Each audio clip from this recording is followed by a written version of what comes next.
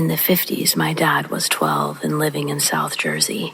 They were poor, so he would often go fishing in the marshlands. One day he set out his lines, laid under a tree, and fell asleep. When he woke up, the sun was setting, so he got his stuff and started back. On the way, he heard a deer suddenly cry out in pain. It sounded like it was being ripped apart, and the noise was coming from just off the trail ahead. There was no way to go around, so he tried to creep by. When he came adjacent to the sound, he looked through the trees to see a goat-headed creature crouched over a deer carcass. As if sensing his presence, it stopped eating, looking right at my father. Then, it stood on its hind legs and stretched its enormous wings wide. Dad ran home in a blind panic, and my grandparents didn't believe his story. Instead, he was given extra chores for falling asleep and lying.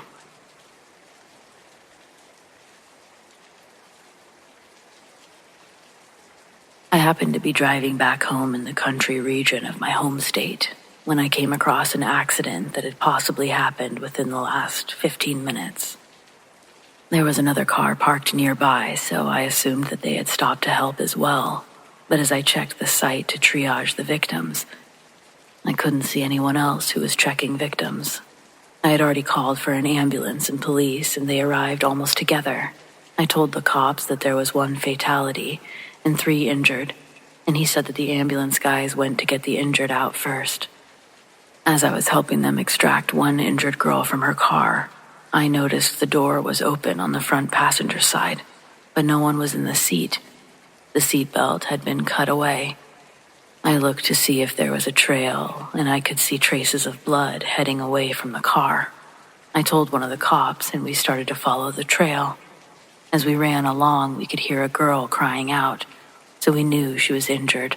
She'd probably run away in shock. We finally broke through the bushes into a small clearing and stopped. We couldn't believe what was happening.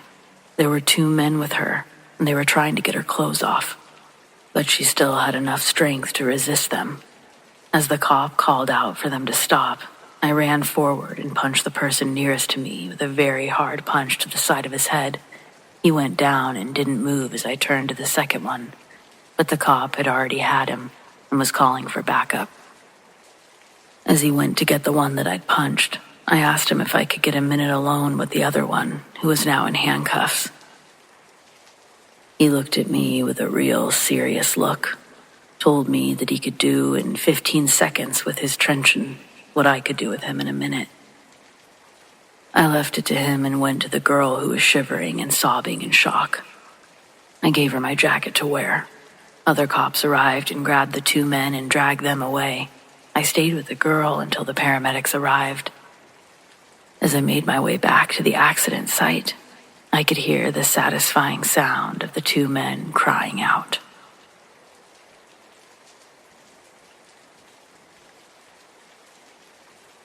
As a paramedic attached to a fire hall, I've seen a lot of things that no human being should see. Some of the worst were when the ice comes off the river and you go fishing for bodies on the banks. This call was to a multi-vehicle accident. When we got to the scene, it was 2 dump trucks that had rear-ended each other. Simple enough case for me. There was some pretty significant damage done to the truck that had been in the rear. The driver had smacked his head against the windshield, so we went into brain injury and concussion protocols. As I'm holding his C collar, waiting for the backboard, I hear someone saying, "Help, help." I looked at the driver, who was semi-conscious, and asked him who else was in the truck with him. "No one," was the answer, but he asked about the other car. I assumed he meant the driver of the truck, and I explained that he would be okay. Then, in very broken English, he spoke Farsi, I learned after. He asked again about the car that he had hit, a small blue car, right in front of him, between the trucks. Alarms went off in my head, and I leaned out the window, screaming that we had another victim. Everyone ran up to me asking if the victim was in the truck. I repeated what the driver told me and heard a lot of "no way" and "you must have heard it wrong." Our battalion chief walked over and he spotted the slightest bit of blue that didn't match the blue on the truck. It was then that we realized this guy was telling the truth. We needed the jaws, a tow truck, and some saws. As I powered through the fiberglass hood of the truck and I reached the engine compartment, we could see the back end of this car underneath the trucks, and then wedged under the front truck above the axle. Then all of us heard the soft, "Help, help," and we went into action. Parts of the truck were flying in every direction, still not fast enough. We pulled the front truck, hoping it would pull the car with it and we could get at it. All it did was pull the car apart. We had stopped hearing the cries for help, so we moved faster. After the car was pulled into two, I saw an access point through the windshield of the car, which was smashed all to shit, and the roofline collapsed. I needed the grill cut off the truck, and I heard a rush of men and the sound of tools, and the rest of us screaming over it, saying, "Hang on, we'll be right in there." Once the grill was removed, I snaked my way down through the windshield on the passenger side. In my mind, I was thinking that no one could have survived this, but the sounds of help I had heard earlier drove me forward. Nothing in the front seat except the driver's leg, which was still smashing the brake. I saw nothing in the passenger side, so I began to cut into the seat around the springs. All I needed was enough to put my head through, just so I could reassure whoever was in the back seat and hurting that we knew that they were there and we were coming. As I popped through the seat, I wasn't expecting what I saw. Quivering in the small space between the roof and the car and the back seat was a small little black lab puppy. It ran over to me, began licking my face excitedly. I pulled my head back through the seat, stuck my arms in, and began calling for the pup to come to my arms. Eventually, I was able to grab the puppy and pull him out. All of us were still wondering where the help came from, as dogs don't speak, and the driver was dead on impact. Her entire upper body had been sheared off mid-chest. We were all puzzled over that help. Some of us saying the driver was saying help from her upper torso in the truck box. Gory thought, but the human body does weird things. The other favorite theory is that I, and then we, had heard the radio playing. And when we pulled everything apart, we pulled the radio and its power source, the car battery. And that's why the voices stopped. I guess it's the only thing that makes logical sense. Just a little side story. I kept that black lab after she spent her required amount of time in a shelter. She's now a happy, healthy 7-year-old dog whose name is Karma.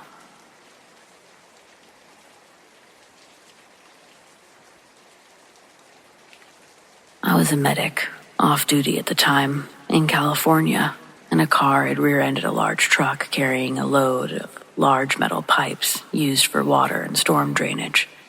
Seeing no ambulances in sight, only police, I drove along the emergency lane. I told a police officer that I was a medic, and I showed him my badge.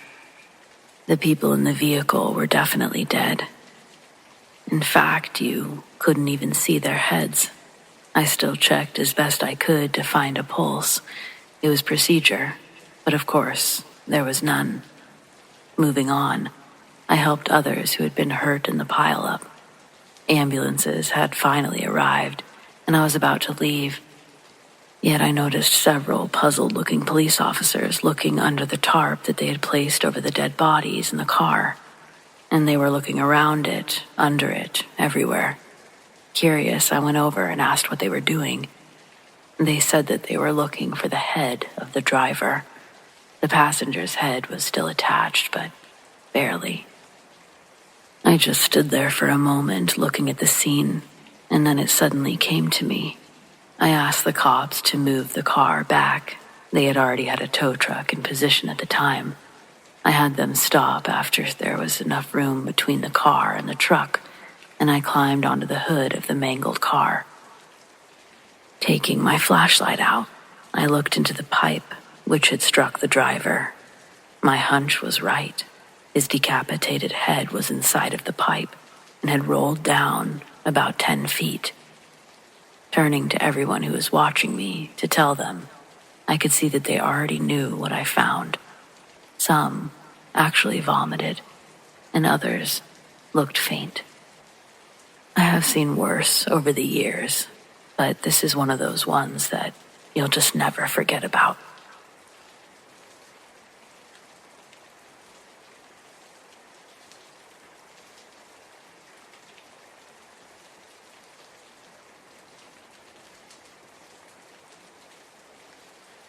In 2016, I went on a week-long camping trip in Mississippi.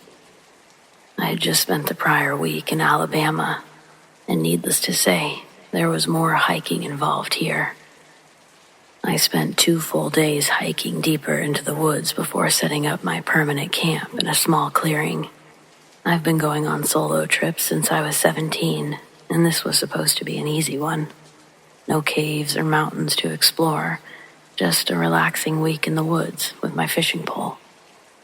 Everything was going great until night 4, when I heard something walking around my camp's perimeter, just out of the firelight. I tried to stay calm and pretend not to notice because it was something on 2 legs, and that usually means people. But its stride sounded off, almost like a very heavy person trying to tiptoe, yet not quite that.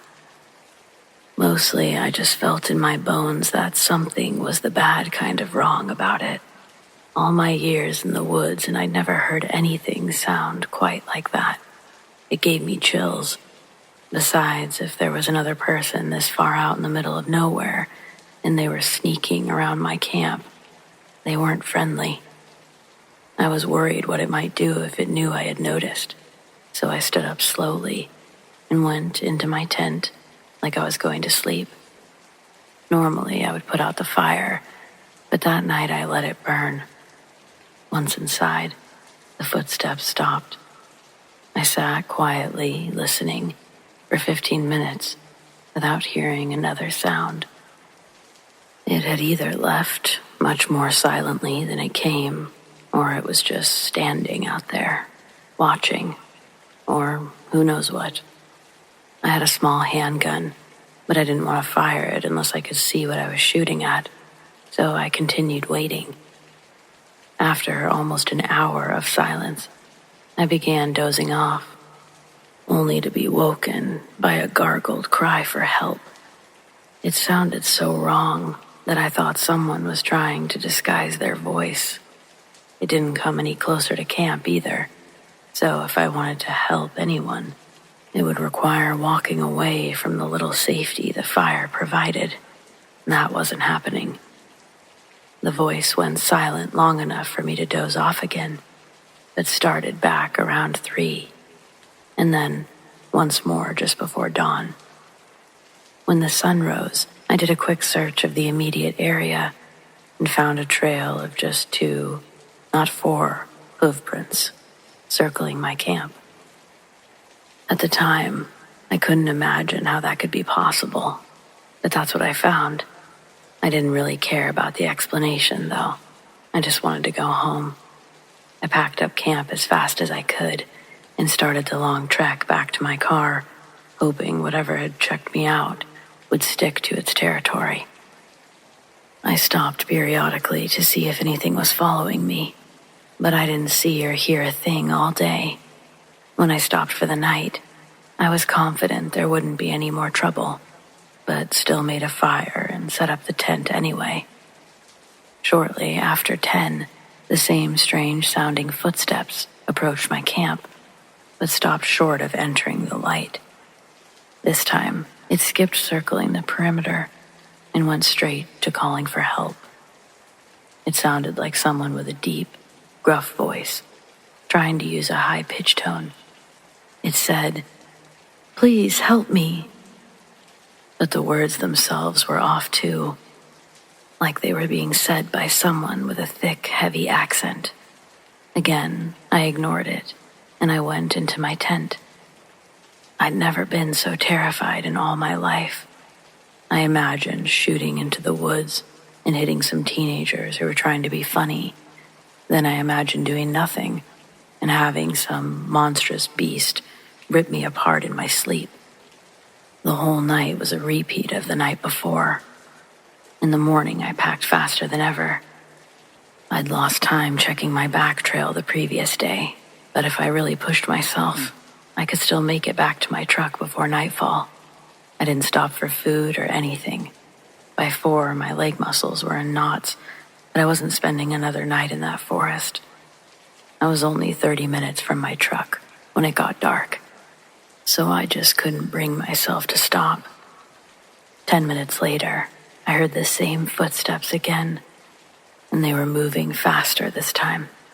In a full panic, I began running and didn't stop until I got to the parking lot. That thing followed me all the way. I was so afraid that I dropped half my gear getting into the truck and left it behind.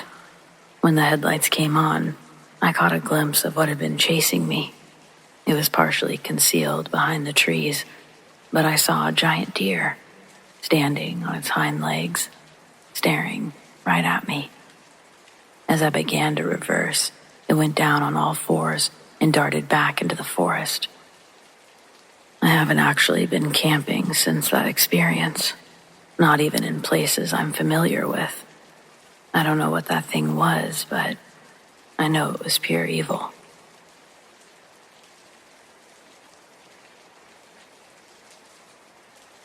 Having a family member in a branch of the armed services takes a mental toll on everyone involved. My brother Clay and I couldn't have been more different growing up, and that stayed the same way through our adulthood. Clay served in the military while I listened to Rage Against the Machine and skateboarded. He became a police officer in a neighboring city, and I was arrested multiple times for drug possession, theft, and burglary in the city he served. He never had the honor of taking his little brother down, but he would visit me whenever he found out I got locked up again. Clay had always been a serious kid, never joked around, always working his ass off at something. Tough kid too, and that transferred into adulthood. There's still banners at the old gym with Clay's name on it from all of the boxing records and awards he'd won. During our visits, both from behind bars and back home, Clay would come over to our mom's house where I was staying. He'd casually talk about seeing car accidents, homicides, and any other death bringers that you could think of, all while sipping on a cup of coffee. Really troubling things, but he'd talk about them like he was discussing the weather. He told me once that his first interaction with people was usually on one of the worst days of their lives, be it a victim or suspect. The police are never involved because of happy scenarios. Sure, he'd try to play ball with the kids after school when he had the chance. Clay actually smiled when he told those small stories. But as the years passed, Clay's personality became more stoic. Slowly, he stopped sharing pieces of his day because he didn't want to burn us out, even though Mom and I never expressed discomfort about the things he told us. I think retelling the horrors of his day made him relive those moments and re-feel those gut-wrenching emotions. He didn't want to be the rain cloud when he entered the house. When I got my own place, Clay stopped by, rarely. Once it was to drop off a generator. The only other memorable time was when he came to decompress after an especially hard and strange night. The night he came over, it was completely unexpected. I think I was just sitting in my underwear, half asleep on the couch, when Clay started banging on the door. Scared the hell out of me, but along with the pounding, I heard his voice calling my name, telling me to open the door. Once I knew who it was, I jumped to my feet and ran to open it. When I did, Clay walked in, looking like he'd seen a ghost, pale as he could possibly be. I've never seen him like that before. He was visibly shaken. Clay walked over and plopped down on my couch. I asked him what was going on. At first, he just kept repeating that he needed someone to talk to, that he needed to see his brother. Talk about what? I asked. Then, Clay started crying, like I'd never seen him cry before. He said he'd seen something that really messed with his mind. He didn't think that anyone else would believe him, except me. He told me that earlier in the evening he'd responded to a domestic violence call.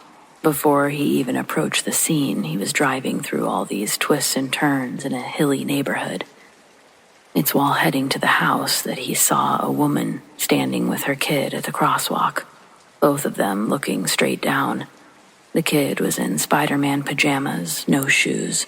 The mom was also in sleeping attire, thin shirt, shorts, no shoes.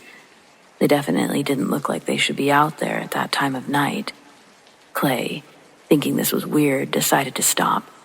He rolled down his window and asked if they needed help. Neither of them responded. So he asked again, this time louder. That's when the woman lifted her head. Clay saw her face, just a blank expression. It was like her eyes weren't there. They weren't alive. Looking directly at Clay, she didn't say a word. She lifted her right arm and pointed down the road. Clay thought she was gesturing for him to go away. Since he was on his way to a call, he rolled up his window and continued to the call, which happened to be in the same direction the woman was pointing. Less than a mile further, Clay arrived at the house and was the first officer on the scene. The cul-de-sac was quiet, with adjacent houses all dark. The house he approached was indistinguishable from the others. But unlike the homes and families that cohabitated in this community, the house Clay was approaching was hiding a dark secret. He found it after pushing open the unlocked front door. There, in front of Clay, lay a family of 3. 2 of the members were in multiple crudely hacked pieces, and one was closer to the back door, hanging from the foundation banister in the kitchen, all deceased. On what remained of the smaller victim, a Spider-Man logo could be identified through the blood-soaked fabric.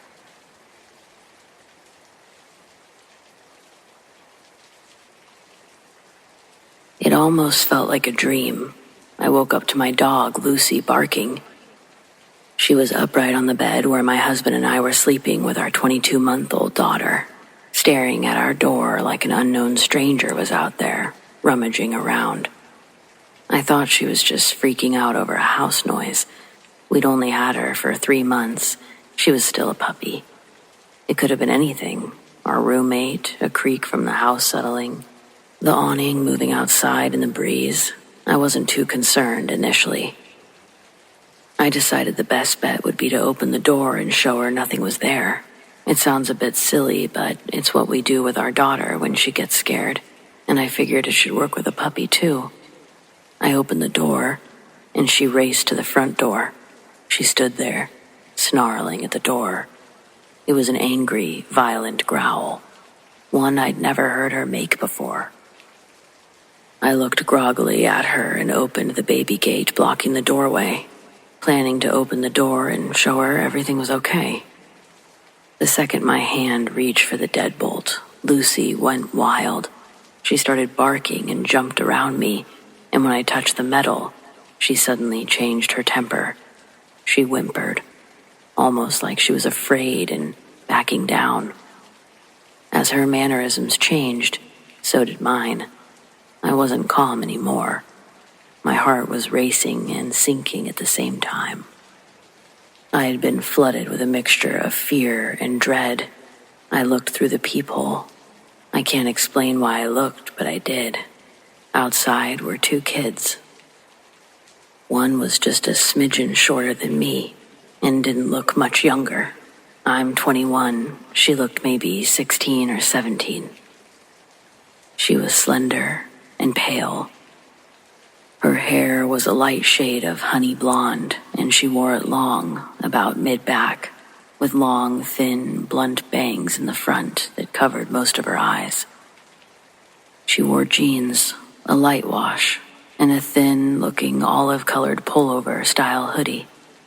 She held the hand of the small girl, who looked to be around 3 or 4, in the same style jeans and a button-down ivory cardigan. The smaller one looked at the floor shyly, but had the same shade of hair, tied back in a ponytail. She held a stuffed toy under her free arm. It was identical to one that my daughter has, as was the style of dress. Had it not been for the feeling of overwhelming dread and fear, I probably would have asked these children in, given them some tea or hot chocolate to get them out of the bitter cold. Something about them seemed off. At this point, I hadn't made any noise. I hadn't shushed the dog or grumbled, nothing. I hadn't turned on any lights. These kids had no indicators I was at the door. The older one spoke. She had a voice that was mature, confident, strong, and accentless. She held her head tilted downwards, and I couldn't see her eyes. She said, "We have to use your phone." I stood frozen in fear. How did she know I was there? She raised her head to face me directly, and that was when I saw her eyes. There was a reason I couldn't see them through her bangs before. They were all black, or midnight blue, dark purple, something very dark, otherworldly. She said, "Our mother is worried." As someone who's always been interested in creepy stories, I knew what she was the second she looked at me through the door. I enjoy these scary things, but I've never really been one to believe in these things. As a staunch atheist and skeptic, when it comes to the paranormal, I had written off many a ghost stories from friends and family members eager to tell their tale. I didn't believe it. Still, I couldn't rationalize my way out of this. I was standing with nothing but a thin wooden door between me and a black-eyed kid. There was no questioning what was right in front of me. I didn't answer her.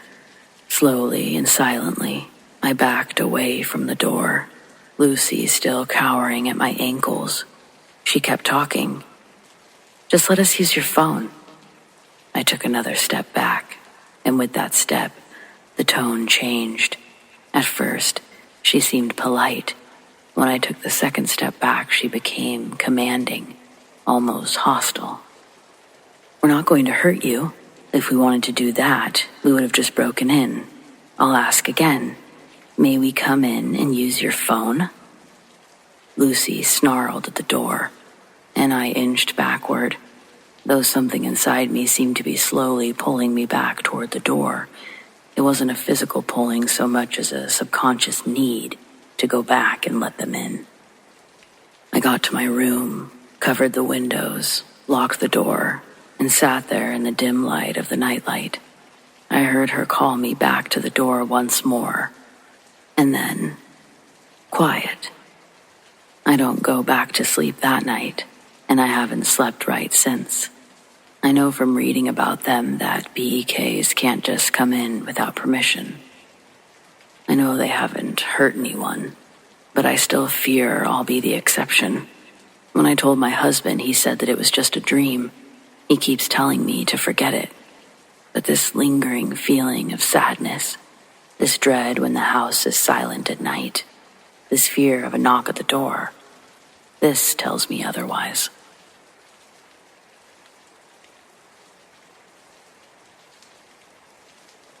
Halloween is a difficult time of year for me. When I was 21, I decided to dress up and hit a bunch of bars with my friend and her boyfriend. They dressed as pirates and I went as Morticia Addams. We only had one drink at the first bar because some asshole dressed like Ghostface kept stabbing people with a fake knife. You know, the kind with a retractable blade. We were at the second bar for maybe 30 minutes when the guy showed up to pull the same shit there.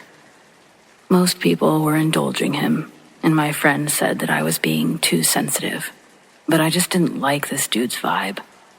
He was getting way too excited and sticking way too close to us, but it was a small bar, so we left.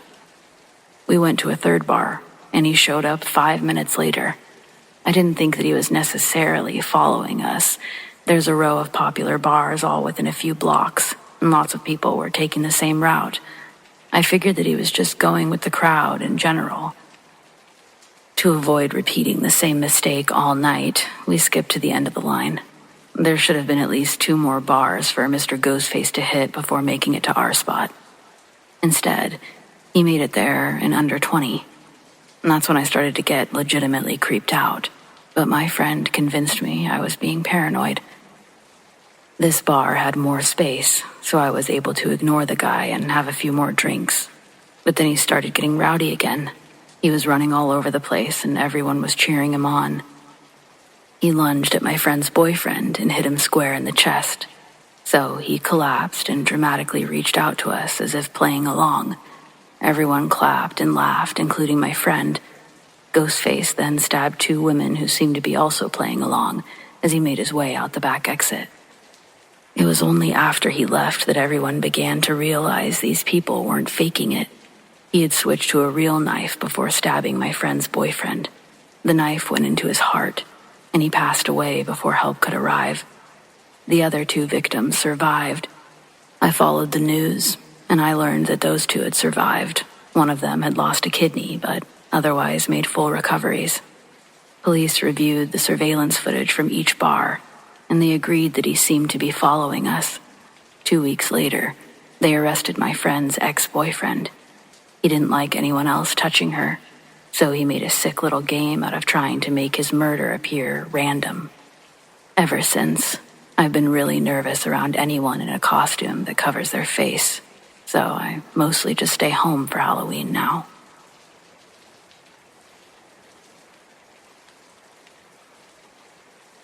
Boomer generational here to say I thank Jesus every day that I was able to be a mother when I did. I couldn't imagine raising a child nowadays.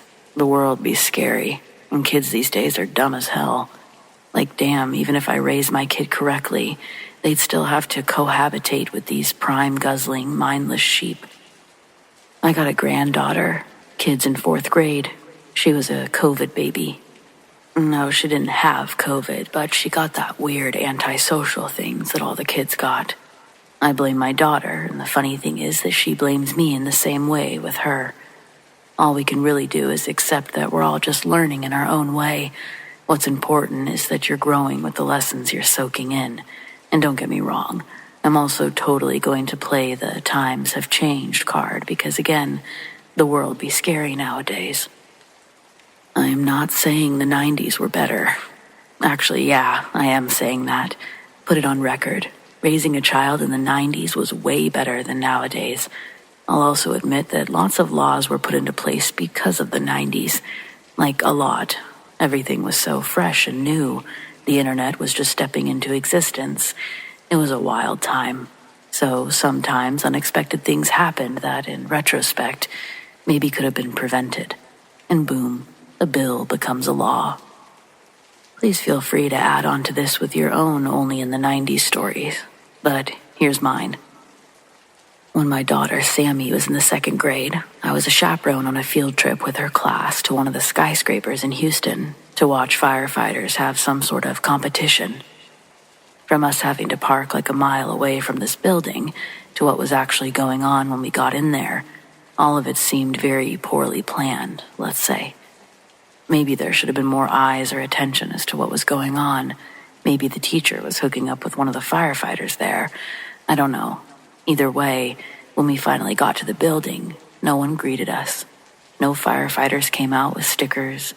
Everyone was walking around looking very serious, and the whole place smelled like burnt materials.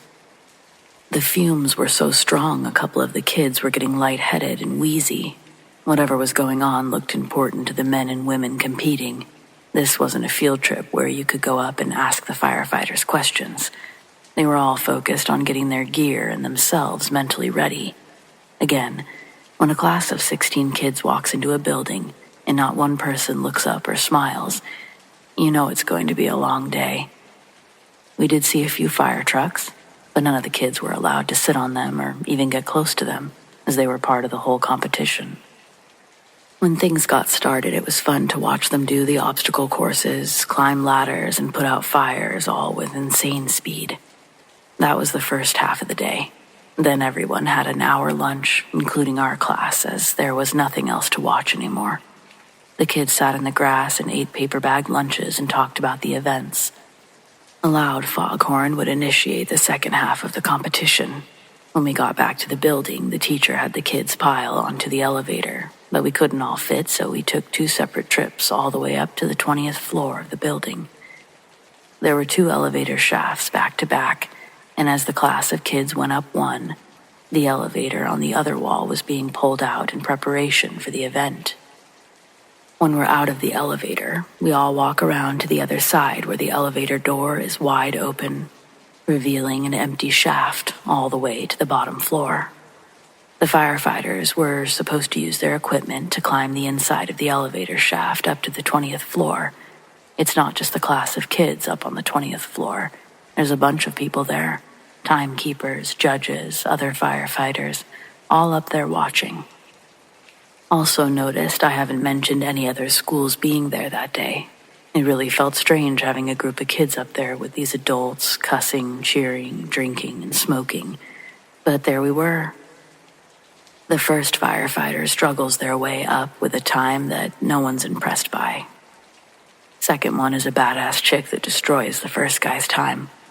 The walls of the shaft were replaced with plexiglass on the 20th floor, so everyone could stand against it, look down to watch the firefighters climb up. For show, at the bottom there was a little fire lit, probably not taller than a foot, but it really looked action-packed seeing the fire under them as they climbed. So the first 2 are up and out. Then we all watch firefighter number 3 strut in like a pro wrestler. He's flexing to the crowd from below, and the people around us start hollering and pounding the glass in approval of his gestures. Real caveman shit. One guy threw a full beer at the plexiglass, and it got all over a few of the kids who were standing close to where it hit the glass. The sound of a bell echoes up the empty elevator cavity, signaling firefighter number 3 to go. He decides not to use most of his climbing gear and starts making his way up untethered to any failsafe. This really got the crowd going. They were hyped. No fucking way, he's fucking crazy. People were jumping around like silly children, but even the children weren't jumping and screaming.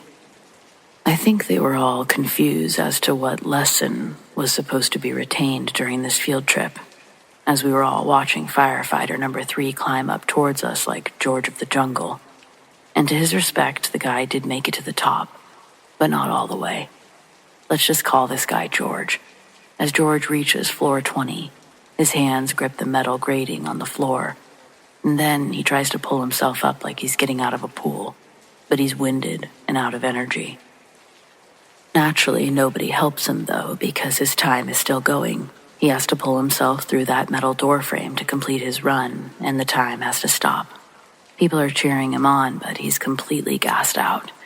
And it's terrible to think of this in such a whatever way, because I know it's not. But I shouldn't have been the only one seeing this guy struggling and think, maybe I should help because he doesn't have a harness. But there's literally a man with a stopwatch squatted by the hole of the elevator, shouting at this guy to get his ass up there. It was not in my power to change the following event. I was, however, able to stop Sammy from witnessing it, and that was the most important thing to me. I grabbed her and yanked her back from the viewing position by the glass. Just as I hear the sound of friction his hands make against the metal grates on the floor as they lose traction and make a quick scratch sound as gravity takes him back down the 20 floors he just climbed up. The people gasp and scream. The kids who stayed pressed up against the glass begin to scream and run through the crowd in all directions, looking for their teacher. They'd all just seen firefighter number 3 hit the ground so hard, the wind beneath him put out the fire. His brain was also completely ejected from his skull, his torso, like a water balloon. A big red blood-filled water balloon exploded in that elevator shaft, and thankfully, my daughter Sammy will never have that as a memory. I closed my daughter's eyes, and a few chaperones went for their kids, but we couldn't shield all of their eyes, walking past it on the way down and out of the building. It was chaos. and I couldn't figure out why we weren't looking for other ways to exit. Apparently, there were none, besides the one right next to the elevator. Regardless, we all had to walk past it as we left the building, and that's where I got the morbid peek. I wish that I could unpeek. Even to this day, I don't know why I looked, but that's how I know how to describe what the bottom of the elevator looked like. None of the people there were trying to immediately cover it up, so it was all on display for these kids to see as they walked out the doors. Walking to the bus was sad and uncomfortable. The bus ride home was sad and uncomfortable. Now again, my daughter turned out fine, but she didn't actually see any of it. And I'm curious constantly how the kids pressed up against that glass, who also saw it on the way out. I wonder how they turned out. That's the real question.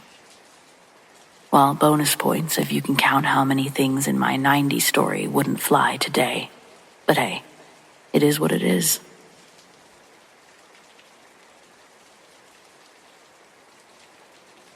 During my first year at Southern Oregon University, I joined some friends for a haunted campus tour, led by a veteran security guard. The stories we heard that night were enough to leave anyone looking over their shoulder. Suzanne Hall had perhaps the most tragic tale. During its construction, the foundation pit filled with water over Thanksgiving break due to heavy rains. A young child playing near the site dragged a mattress into the water, climbed aboard, and drowned when the mattress flipped. Their body wasn't found until the following week. Students living in the basement of Suzanne Hall report a chilling phenomenon. A knock on the door, and upon opening it, they're met by a drenched child, asking for a towel. As quickly as they appear, the child vanishes. Some say a ghostly young woman can also be heard playing piano in the dead of night. The basement of Taylor Hall is said to be haunted by the spirit of a security guard who once loved the building. Though the specifics are vague, the guard's presence is felt in the dim, quiet corridors. Even I can speak to that. Where Stevenson Union now stands once housed an infirmary. The guard leading our tour shared a chilling personal encounter during its construction. One night, he and a colleague noticed figures in white coats running near the foundation pit. Thinking it was students playing a prank, they gave chase. But as they approached, they watched as the figures ran straight across the pit, defying gravity, and disappeared into the night. Churchill Hall's second-floor auditorium has been the subject of many ghost stories. Its control booth is especially infamous. Working in campus mail services, I often cut through the auditorium on my route, but I always avoided looking up at the booth. The air in the room was definitely charged, as though someone or something was always watching. And then there's the Plunkett Center, the most haunted building on campus. The third floor in particular is notorious. A ghost there seems to have a knack for mischief, ensuring all computer work is saved before 5 p.m. Otherwise, the computers shut off automatically. The guard shared a story of a late afternoon meeting in the third floor conference room. As the meeting dragged past 5 p.m., the clock chimed, and strange things began to happen. At one end of the long table sat a soda can. Slowly, it began to slide across the table. Everyone stopped speaking, their eyes fixed on the moving can. It reached the other end, paused, and then reversed direction, sliding back. As the can passed by the security guard, he slammed his hand down on it. The meeting ended immediately, everyone too shaken to continue. My own encounter with the Plunkett Center was brief but unsettling. One foggy evening, my RA Laura and I, both photography enthusiasts, took some friends, Lisa and May, to photograph the campus. We ended up outside Plunkett, hoping to capture its eerie facade. Laura had May pose on the front steps, while Lisa and I positioned ourselves further down the slope. As I framed the shot, I saw it. a bright green flash from one of the windows near May. It wasn't a camera flash. None of us used flashes, and there was no way it came from passing traffic on Siskiyou Boulevard. The flash was otherworldly, and it sent chills down my spine. We left shortly after. I don't even remember if I told the others what I saw. Even now, I can't walk by those buildings without remembering the stories, or the feeling that something unseen might be watching.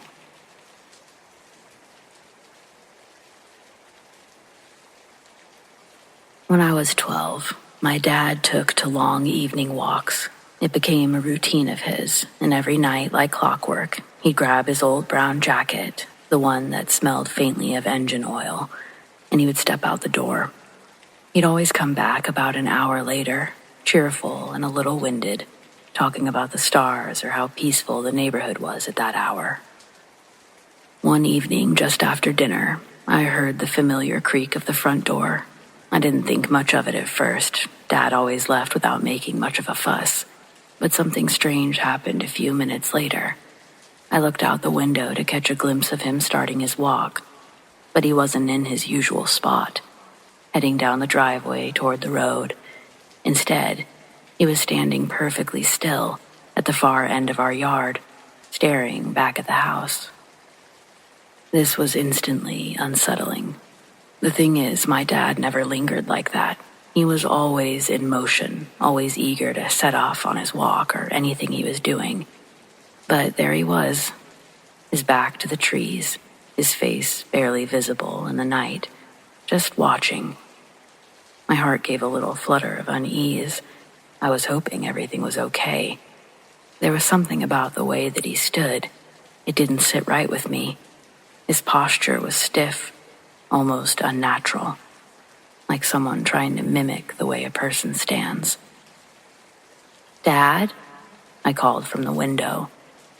My voice felt weak, though I wasn't sure why. He didn't answer, didn't even flinch. He just kept standing there, watching. I felt my chest tighten. He must not have heard me, I thought. I opened the front door and stepped out onto the porch, calling again, louder this time. "Dad, what are you doing?" This time, he moved, but it wasn't the kind of movement I expected. He didn't turn towards me. Instead, he started walking backwards, keeping his eyes locked on the house, his body stiff and jerky, like someone had forgotten how to move properly. It was as if he was being pulled back, step by slow, deliberate step, all towards the woods behind our yard. My stomach was sort of hurting. I think it was an instinctive fear that I just couldn't explain. "Dad, stop messing around," I shouted, but my voice was broken halfway through. He didn't stop. He didn't even blink. I watched, frozen in place, as he disappeared into the tree line. My mind was racing, trying to make sense of what I had just seen. This wasn't normal. Something was deeply wrong. I couldn't shake that eerie feeling that whoever or whatever that was, it wasn't my dad. I ran back into the house, calling for my mom. She was in the living room, flipping through the TV channels, completely oblivious to whatever I was freaking out about. "Mom," I shouted, louder than I intended. "Something's wrong with Dad." She looked up at me, startled. "What are you talking about? He's upstairs in the shower." I stopped in my tracks. "What?" She gave me a confused look. "He got back from his walk early today. Said he felt tired, so he's been upstairs for the last 15 minutes. I didn't wait for her to finish. My legs felt like jelly as I rushed up the stairs, 2 at a time, and I skidded to a halt at the bathroom door. I knocked frantically. "Dad, are you in there?" There was a pause before I heard his voice, muffled through the door. "Yeah, bud, just finishing up. What's wrong?" My heart sank into my stomach, or something was going on inside of me. I could hear the water running, the sound of him humming some old tune that he liked. It was him. It had to be him. But then, what did I just see in the yard? I backed away from the door, and I felt a wave of nausea wash over me as the realization hit. I had seen something outside, something that looked exactly like my dad, something that had tried to mimic him in every way, except it just couldn't quite do it. As I thought back, I realized I'd never really seen its eyes. It'd been too far away, the light too dim, but the way it moved, the way it stood, it was all wrong. I slowly made my way back downstairs, trying to keep my breathing steady, trying to make sense of what had just happened. My mom looked up from the TV again. Concern was on her face. "Did you talk to him? What's going on?" I swallowed hard. "I must have been mistaken," I lied. But I couldn't shake the image from my mind. The thing standing by the tree, the way it backed away, never looking away from the house. And now, the woods seemed darker than they ever had before. For days after, I couldn't stop watching the yard from the windows, half expecting to see that figure again. Dad kept going on his evening walks, oblivious to what I had seen, but I couldn't bring myself to ask him about it. I couldn't even mention it to my mom. Something about that night felt too unreal, too unsettling to even talk about. Weeks went by, and I almost managed to convince myself that maybe it had just been in my head, just a trick of the fading light. But then, one evening, as the sun set behind the trees, I heard it again, the front door creaking open. I rushed to the window. There, at the edge of the yard, stood my dad. Only this time he wasn't moving at all. He was just staring again, his face obscured by shadows, but the body impossibly still. I felt the same chill creep up my spine, my skin crawling with dread. I took a deep breath and turned away from the window, stepping out of the living room and slowly, hesitantly, making my way upstairs. I could hear my dad's muffled humming as I approached their room, and there he was, upstairs. I didn't look back out the window. I couldn't. And that was the last time I saw it.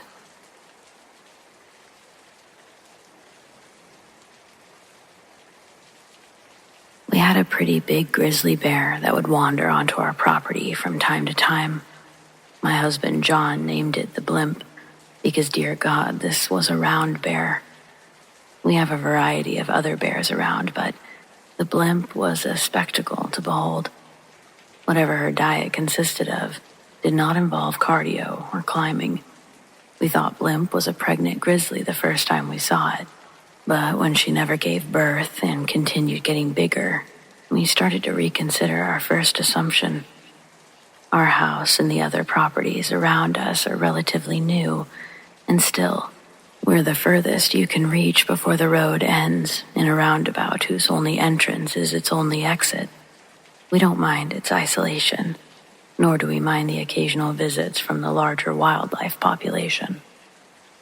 Blimp was never a nuisance. We have bear-proof trash bins out here for obvious reasons. One morning, John and I were unloading groceries from the truck after church when Blimp came out of the woods, less than 5 yards away. Both of us stopped what we were doing and held our breath. Up close, Blimp is by far the biggest bear I've ever seen in real life. She was so large that her walk was more of a waddle as she scooted by. She didn't even look in our direction.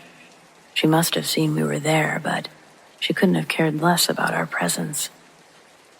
John dove into the back seat as I jumped into the passenger seat, and we slammed the doors of the truck. Then we watched Blimp continue through the tree line out our front yard.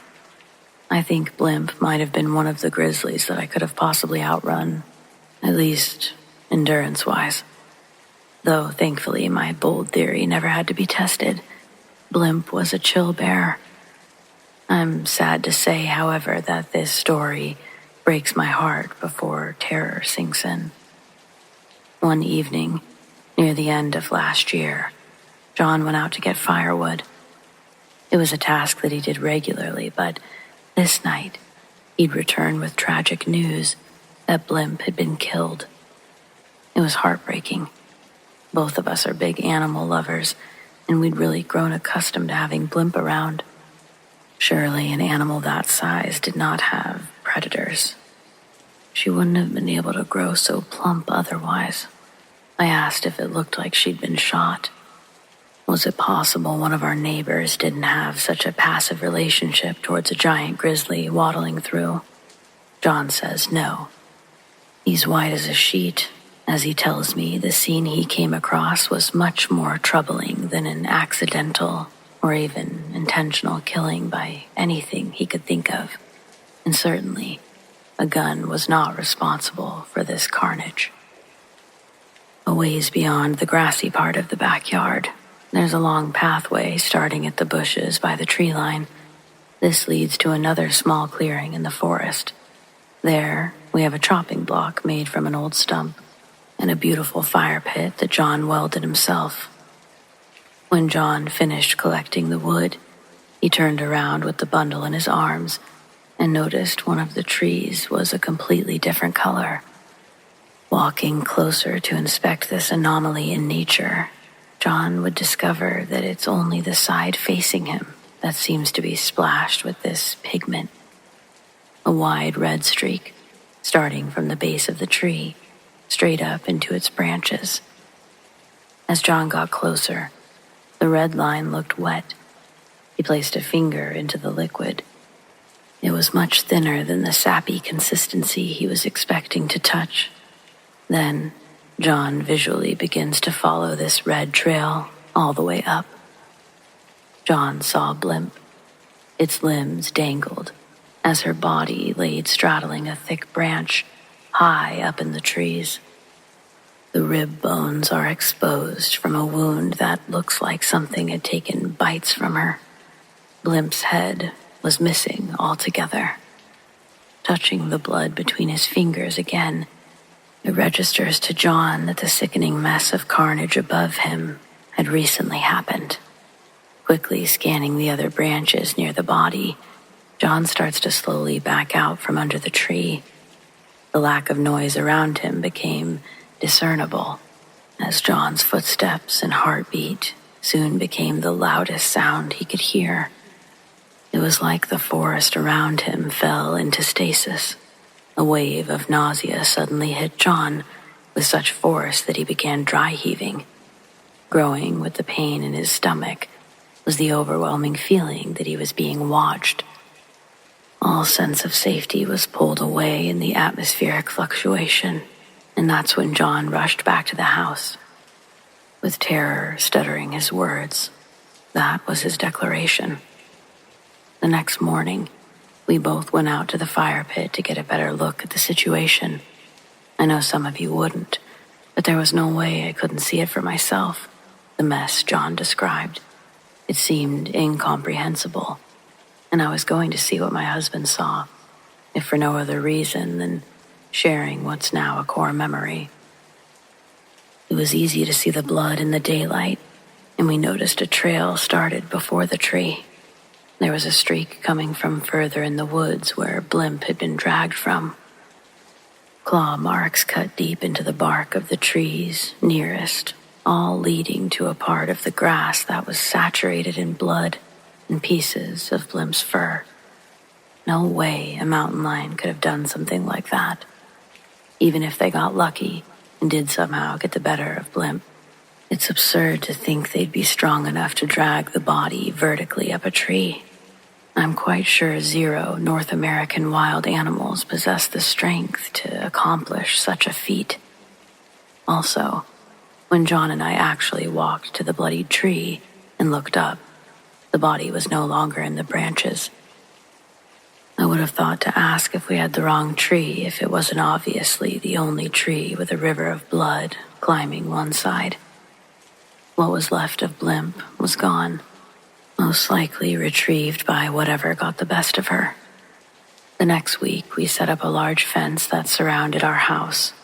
We also got a semi-automatic and a Dalmatian named after one of the Marx brothers.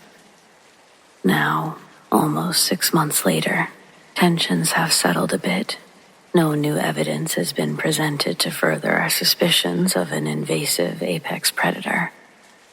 Though, there's some parts of our 20 acres that we don't bother exploring because they're simply too overgrown by thick woods. We try to make our way around the other areas of our property monthly to check on things, make sure we don't have anyone camping on the land, stuff like that. Recently, John and I were doing one of these routine checks with Harpo. He's up ahead sniffing and peeing on things, and I see him pick up a scent that gets him curious. The wagging of his tail stops, and he's focused on locating the source of the smell. It brings him towards a bush that he quickly starts digging and climbing into the vines of, all the way until his upper half disappears. My attention now is on Harpo's excitement, and I'm wondering what he's going to pull out of the bushes. Harpo begins tugging on something that he's got a hold of. The bush shakes as Harpo struggles to free the object. Finally, the branches snap and release Harpo backwards, with his new treasure tightly clenched in his teeth. At first glance, it looked like Harpo caught a giant raccoon in his mouth. I sprinted at him and yelled for him to drop it. Harpo does, and it falls in the grass. I recognize it as not being a raccoon. Harpo had a bear's skull. Part of it, anyway. I got the leash out of my backpack, and Harpo walked closer to us. A river runs through the end of our property. It's the line that separates us and our neighbor's property. Harpo's always been a fan of playing in the water on our walks. So when we got there, I unhooked the leash from his collar, but Harpo didn't leave our side. Instead of running off as he normally would, he stayed glued to our hip all the way back to the house. So far, it's been the same ever since that day. We'll see how long that behavior sticks around. Since then, we've gone on plenty more walks around the property. Last weekend, we got the courage to make s'mores in the fire pit. We surely haven't solved any mysteries, but at this point, I think we're just grateful nothing happened to either of us out there, and that we feel somewhat safe again. We aren't exactly close to our neighbors, but I'm tempted to talk to the family or couple a mile down the road. They've lived here longer than the rest of us, and it just makes me wonder, what do they know about this area that we should know?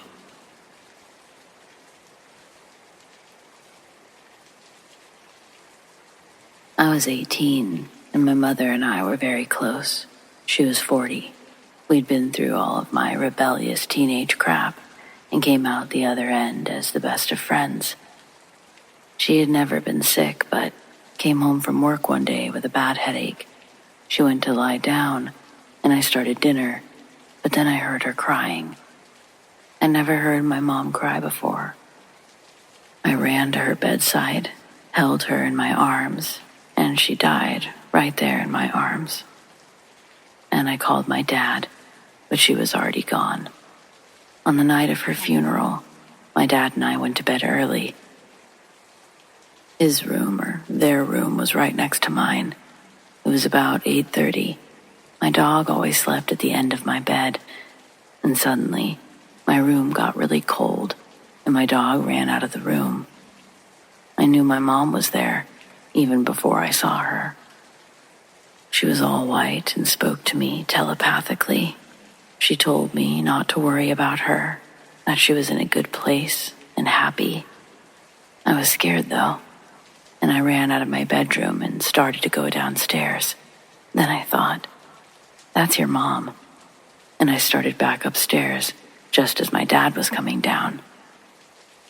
You've heard the saying, he looked like he'd just seen a ghost. That couldn't have been more true for my dad. Before I could say anything, he said, I just saw your mom. I told him I had too. My dad was a very matter-of-fact person, an engineer. We never talked about this again until 40 years later, when he was on his deathbed dying of esophageal cancer. "Remember when we saw Mom?" I said, "when she came back?" "Oh, love," he said, "how could I ever forget that?" I used to feel bad about being scared when I saw her, but then I remembered in the Bible how scared the shepherds were when the angel of the Lord came down and the angel told them to be not afraid.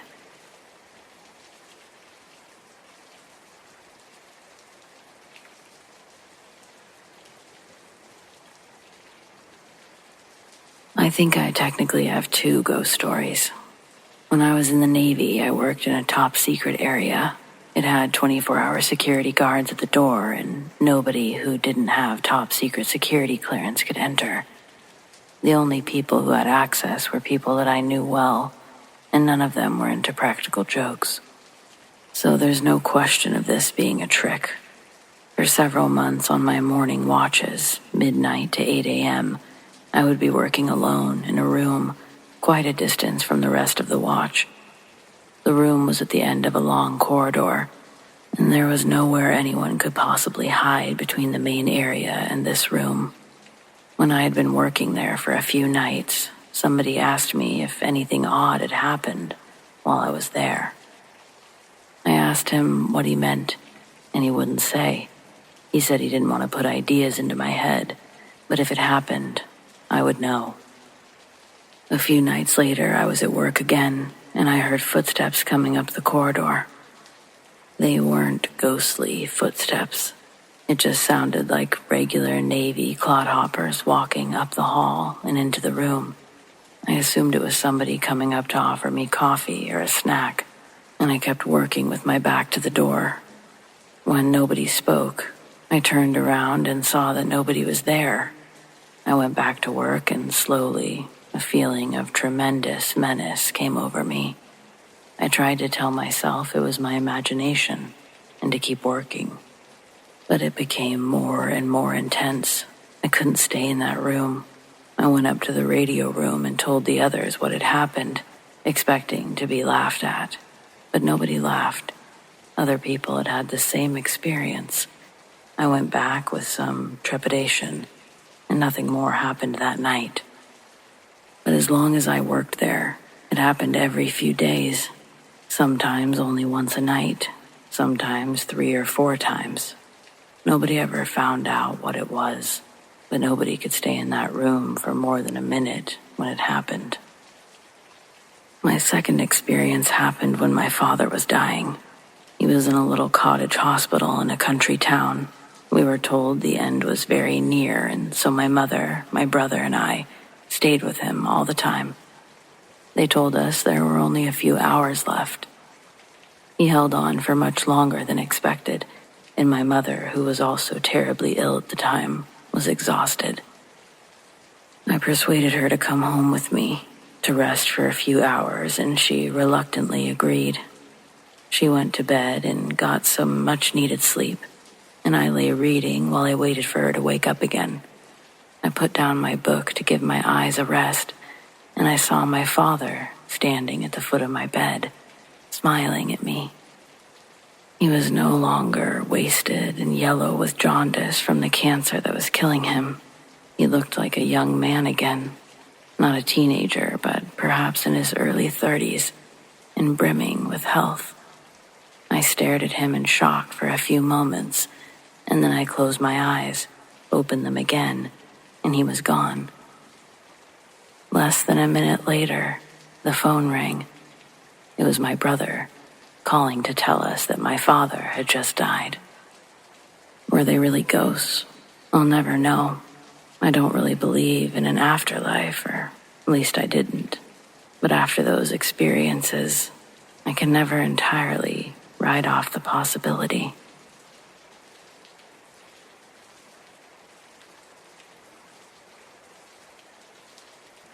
As a firefighter, I've been in a lot of fires, saved a lot of lives. I've even had my own life saved while on the job. But one that sticks with me for different reasons is the one that I'm going to share today. It was a first alarm fire turned two-alarm blaze in the heart of downtown, a dilapidated apartment building, all dry wood and tight spaces. By the time we arrived, the top floors were fully engulfed. It was clear that this was a three-alarm. We went in fast. People were screaming from their windows, still trapped on upper floors. The radios buzzed with chaos. My team and I worked methodically, clearing each unit in the apartments. And that's when I found him. He was slumped in a corner on a third-floor apartment, unconscious, smoke curling around him like a shroud. The heat was unbearable, the walls groaning under the strain of the fire. I didn't have time to think. I just grabbed him, hauled him over my shoulder, and carried him down 3 flights of stairs, barely making it out before the building collapsed. Outside, I laid him on the pavement, and the paramedics took over as I caught my breath. My adrenaline was still surging as I watched them work to stabilize him. I didn't think much of it at the time, just another life saved, another person who got lucky. A week later, though, I saw his face on the news. He wasn't just some unlucky tenant. He was a wanted man, a fugitive who'd been on the run for years. The news anchors called him a drifter killer. He'd been moving from town to town, targeting people who lived on the margins. Runaways, sex workers, the homeless. 12 victims confirmed. Maybe more. It hit me like a punch to the gut. I'd saved a killer. And that was a first for me. But just as far as I'd known, you know?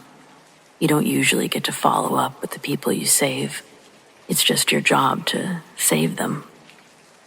The arrest made headlines. The fire had forced him out of hiding, and my rescue brought him straight into the hands of the police.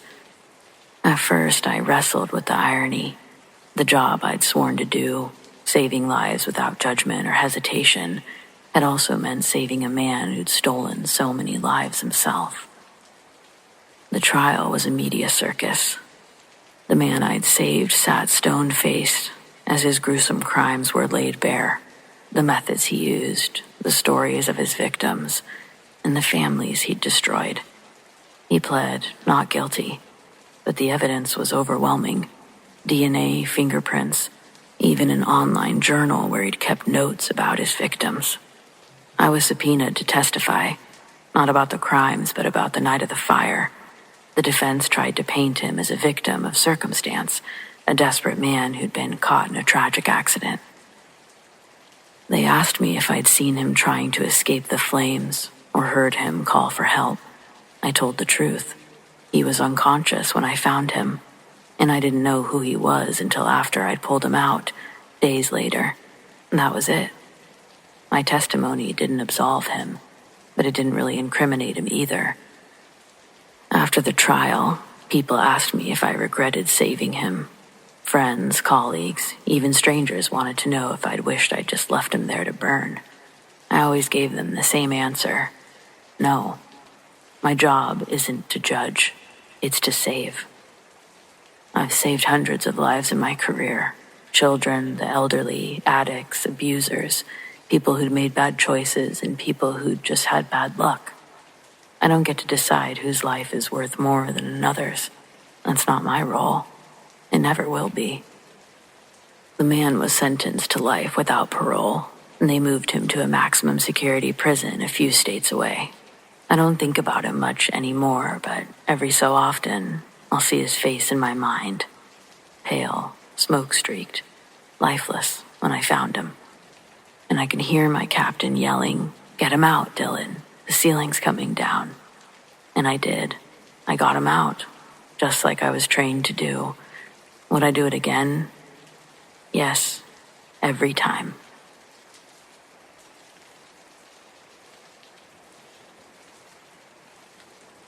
I ran across a pair of kids in Bend, Oregon that had solid black eyes. I kept telling myself that they had colored contacts in, but they were around 10 or 12. They gave me the creeps in a deep way, the kind of way that no kid has ever had the ability to do. It was at a gas station that I'd pulled over to check my map and get gas. I didn't realize how late it was until my co-pilot asked me who lets their kids run around at 2 a.m.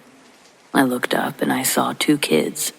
They were standing in front of us, but at a distance. I agreed with him that was strange and incredibly irresponsible. As soon as the attendant finished with the gas, he went inside to gather a receipt. And that's when, suddenly, the 2 kids were directly in front of us. That's how I got a good look at them, right in front of our headlights.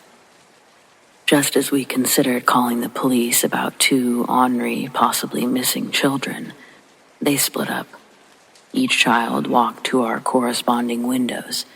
They seemed to have no emotions, no smile or frowns, stared at us relentlessly. Before we could even ask if they needed help, they started tapping on the glass, telling us to let them in. For some reason, and I know it seems wrong because they're children, but we both agreed that something felt really off about these 2. So we locked the doors and left as quickly as we could. Screw the receipt. I swear when I looked in the rearview mirror, those 2 children were standing in the middle of the road, staring at us still. My co-pilot called to inform the gas station attendant, who advised they didn't see any children out there at all.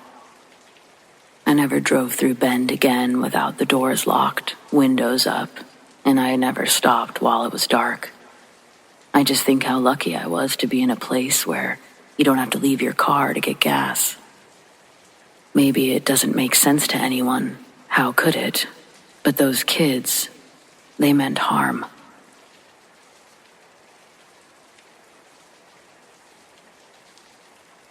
When I was 8, my family and I took a beach vacation, staying in a condo with 20 floors, our condo being on the top floor.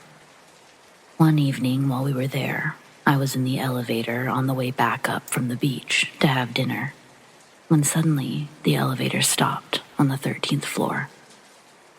Even though the 13th floor button hadn't been pushed. Yes, this building actually had a 13th floor and didn't skip it to 14 like most.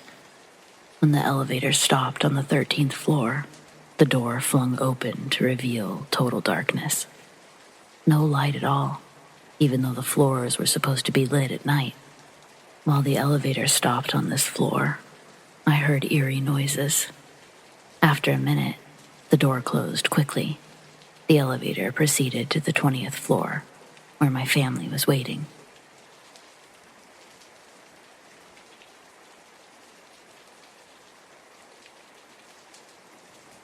My brother is a firefighter. A few years ago, he responded to a call for a house fire. The neighbor had called in saying the vacant house for sale next door was on fire. The houses weren't too far apart, but not close enough where you could clearly see into the windows. The operator did tell them that you could hear his wife in the background yelling about seeing someone in one of the upstairs windows, but she seemed rather angry, saying that it was all the trash causing the fire to get worse. So, my brother and his co-workers arrived, and were all able to put it out. He said that there was no one inside, but it looked like there'd been a squatter living upstairs. So it was believed that the squatter caused the fire by accident in the bedroom upstairs, and he or she left after the wife saw him or her through the window. End of story, right? Nope. The damage wasn't terrible, so the house was eventually fixed and put on the market. A young couple bought it, and after a few months, the police responded to a call on the house by the same neighbors. The same man who had called last time called about hearing screaming inside, and the operator said that she could hear the wife in the background yelling about the woman puking everywhere. It ended up being a case of domestic violence, and things were handled accordingly. Apparently, one of the cops went over to talk to the neighbors about what they had heard and questioned how his wife had seen the woman puking when that didn't happen near the windows and the blinds were mostly shut. The guy looked confused, said that he didn't have a wife and had never had a woman living there. The recording of the 911 call was played back, and sure as shit, a woman was heard in the background. This story got back to my brother, and he did some digging There was only one thing he could find that would give any sort of answer. The reason the house was put up for sale was because a middle-aged woman who had owned the house had died in the house. My brother actually got around to asking the neighbor about her. The neighbor said that she was a very neat person.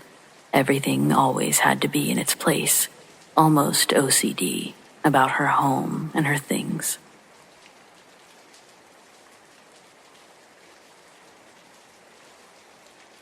My grandfather told me this story about how one time he was sitting in a chair in front of the house when he heard his wife repeatedly calling for him from inside the house. The thing is, my grandmother had passed away a few years before that. But he told me that the voice was so pressing that he got up to go look inside the house.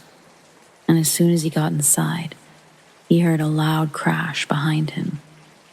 He turned around to see that the chair he'd been sitting on moments ago had been crushed by a cast iron gutter that fell on it. If he hadn't come inside the house, he would have probably been seriously injured.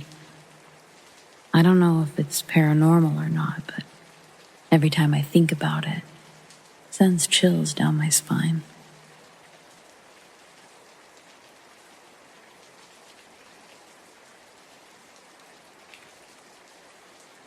I work at a private impound lot in a big city. When I started this job, I was nervous about my safety. I'd never done any security work, and I have 3 kids to support, along with a diabetic wife. But I was assured that there was nothing to worry about. Apparently, just having someone present is enough to keep most people away. It's a small lot, and we don't deal with vehicles used in crimes or anything like that. Most of our business comes from wrecks or people parking where they shouldn't. And those are usually the kind of people who pick them up on that same day, disgruntled and annoyed, but not dangerous. On the extremely rare occasion that someone tried to sneak in during the night, it was usually to retrieve something left in the car. That's only happened to me once so far, and I let the guy grab his stuff just because he was civil about it. Overall, I get pretty comfortable pretty fast. It's an easy job with benefits and a lot of downtime. This last week, we got this wrecked truck. It wasn't totaled, mostly just cosmetic damage from where it had ran into a guardrail. The driver had a stroke, and luckily no one else was involved. But he wasn't so lucky. He wasn't going too fast, so by the time he hit the rail, his speed was down. Unfortunately, that's where his luck stopped. His only family members live in another state, so that means the truck was ours until they made arrangements.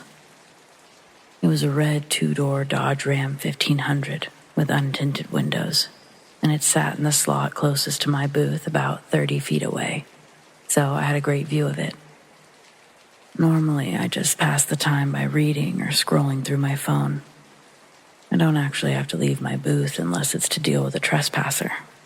Well, the first night we had that damn truck, I was reading some random article when I saw something move from the corner of my eye. When I looked up, it was just in time to see a head duck down inside the Dodge, like someone had gotten inside, saw me looking, and dropped out of sight. My blood was instantly pumping. My heart could have beat right through my ribcage with the way that it took off. I know some people are all about that adrenaline rush, but it's just not my drug of choice. I stared through the truck's back windshield for a solid 10 minutes before finally making my move. I figured I could just wait for whoever it was to come out, but if he managed to get inside and shut the door without me noticing, then I couldn't risk taking my eyes away for a second. Next, I tried to call out from the booth. I promised the guy I wouldn't call the cops as long as he left without any trouble, but there was no response. Finally, I had no choice but to go over there. I only had a taser as I crept toward the truck, but I didn't need it. The vehicle was empty. I knew I had seen someone, but I could only watch the live security feeds. I don't have access to the system controls. There was nothing I could do except assume I was hallucinating, so I went back to my booth. After a little time passed, it became easier to believe that I'd just imagined the shape of a person in the shadows. But almost 2 hours later, the horn suddenly went off by itself. It was a good 3-second blast that nearly knocked me out of my skin. It wasn't the alarm, just the horn. And once again, there was no one around. Half an hour later, I was back to reading and still wary. I kept looking at the Dodge every few minutes, and I eventually saw the shadow person once more, but it didn't duck down like it had the first time. It seemed to be looking straight ahead, out the front windshield, with its hands on the wheel. Also, its head was shaped a little funny, like it was wearing a hat. I stared at it for almost a minute, just to be absolutely certain I was seeing what I thought I was seeing. Then I dashed out of the booth one last time. In the split second my eyes were off the figure was all it took for it to disappear. My shift ended less than a half an hour later. Nothing more happened. That was on a Friday. The truck was picked up on a Sunday. I'm completely fine never seeing it again, but I feel like that had to be the old man's ghost, right?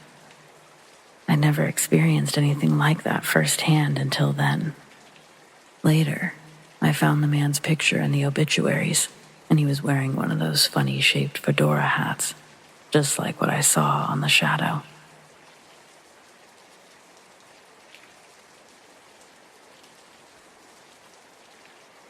When I was around 10 years old, my cousins and I used to spend time at our grandfather's house. We would play at scaring each other in his dark room. The last person to leave would win the game. One August day, after we had just started playing, I saw a figure in a black cloak walk right by me before disappearing into thin air. I was obsessed with ghosts, so we tried to communicate with the entity. I told the others that everyone needed to wait outside, except for myself and one other person to serve as a witness. The others were only supposed to come in and turn on the lights when they heard me say the word lamp. Once they were gone, I held out my hand, and I asked the entity to hold it. After a few seconds, I felt something long and sharp touch my thumb. I panicked, started repeating lamp, until the others came in and turned on the lights. My 6-year-old cousin, who had stayed in the room, was sitting on the bed, trembling. When I asked him what was wrong, he said he saw a figure with very long nails holding my hand. Apparently, something from another world touched me. I was so scared that I've never tried to communicate with it again.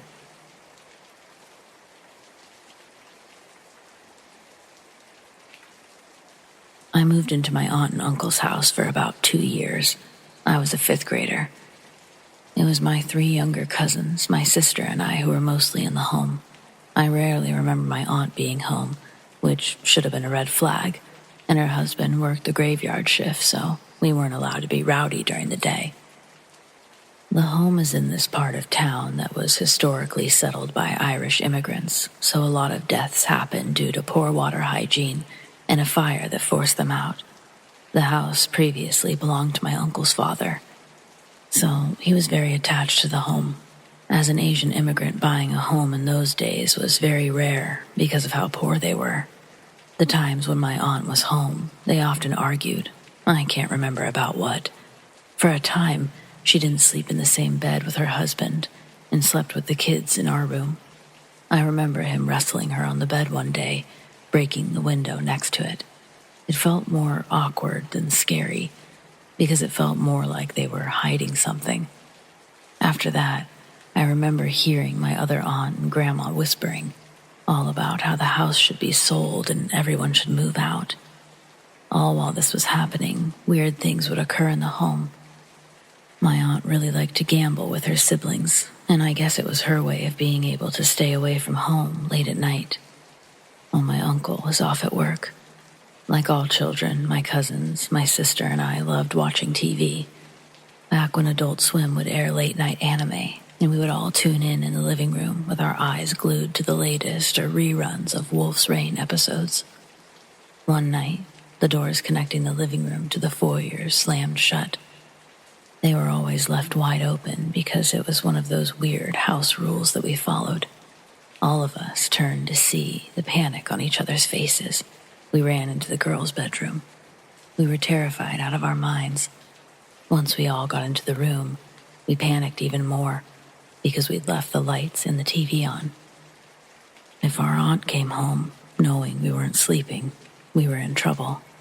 We all demanded the oldest should go run and turn it off, which was my sister, but she refused.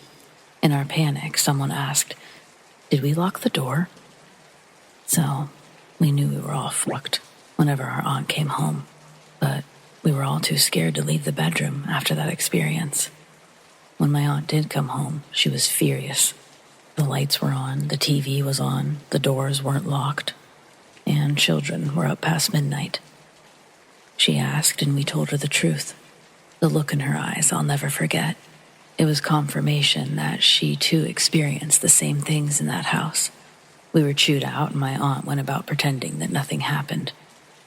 But things kept escalating. They got dogs and would leave them in different places throughout the home at night. In the middle of the night, sometimes one dog would bark at the darkness, as if something were there, which only made my aunt unhinged even more. I ended up moving in with my grandma in the middle of 6th grade and escaped that place. But even 20+ years later, I still have nightmares about that house. My aunt did end up selling the house years later to an Italian restaurant behind it because they wanted to expand their parking lot, and they never have. I believe it's because the land is cursed, or the entity won't allow them to build. My aunt wasn't a Christian. She hired a shaman for years to cleanse and rid the spirits that were lingering, but there was no success. After selling the house, a giant cross was built in front of the home, and posters of Jesus and the cross were zip-tied to the fence around the property.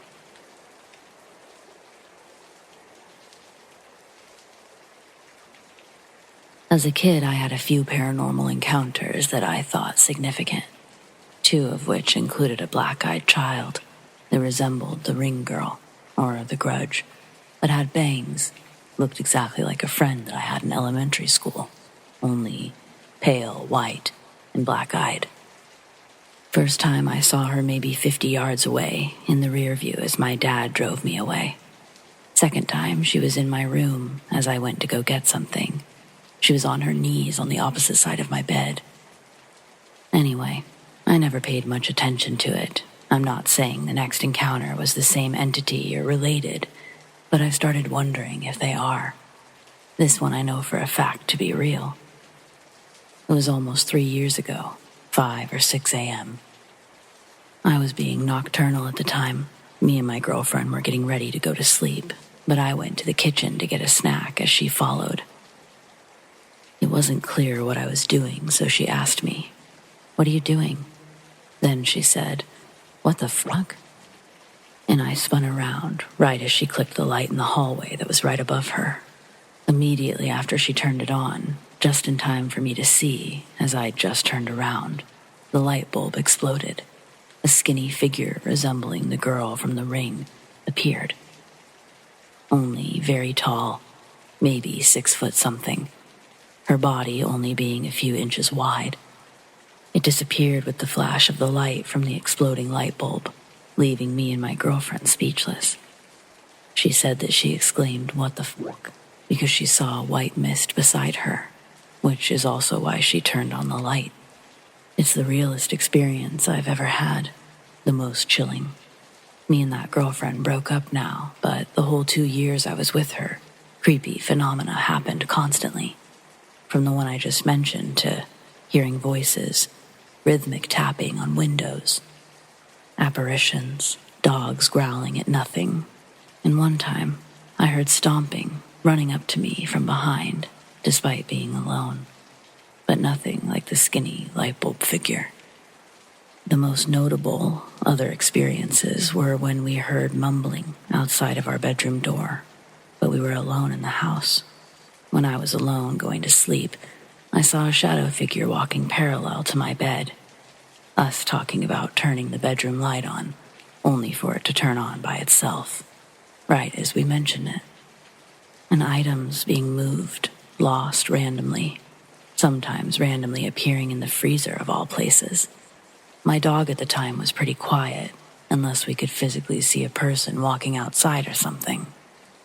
But my girlfriend said that while I was at work, he would often growl at the hallway, hair standing up as well. I never had him do that the whole 15 years I had him. Almost all experiences were in the same house, and we both experienced them together and apart, but it was worse for her, especially when she was alone at the house and I was at work. There were also times in 2 other houses that she claimed to see someone laying beside her, facing her, despite being alone. I'll also mention I never experienced things so real, even in that house, until I got with her, and everything ceased when we broke up. And haven't had many things happen since. It's been a year. Any thoughts? Was my ex haunted? Is the ring girl or figures like her only from folklore?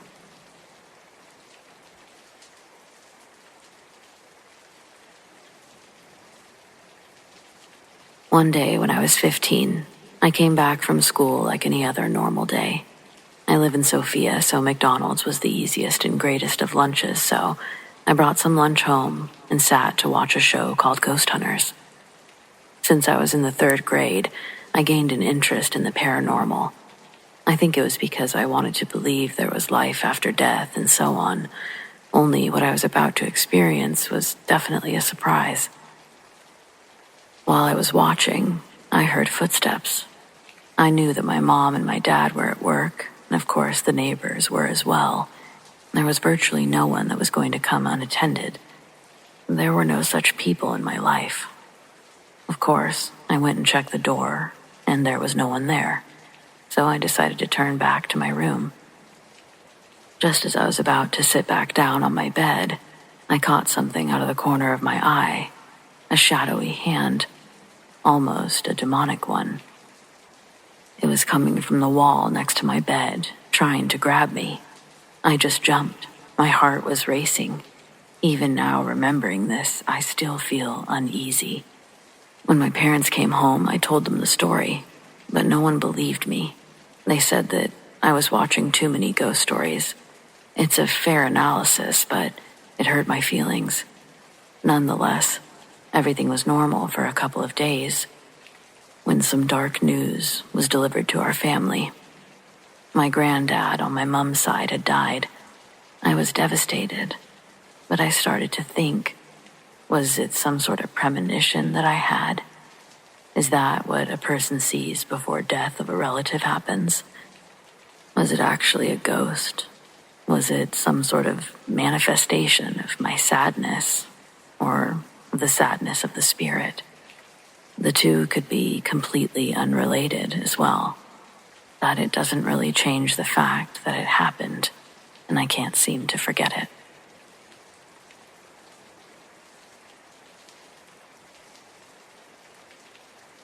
Once while on holiday, I visited a place known as Bodmin Jail, which is known to be a very haunted prison. It was built a long time ago, and I actually felt the presence of spirits there. So did my mom and siblings. I know this is a short story, but as a fun bonus fact, they're turning the jail into an actual hotel. A lot of people died there. Why would anyone think that that's even a slightly good idea? My mom said that she was going to do something before we left to ensure that no spirits followed us home, but she never actually did it. Then, back at home, I started feeling like there was something in my bathtub. I'm pretty sure the spirit ended up attaching itself to me, and now taken residence in my bathroom.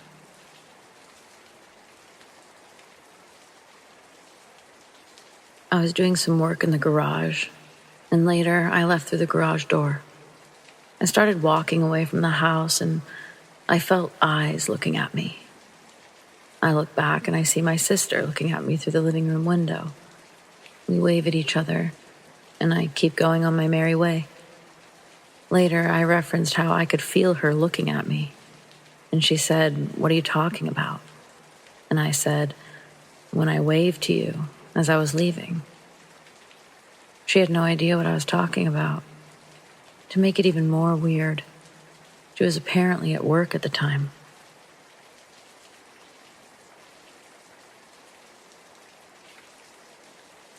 When I was in my early teens, I believe I was followed by the spirit of a young girl. I believe she inhabited one of my porcelain dolls my grandmother had given me. Often I'd see her in my dreams or feel her presence. I can't really explain it, but I feel like she may have been the ghost in this story. My parents used to live in a big 3-story house that had an old built-in intercom. There were speakers in every room of the house, minus bathrooms. And even though it was old, we still liked playing around with it every now and then. You'd have to have the speaker turned on and turn the volume all the way up, usually, to hear anything at all. You also had to physically push the button to speak into it. Once in a while, the intercom would come on by itself and play something on the radio. I found this spooky, but my mom brushed it off as the past owner having set an alarm via the intercom, so the radio would come on at certain times. We didn't know how to reprogram it, as hard as my stepdad tried. My parents were tired of often getting woken up at 3 a.m. by the radio randomly coming on through the intercom in their room. So we decided to just not use it anymore, turned off all the intercoms, with the volume all the way down just as an extra measure. One night I was chatting online with my friends on the computer, and I hadn't noticed the time was around 3 a.m. Suddenly, the intercom came on in my room at full blast. It was horribly loud static coming through. I jumped up to shut it off, but as I reached for the volume dial, I saw it was already at 0. I didn't know how to make the noise stop. Then, through the static, I faintly heard what sounded like someone breathing, and then I heard the voice of a little girl. She said, "When will you come to your senses?" And then, just as fast as it had come on, the intercom shut off. Silence. I was frozen with fear. Being a teen, I jumped back on the computer to tell my friends what had just happened, and they said, "Get out of that house." I had to go tell my parents. The hallway was pitch black, and I had to go all the way down a big staircase in the dark to their room. I held my breath and flung my door open, sprinted down the stairs, crying from how scared I was. I banged loudly on my parents' door and heard my mom yelp. She opened the door and I ran in to tell them what had happened. They were more upset that I woke them up. My mom told me it was probably just a commercial on the radio or something. I mentioned how my intercom had been turned off with the volume turned down to 0, and also what kind of commercial would say something like that. Seeing as it was so late, she didn't feel like trying to rationalize it. I was sent back up to bed. And if you guessed I didn't sleep that night, you'd be correct.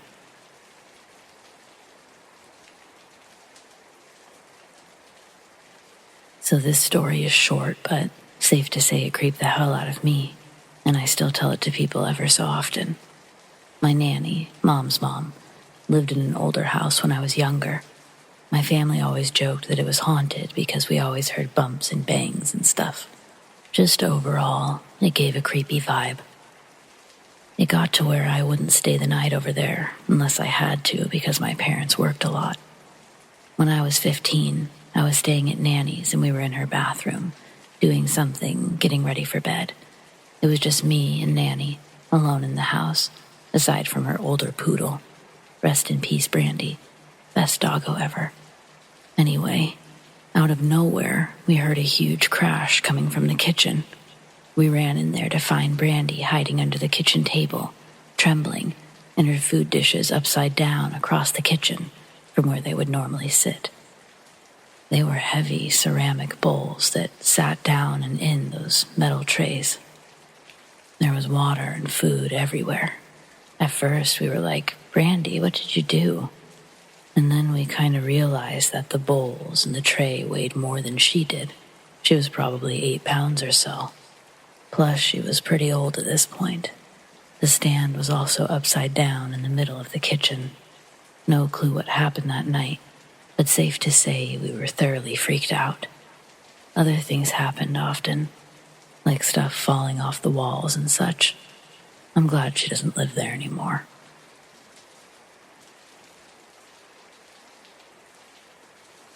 Ever since I created a post about my toxic ex and paranormal experience, my mood immensely improved. I feel 100 pounds lighter. It's only been a day since I created my first post, yet I feel so much better knowing that someone may have read what I've been through in the past. Still, there's a few things I failed to mention. My parents persuaded me, more like forced me, to move to a different town and study at a different university because they worried about me being with my toxic boyfriend at the time. My mother and I were looking for an apartment or a room for me to rent. We stayed in this town looking for a place to rent for 2 weeks. We'd almost given up hope walking around town when my mother suddenly saw an old lady hanging a sign in the front of a door.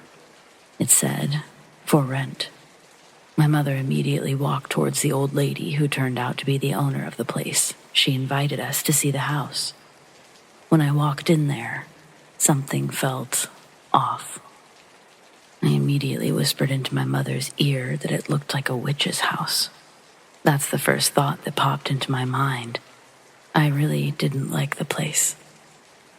The old lady told us that a young couple stayed there for years, but they had to leave because the girl's father had passed away the day before. Their furniture was still there, and we did meet them because they were moving the very same day that my mother spoke to the owner. It all happened very fast for the couple, but for us as well. I moved in there after 2 or 3 days. The house was so awkwardly built, and I was so scared to live in there that I had the lights on the whole time when it was nighttime. It had a long staircase that led to a hallway. On one side, there was a door leading to the kitchen. On the other side, there was another door leading to the bedroom. In the middle of the hallway, there was a third door leading to the bathroom. I hesitate bringing up the small attic above the bathroom because I never even dared to look inside. It was located above the bathroom ceiling, like a small storage room, but it was big enough for someone to climb in. Of course, I never did it. The first night, I left my bedroom door open. Big mistake. I dreamed that I was walking across the hallway and it was dark. All 3 doors opened. I passed the bathroom door and I saw 2 bright yellow eyes staring at me. I immediately ran into the bedroom. I threw myself on the bed, and the dark figure wrapped one hand around my neck and started choking me. I forced myself awake, but as I was waking up, I started coughing. My neck felt hurt like I was choking in real life. In fact, I'm not even sure if I was dreaming this whole time because the figure dissolved, but the eyes stayed for a while. I immediately shut the door, locked it, switched the lights on, threw a blanket over my head. I started to pray until I fell asleep. I'm someone who knows when I'm dreaming and when I'm not. I'm always aware of the dreaming me whenever I'm having a good dream or a bad dream. I feel like I was not really dreaming. I lived there for almost 4 years. I was always afraid of nighttime. I locked the doors. I always kept the lights on. Things got better when I broke up with my toxic ex and I found a new boyfriend. I felt protected, no presence around when he was near. He stayed in my house almost every night and I was happy. What's also really strange is that a white cat that had one green eye and one blue eye would climb onto the tree near my window. It would get into my house whenever I left the window open. I didn't have any paranormal activity because of it, though. I don't know if it helped me or if it didn't, but as odd as I found this incident to be, I didn't feel threatened by the cat. My parents visited me. When they did, I told my father, and he was alarmed. He started looking for the cat. It never showed up again. I only saw the cat once on my house's rooftop and a few times near my house. My sister and one of my sister's friends did report paranormal activity when they stayed over at my house. They told me the door flew open one night, and the strange thing is that they had it locked. What's even stranger is I've dreamed of that particular door flying open. It's almost like I knew the house would do that, even when I wasn't there.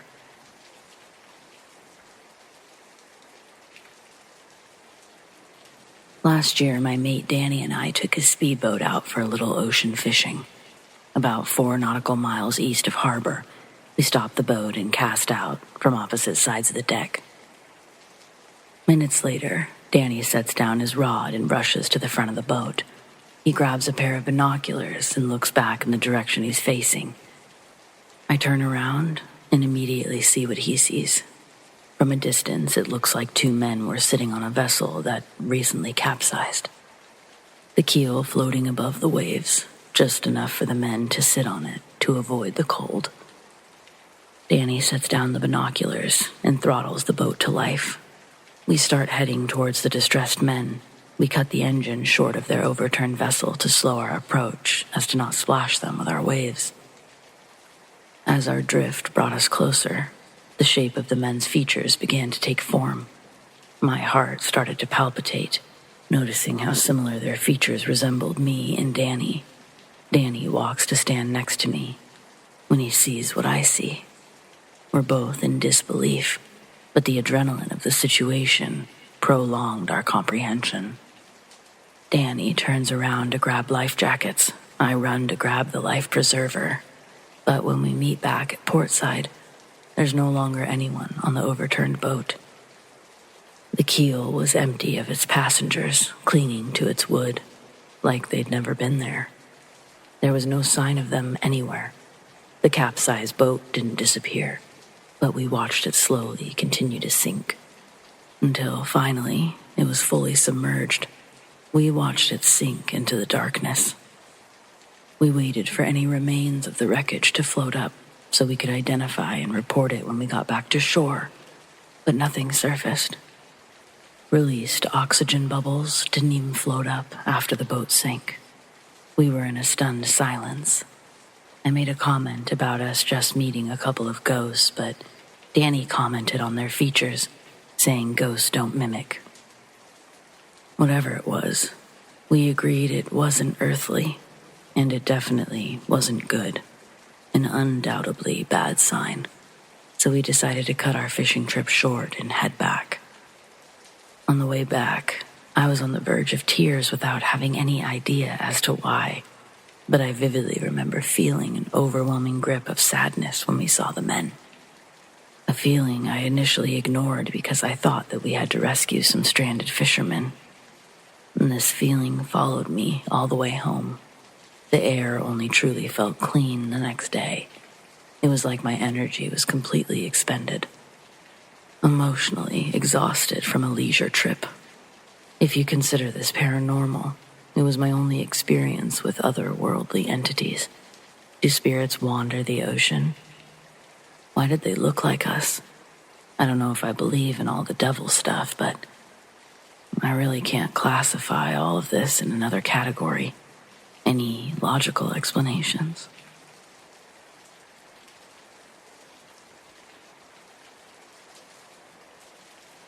When I was about 12, I got the opportunity to stay with my friend and her family who lived on a boat.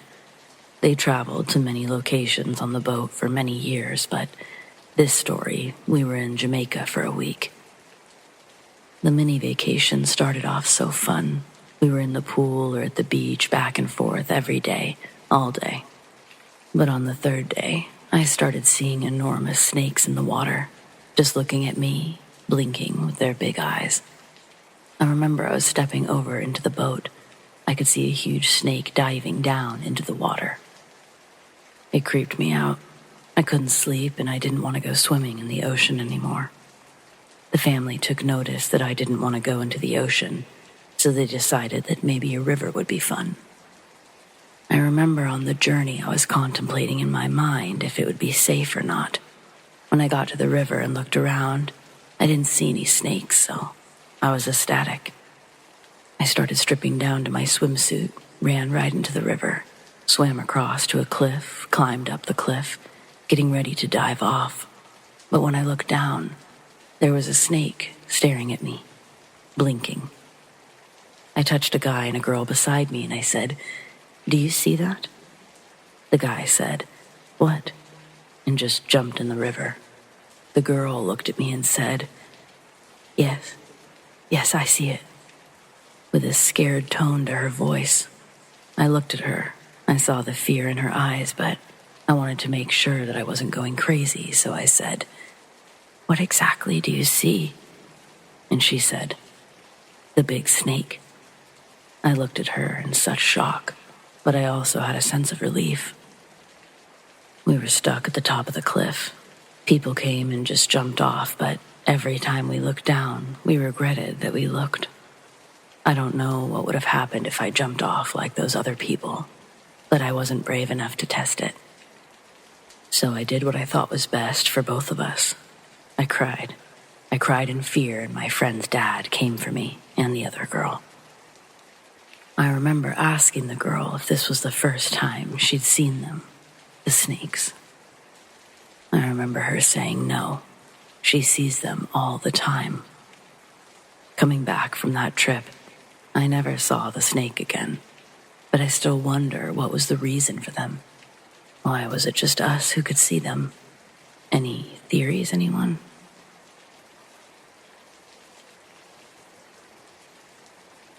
The night that changed everything for me began like any other night. I was visiting my grandparents and sleeping in my grandmother's bed, as I always did. However, something strange and frightening happened that I couldn't explain. I woke up in the middle of the night, feeling a strange tickling sensation on the back of my neck. I tried to swat away whatever was bothering me, but the feeling persisted. That's when I turned around and saw it. A pale, human hand with long, sharp black nails. It was attached to a figure wearing a monk's robe, and everything beyond the hand was just an unnatural blackness. As I watched, the hand reached out and touched me, and a voice whispered in a calm but dark tone, "Follow me. Where we will go, it is beautiful." Despite feeling scared, I somehow remained calm and replied, "No, I don't want to." But the figure was persistent, responded with a more forceful voice, "Believe me, you want to come with me." And that's when I screamed, turned to my grandmother, who was dazed and claimed that I was dreaming. But the encounters didn't stop there. On another occasion, I was in bed. My mom had just left the room with the light still on.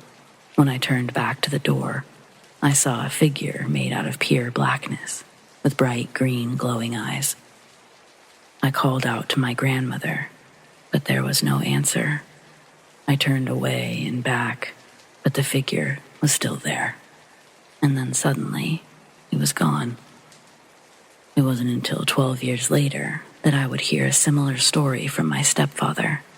He told me that he had been up in the middle of the night to use the bathroom when a shadowy figure with glowing green eyes had touched him. He even had a red handprint on his shoulder as proof. He had no knowledge of my experiences, which made it more eerie. To this day, I still don't know what I encountered and why, but I do know that those experiences left an indelible mark on me, and I'll never forget them.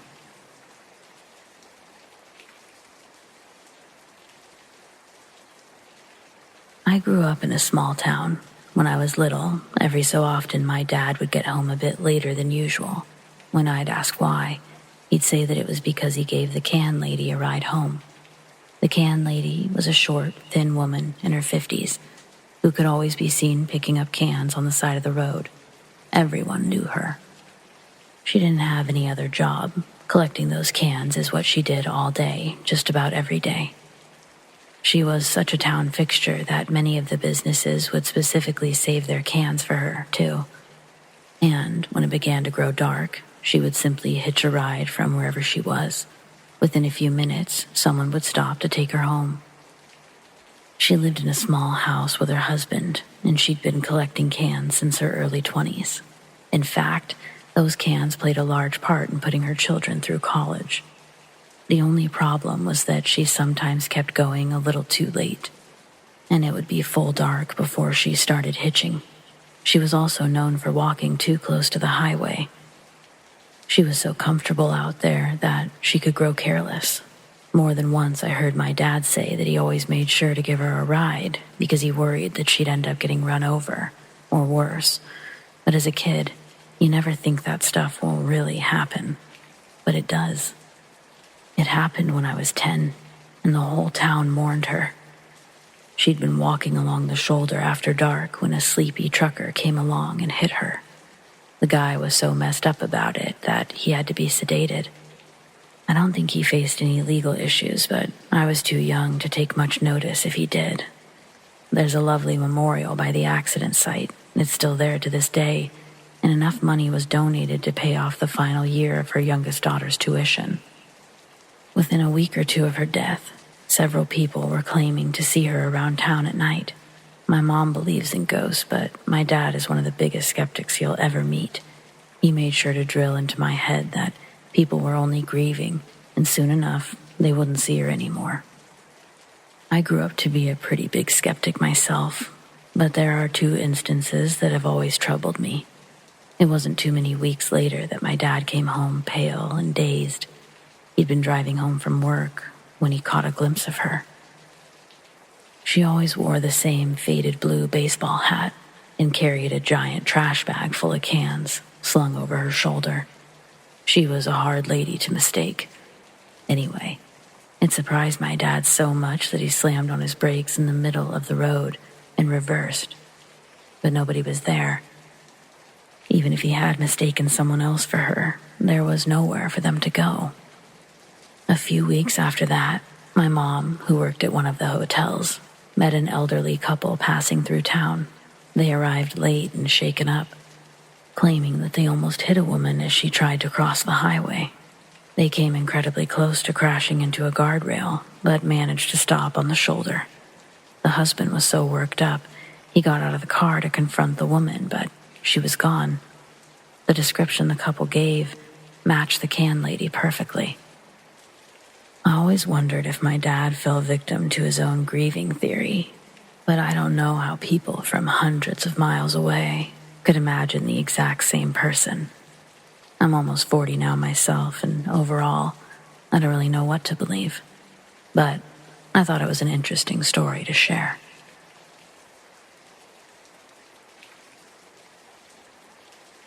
I'm a 30-year-old male. I live with my friend, 29-year-old male. Both of us have seen a girl in the house. She's small, dressed normally, not the stereotypical ghost girl. Why is it scary? Because we live alone. We've asked our neighbors. None of them has a daughter or knows anyone who meets the description. It's a big, old house, so we never associated strange noises with anything paranormal. First sighting, I was alone at home. I was getting out of the shower, and in front of the bathroom is my friend's room. There I saw her standing, looking at a shelf where my roomie keeps his books. I didn't say anything to my friend. He was away visiting family. I must admit that I spent that night at my parents' house. Second sighting. I was in the kitchen when I heard something break in the living room. I thought it was my friend's cat. When I came around to check, I saw the girl standing, staring at me. Nothing was broken. I ran out of the house.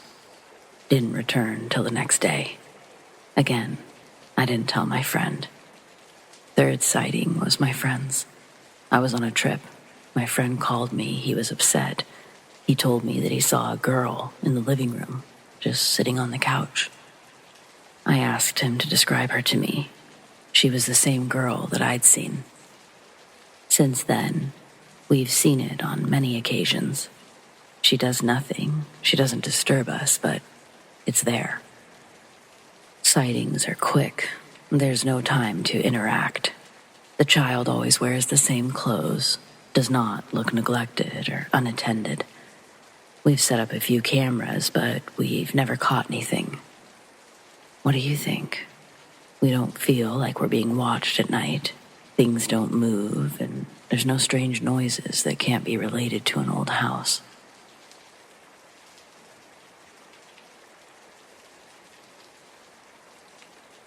I wanted to share an experience that happened in my home last Thanksgiving. For the last 20 years, I've been living in an octagon house. It was built in 1855.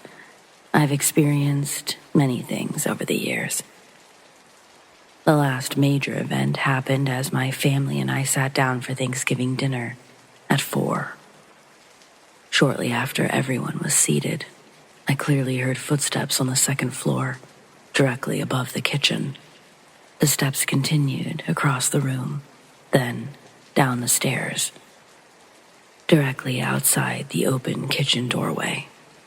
Then they began coming towards me from behind, but it all happened so fast that I didn't even look back. I could actually feel the thumping on the floorboards as the footsteps approached. Before I could say anything, my youngest daughter looked under the table, accused me of making the noise. I firmly denied this, confirmed she was hearing and feeling the same thing too. It was very creepy. And it was also strange that my younger daughter was the only other one to experience it. My other daughter and wife didn't have a clue what we were talking about. That's how it is with all the weird stuff in our house. I guess we're more sensitive to these things than they are.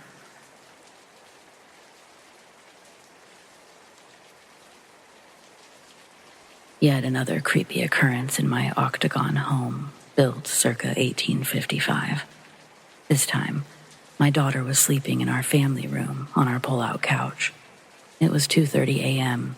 I woke up needing to go to the bathroom, which is off the family room. As I was in the bathroom, I heard my daughter jump out of bed, hurry, and run into the bedroom where my wife was. She was terrified, said that she had a bad dream. She quickly fell asleep in my room, and I returned from the bathroom. As I was getting ready to fall back asleep, my dog was going crazy and snorting like she was warning someone or something to stay away, or I see you. I got out of bed, went back into the family room where my daughter was sleeping, found my dog on the bed, looking at the corner of the room, like it was interacting with something. I told her to quiet down. She followed me into my room and went to sleep on the floor, only after walking back and forth to the family room a few more times. In the morning, I asked my daughter what scared her so much. She said that she had a scary dream that there were ghosts in the room. I was talking about the dog going crazy, about something in the corner of the room. My daughter said that that's where someone was standing in her dream. This, by the way, is the same room where I saw a shadow person separately at night. I never told her about my experience as to not scare her, but I don't like sleeping in that room, and I always have a light on, even at night. I grew up in southern Pennsylvania, not far from Gettysburg. When I was 8 years old, my parents decided to build a house on vacant property. It was surrounded by fields, and it was beautiful. I lived with both of my parents and my 2 older brothers, who were 15 and 17 at the time. Though I grew up in the area, we only stayed in the house for 4 years.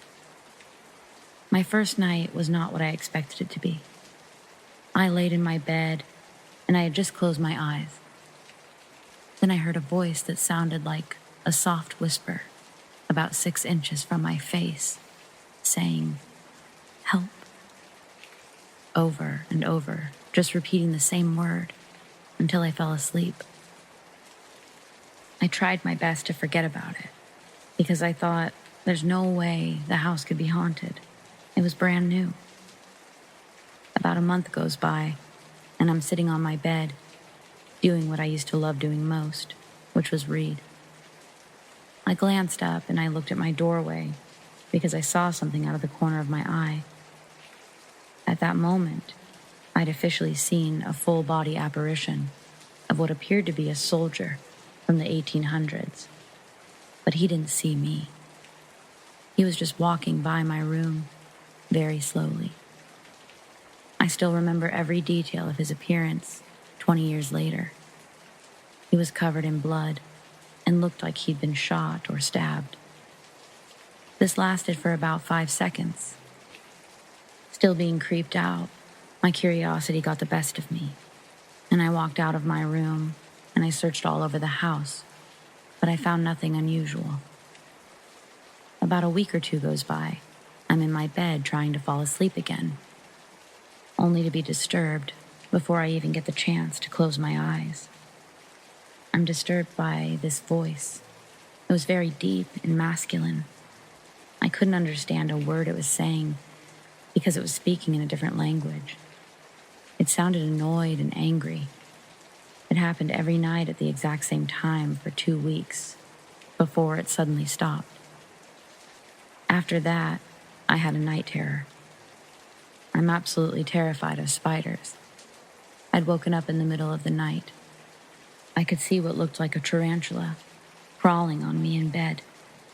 I swear it was there. I definitely saw it. I was panicking.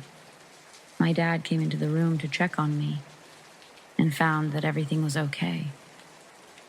Before I could fall asleep, I heard what sounded like 2 men laughing right next to my bed. At this point, I was getting used to fucked up shit happening. One summer, I stayed up late every night so I could watch Hannah Montana at midnight. One night, when the clock struck midnight, I heard my back door downstairs open. Then I heard a woman say my name as if she were calling for me. I'd heard the door shut, followed by footsteps. Then there would be silence. It happened every night for almost 2 months. It never failed. It didn't even bother me at that point. I knew it wasn't my mother because she worked 12-hour night shifts at the hospital almost every night. There were no other females around. But one night, it stopped altogether. One night I was up at midnight and nobody called my name. I went to sleep and everything felt peaceful. I woke up to the sound of someone knocking on my bedroom door. I looked at the clock on my cable box. It was 3 a.m. I assumed it was one of my brothers. I told them to go away. But then the doorknob started turning, but it wouldn't open because the door was locked. I have always slept with my bedroom door open. Always. And I definitely wasn't the one who locked it. The knocking and doorknob rattling went on for what felt like forever, then it stopped. A few minutes later, I hear what sounds like scratching at the door. I think to myself, the fuck? Is that my cat? But then, the knocking, scratching, and turning of the handle started happening at the exact same time. No way in hell my cat could do all 3 at once, let alone the knocking and turning my doorknob. It would happen for about 30 seconds, and then it would stop. It happened at least 5 times. Sometimes the knocking would be so hard, it sounded like pounding. My whole door was shaking. Whatever was on the other side of that door really wanted to come in. It got so bad, it woke my dad up. He heard all of the commotion, and as soon as he opened his bedroom door, it all stopped instantly. He called out to me, but I was too afraid to say anything. He went back into his room and closed the door. But the same scenario repeated itself 3 more times. My dad made me sleep in his room. We never spoke about it, ever. Things seemed to be fine for a while. Then whatever was in my house struck again. My brother had got up to go to the bathroom. He turned the hallway light on, noticed that my bedroom door was closed as it was across the hall from the bathroom. He comes out of the bathroom, and the hallway light is off, and my bedroom door is wide open. He looked inside my room, and he saw me still sleeping. Everyone else in the house was still sleeping. He woke up my dad and my brother, told them what happened, and they searched the house for a possible intruder, but found nothing. More months go by, and we're all awoken by the smoke detector going off in the middle of the night. We all went downstairs in a panic, just to find out that our stove was on, full blast. Big ass flame on top of the stove, in the middle of the night. What the fuck? One day, it was just my father and I. My mom was at work as usual. My oldest brother was at work, and my other brother was at baseball practice. I'm downstairs, but I hear what sounded like somebody running upstairs.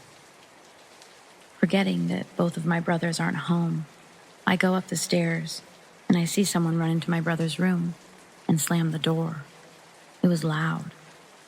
I thought for sure it was my brother, and I wanted to go in there and see what was up and ask why he was running around like that. I opened the door, and nobody was there. I watched the door close right in front of me. I felt sick to my stomach just standing there, realizing the only person that was home with me was my father, who was in the shower. I continued to see weird shit all of the time. One day in the middle of the day, I saw my German Shepherd run upstairs, full blast, as if she were chasing something. But I didn't see what she was chasing. Whatever it was went under the bed, and she was viciously growling at it. I thought it was my cat, until I saw him sitting on top of the bed, and appeared to be sleeping until we bursted in. One night, my cousin was spending the night. We were walking through the living room when she saw the reflection of another person on the glass of our bookcase. Another time, we were in my backyard, and she told me that she saw somebody looking at us through the window on a few occasions, and it definitely wasn't anybody we knew. I remember one day walking down the basement stairs. When I got to the bottom of the stairs, I saw what looked like another apparition. Except this apparition looked exactly like my oldest brother, but it also didn't look human. It was almost white and blue, and his eyes were pure black. When he saw me, his eyes got really big, and he looked terrified. He ran away and went into the crawl space. I ran my ass upstairs to find out my brother wasn't even home. I never went back down there after that. A few months later, I was with the same brother, and we were in the living room watching George Lopez late at night. I'm into the show, but he muted the TV.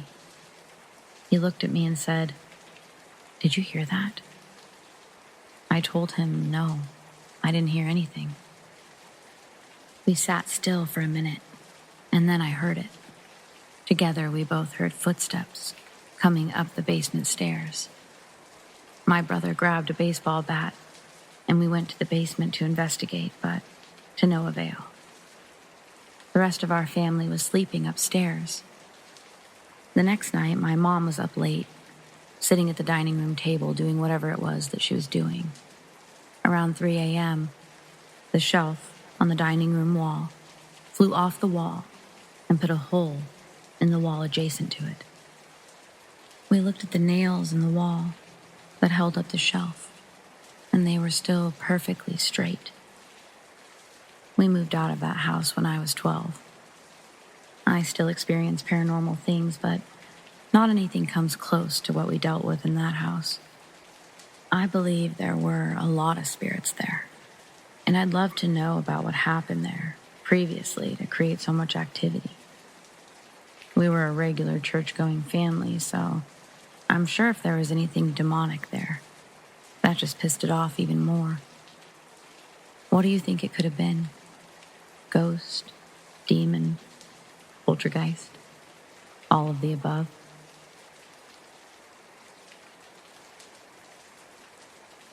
Okay, so I was at home with my girlfriend at the time and 2 friends.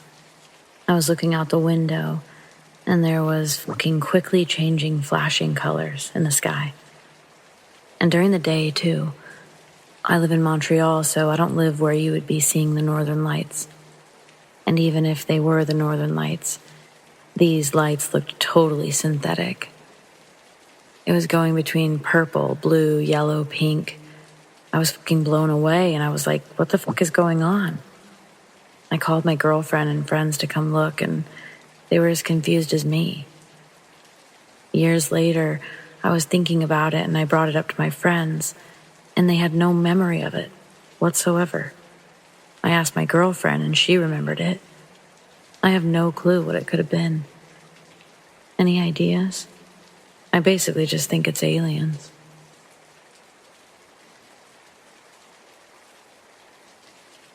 I'm going to do my best in retelling the story that my grandfather's told me a few times. In the 1970s, he lived near Green Bay, Wisconsin, and he did a lot of nighttime fishing on Lake Michigan in his wooden canoe that he owned at the time, given to him by his grandfather.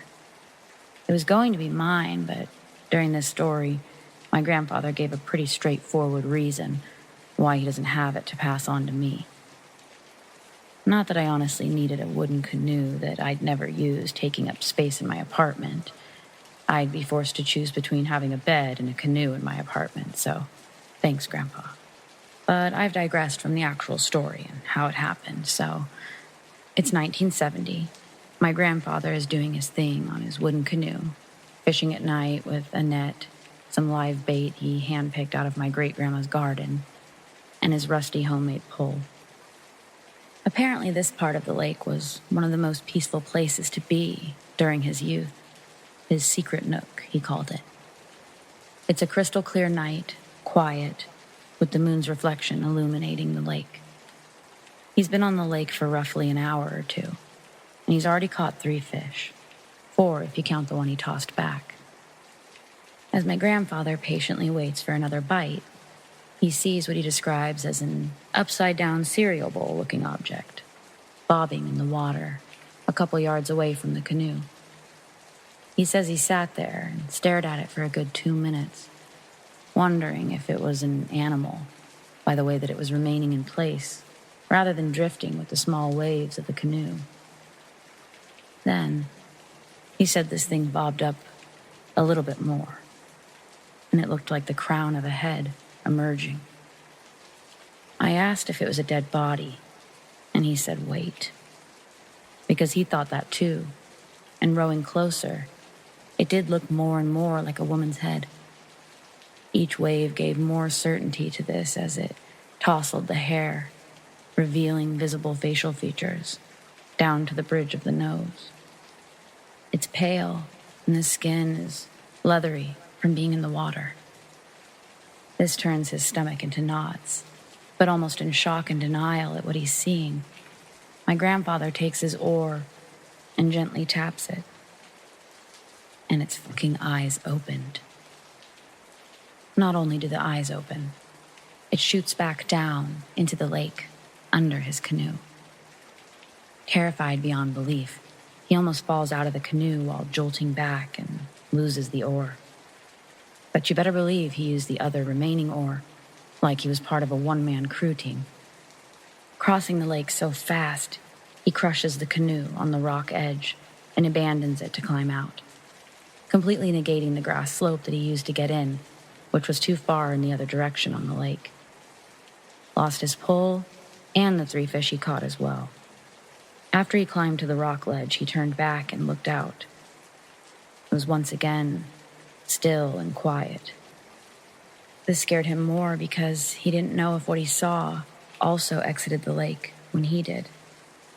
Was it amphibious? What was it? It was scary, and none of these questions or answers were things that my grandfather really wanted to discover alone in the dark. So he ran, and he left the family heirloom that was going to be passed down to me to sink into the depths of Lake Michigan. My great-grandma also accused him of doing drugs and kicked him out of the house when he had to explain the canoe. He ended up being homeless for about 3 years. And that's when he said he experienced something worse. This was after being homeless for 2 years, he says. He set up camp in some woods just outside my great-grandparents' house. He was laying in his tent, not sleeping, just laying. Suddenly he hears some rustling outside of his tent. So he hops up. He grabs his hatchet, and just as he's about to unzip the tent, he hears movement inside the tent. He whips himself around, and there's a face. Not a person, just a face. He says it's essentially coming through the back of his tent, but not just the imprint of a face, the actual face. He's initially so shocked that he doesn't even swing the hatchet. Instead, he observes what he's seeing the best he can, and he tries to reason with himself. The wet hair covering the face, the pale leathered skin. It was the face from the lake. Before he can recall the hatchet, the face makes an immediate dash for my grandfather. He finds himself thrown back slightly, not feeling pain but coldness and fear. He sees no face around him any longer, but he closes his eyes and swings the hatchet wildly now. By the end of all that, he had nothing more to show for it than a few giant holes in his tent. I asked him, "Were you dreaming?" And I'm told again, "Wait." He tells me that it wasn't a dream, that after that he couldn't even sleep. But after a while, he got restless and went outside the tent to check around. Toward the back of the tent, the dirt was no longer dirt. It was mud, as if water or something wet had just been there. Shortly afterwards, he heard the sound of something large flopping in the water. But when he looked at the lake, it looked like glass. No ripples, no movement. This kick-started my grandfather's plan to not live in the woods anymore. And he told me quite frankly, it made him pretty sure he didn't want to live anywhere near Lake Michigan.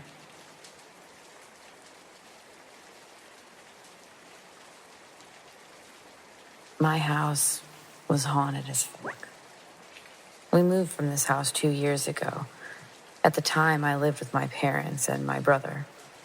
I'm far from a believer in the paranormal, which isn't really the desired opening to a ghost story, but we move on.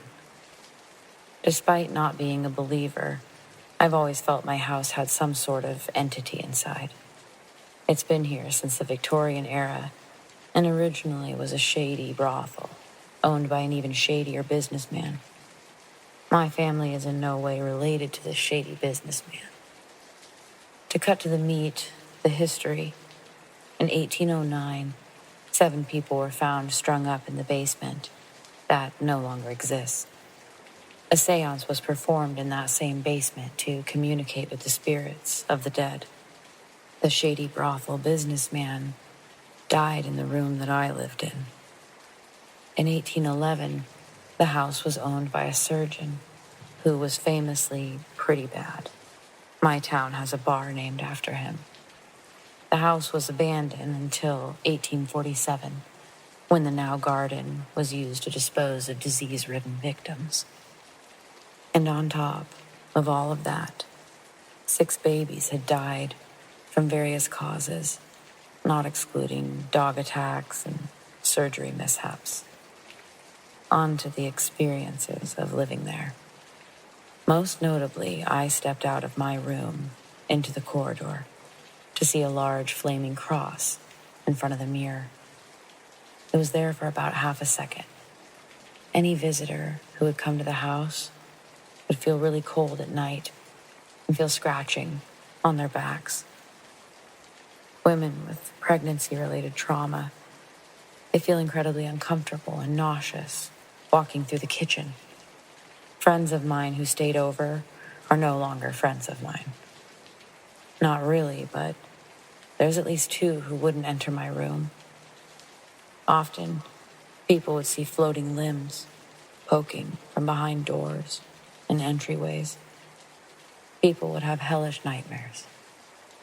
and they'd scream, and they'd constantly hear tapping and scratches on the walls. Doors slammed shut. I recall being stared at by an entity from the corner of my bedroom. My brother is woken up with long, deep scratches on his face, his hands. My father refuses to talk about what he saw in one of our lofts. My mother is terrorized by voices whenever she's home alone. Lights flicker when you approach them. Once you pass them, you feel helpless and incredibly cold. Non-sleepwalkers become sleepwalkers. Posters and signs ripped off of the walls. I've had my hand grabbed with immense pressure when I reached up into a cupboard for a drink. Women yelling, footsteps coming up the stairs, dishes having faces on them. Clothes get ruined, hats get stolen, never returned. People occasionally would get flung around, food spoiling in minutes sometimes. So yeah, my house was haunted as fuck.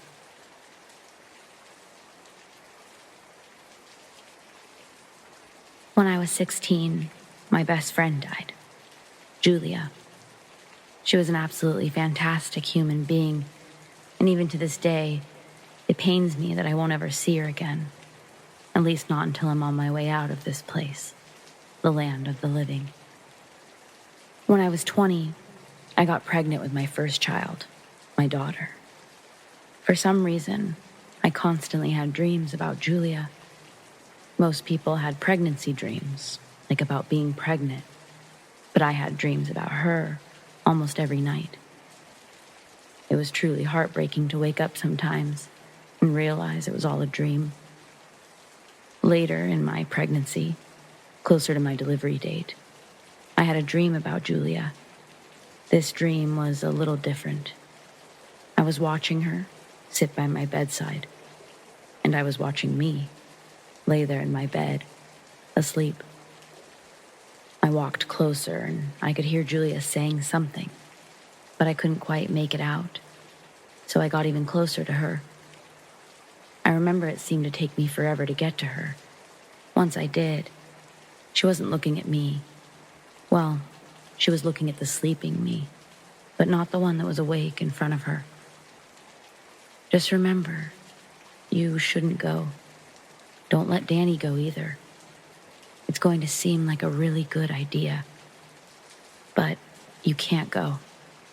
Just remember, you shouldn't go. I watched her the whole time she spoke. She was speaking with such seriousness.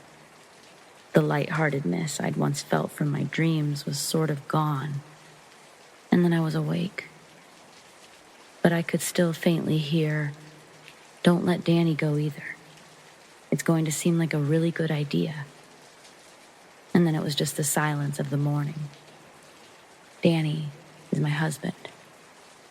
The whole morning I couldn't really shake my dream, but I knew people had strange pregnancy dreams all the time. I just figured that this was my weird dream, since all of my dreams were about Julia anyways. New thoughts and pregnancy brain took over for the rest of the day. That night, I had the worst insomnia. It happened on occasion, but on this night, I couldn't bear it. It was almost midnight, with zero luck, and my husband looked over at me and said, "Oh, babe, we could catch the premiere of The Dark Knight Rises." I immediately thought, oh, that's a really good idea. Movies help me sleep, and if not, at least I'd be entertained. But it was that feeling, the feeling that this was a really good idea. It triggered something, my dream, and what Julia had said. Instead of agreeing that it was a good idea, I said I didn't think we should go out tonight, that I should probably just try to get some sleep. We turned on some meditation music and essentially counted sheep until I was out. I woke up the next morning July 21st, 2012, and was completely sickened by the news being reported in our town. It had made national headlines by this time, and I woke my husband up, bawling. I just couldn't believe what I was seeing. I tried to tell him what was wrong, but instead, I just went into my dream about Julia, what she had been saying, and how I knew what she meant now. And oh my God, how awful. He was trying to console me while also trying to turn on the bedroom TV. Oh my God, I heard him say, and he hugged me tighter and tighter while repeating the phrase, oh my God. Oh my God. We lived in Aurora, Colorado. We lived in the community directly impacted by the shootings that took place that night at the premiere. It was a heartbreaking ordeal, to say the least. Truly terrible for so many families. Unnecessary violence destroys a lot. People tell me I was touched by an angel. And I'll tell you what, I don't know about heaven and all of that, but I believe we take care of the ones we love when we pass on. Sometimes silently from the sidelines. But on those rare occasions, you might really get through, and you might truly change the course of an entire family's life. I'm so grateful to my forever friend, Julia. It only seemed fitting to name our daughter after the woman that saved our lives. Keep in mind my experience happened 6 years ago now. I spent the night at my ex's place in a very rural small town outside of New Glasgow, Nova Scotia, called Westville. We were up very late watching UFC, probably 1 a.m., and I went into the back bedroom of the house on the second floor and happened to glance out the window towards the backyard. His backyard was long and rectangular in shape, and it had an embankment that sloped down to the tree line at the end of the yard, which was nothing but woods from beyond that point. When looking out the window, I noticed something very pale white crawling through the tree line. It immediately caught my eye, and I kept staring at it. I called my ex at the time to come in and look. We both got really quiet, and we came to realize that we weren't witnessing a creature that either of us could recognize. It was human-like in form, very skinny, purely pale, and crouched forward, with very long arms. And it would make a few movements forward, towards the yard, and then back, deeper into the woods again. We had horrible phones back then. At the time, I had an old BlackBerry, and his was no better. They both couldn't record what our eyes were seeing in the pitch black of night in the country. The only thing I could think of to do at this time was to call my older brother. He was interested in paranormal topics. I called him and described to him everything that we were seeing. And to this day, he doesn't disbelieve my accounts in any fashion. Something I said over and over to him on the phone was, it's not moving like a human. Its movements are really, really strange. They were almost spastic in nature. Nothing natural or orderly that I could make sense of or compare to how other mammals move. It made no noise that I could hear through the window. I was terrified, but watched this thing crawl around for a solid 2 hours. Years later, my brother found the more popular YouTube video of a crawler in the backyard of some guy's house, and he calls his preacher. That was so scarily similar to my experience that I got full body chills, goosebumps, and I started to cry. It really, really hit me and solidified that we weren't somehow losing it or making it up, that we actually saw with our own eyes a crawler that night. What that man recorded is exactly what I saw a few years back. So even though I'm only one person, I can 100% say that that's the most legit video of a crawler on YouTube. Something else that was also really messed up about my experience that I have zero explanation for is that the crawler could be seen down on the left-hand side, crawling around the tree line. But for a few moments, we saw a glowing deep yellow orb floating between the tree line for a few moments. I'm wondering if there's any other accounts like this.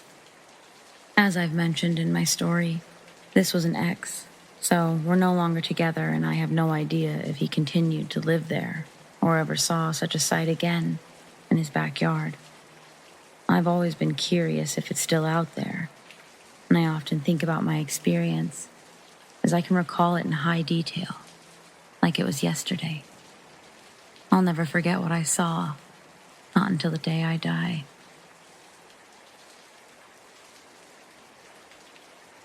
To this day, I still don't know if what I saw was just my eyes playing tricks on me.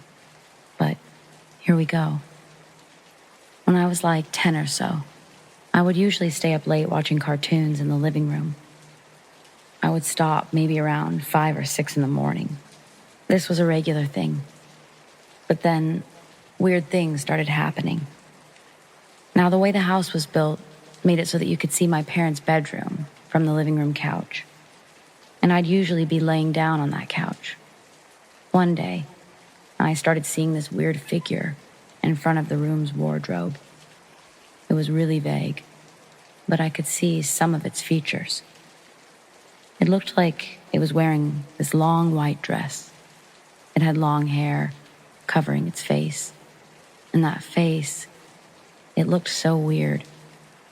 The only way I could describe it is that it looked like the faces you'd carve on pumpkins. Only the eyes and mouth were much bigger and hollow.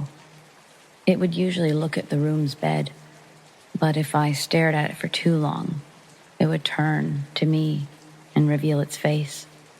So, to avoid this, I would just ignore it and turn away. Very strange.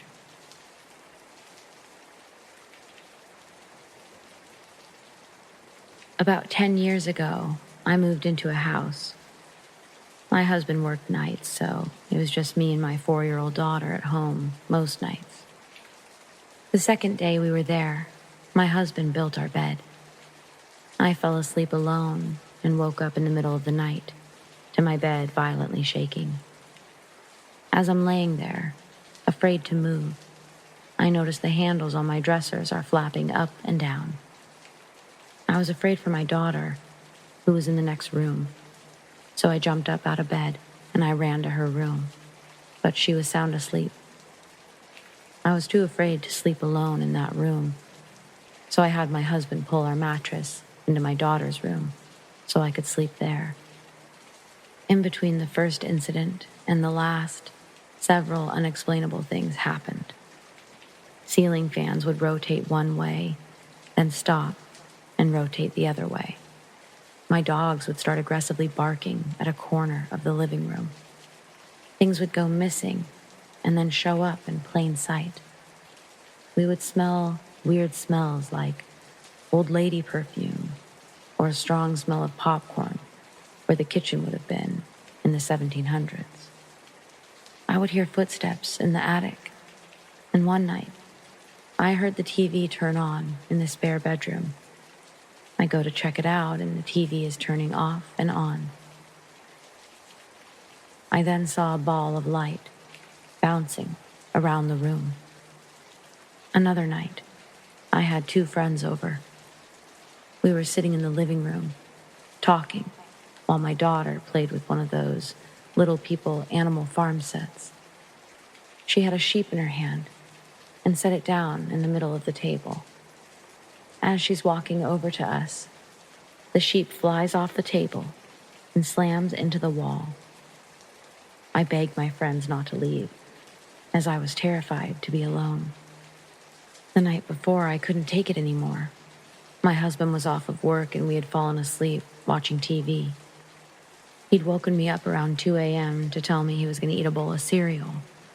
So I went upstairs to my daughter's room where I felt the safest, and I still had my mattress on the floor. As soon as I close my eyes, I hear what sounds like her TV crashing to the floor. She had a lamp in her room that had a floor button, so I was able to turn on the light super fast. When I turned around, I saw her closet door flying open so hard, it hit the wall. My daughter woke up, and we were both screaming. I left the next day and couldn't even go back inside the house to pack anything up. I had to break my lease. I told my landlord what happened, and it seemed like she already knew what was going on.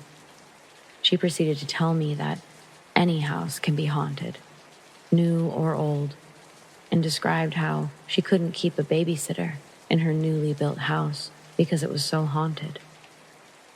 This house was not my first paranormal experience or my last, but it was definitely the scariest 7 months of my life.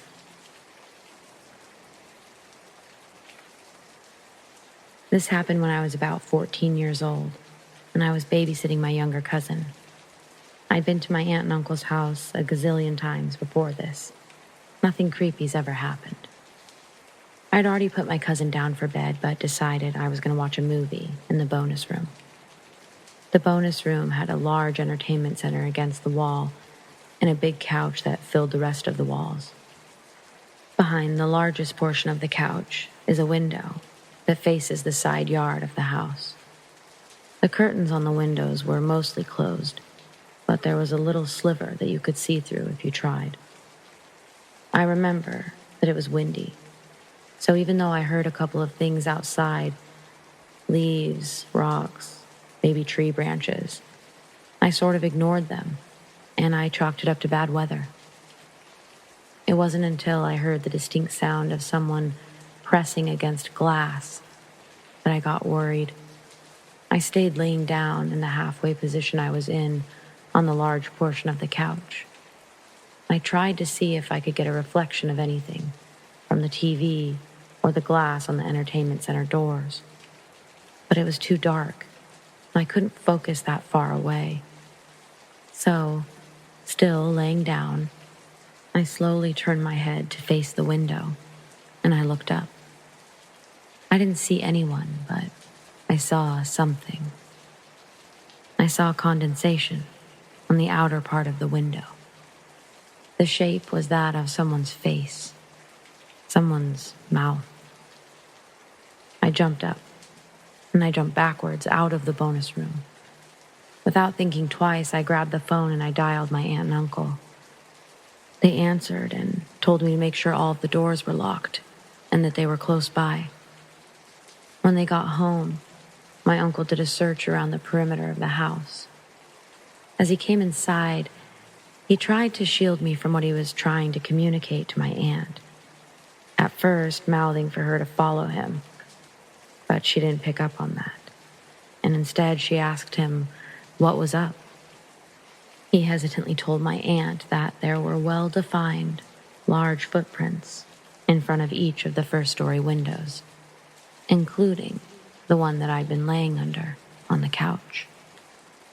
It wasn't long before they had an official security system installed, and luckily, they didn't have any more peeping Tom incidents.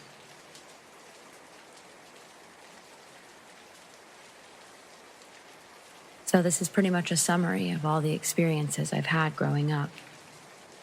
Starting with the orbs. I was about 12 to 14. I used to see this white orb in my room at my parents' house. I would always see it start at the floor and shoot up into the ceiling. My room was on the second floor. Now, I didn't believe in ghosts or paranormal stuff, and I've always tried to figure out ways to explain it. I used to think that maybe my eyes were playing tricks on me, since my room was always dark. That all changed when my cousin from out of town came and spent the night. As soon as I opened the door to my room to show her, she asked me, "What was that white orb?" After a while, I just stopped seeing it. Since then, a lot has happened. I've moved out, then back in, then back out again. And now, due to COVID, I had to move back in. But it's no longer my room. The darkness. During a summer when I was 14, I used to have the urge to check the kitchen before anything. Like, I know it sounds crazy, but I couldn't sleep until I stood in the kitchen, in the dark, and counted in my head to 20. I have no explanation for it. It just kind of happened. I remember I would sneak downstairs and just stand at the bottom of the stairs in the dark and quiet. Once my aunt even caught me, and that was a hard thing to try to explain to her. Sometimes I wouldn't even realize I was doing it, and it just seemed like a normal thing to me. The voice. I remember one time when I was a bit older, about 18, my parents went out of town, and it was just me and my brothers home for the weekend. That night, my brothers went out with their friends, so it was just me. I was upstairs playing games, and it was about 2 or 3 a.m. when I decided to call it quits for the night. I got thirsty and decided to go downstairs into the kitchen for a cup of water. My basement doorway was in between the stairs and the kitchen, and as I was walking past it, I heard what sounded like a woman's voice, singing. It wasn't in English and it wasn't Vietnamese, so I thought maybe my brothers had left a TV on or their computers or something. I checked both of their rooms and nothing was on. I knew that my game was already off, and I didn't have the courage to go check the basement.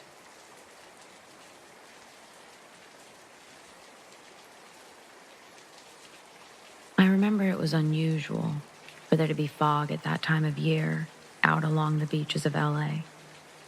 I will not divulge where and when precisely, as to avoid as much condescension as possible for sounding like a madman. It was a bonfire night, where all the folks in the neighborhood and all others considered to be cool enough were invited out to the beach. And so all of us went, friends and strangers alike, out to the beach, out to smoke weed and cigarettes, and drink some beers, and witness the younger crazy kids spin fire and koi, and all that other stuff that they're into. The reason that I was there at all was that I had a friend named Ben who absolutely insisted I come along to this cool bonfire party out along the beach. Ben's always been a great guy. I've known him for 25 years. He was on Broadway, cast predominantly as a singer. I was proud, and also I was the best man at his wedding. All's to say, I know this man, but things can change. There was this girl, and she seemed really cool. Long blonde hair, curves, magnetic blue eyes. A dream come true, for me that is. I sat out there away from the bonfire, upon a log, contemplating other things, but also contemplating this girl. This beautiful girl who comes up to me and introduces herself. Me of all people. And she asks, "What are you doing sitting out here all by your lonesome? Want to rip this J?" I would have been a fool not to partake. So of course, yours truly, your humble narrator. Well, I'll just say that I partook. I got stoned. Like I mentioned prior, I found it strange that it was such an unusually foggy, misty night at this time of year. It was almost as if a cloud decided to drop onto the beach line, which is strange. Next thing I know, Ben approaches me and the cute girl that I was talking to at the moment. He asks me, "Want to take a walk?" That seemed like a strange question to me because I had supposed it was readily apparent I was totally satisfied where I was, being interviewed by this bombshell blonde. She and I inexplicably both said, yes, and onward into the night we went, further into the fog and into the mist, with absolutely no regard to our questions or our instincts. Yet, I do vaguely remember feeling like I was being called to do something from somewhere I knew not. It was such an odd feeling, looking back upon it now. So Ben, this girl, and I, We walked off past the bonfire, past the organic light source, and into the inexplicable fog and mystery. One of the last things I remember from that evening is seeing a big, bright light, enraptured protectively by the mist and fog. And so, of course, I thought to myself, yeah, man, why not? And so on I walked, trying to walk into the light, obscured by the smoke and fog and mist and cloud and whatnot. I woke up to my alarm clock going off like madness at 3 o'clock in the afternoon, a setting I've never set it on. I was late for work. On my thigh, there was a nasty BB-sized bump that rested in a sort of obsessive trance. I could not leave the motherfucker alone. All I wanted to do was pick and scratch at it. The workplace was already amiss from the moment I set foot through the door. The owner of the establishment already says to me, "Rick, I need to speak with you in my office." Walking into the office of the piece of shit that I'd worked with for so long, I was ever so curious what he had to say this time. "Why didn't you come into work yesterday?" "Look, I'm sorry I was a little late. I usually make it by my 2 o'clock shift, and then the interruption happened." He said, "Yeah, you were supposed to be at work at 2 yesterday, and now, here you are, a day late and $1 short." So I left. I left because I was confused. I sort of remembered being with Ben the night prior, so I figured he'd be able to fill in the details. He's always been an awesome friend like that. So yeah, I drove to Huntington Beach to visit him and his wife at his apartment complex. Now, I've always known that Cleo was a shy woman, but I had earned my stripes with her, and I was the best man at her wedding. It was so strange to see her with the chains and the bolts attached to the door when she opened it. "Yeah?" she asked me. "Hey, Cleo, I was hoping to speak with Ben." "He can't speak," is what she replied with. "What?" I asked her. "He doesn't want to speak to me?" "No," she said. "It's not that he doesn't want to speak to you. He just cannot speak." This immediately perturbed me. I mean, like, what the actual... Decidingly, I barged in through the door to check upon my best friend, in which I found him lying upon the floor, struggling to scream. He had the most clog-stopped guttural sound protruding from his throat.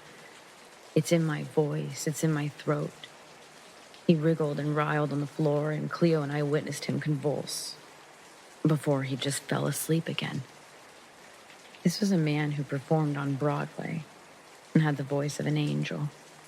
For someone to scream at me in a night terror, daydream, sleepwalk.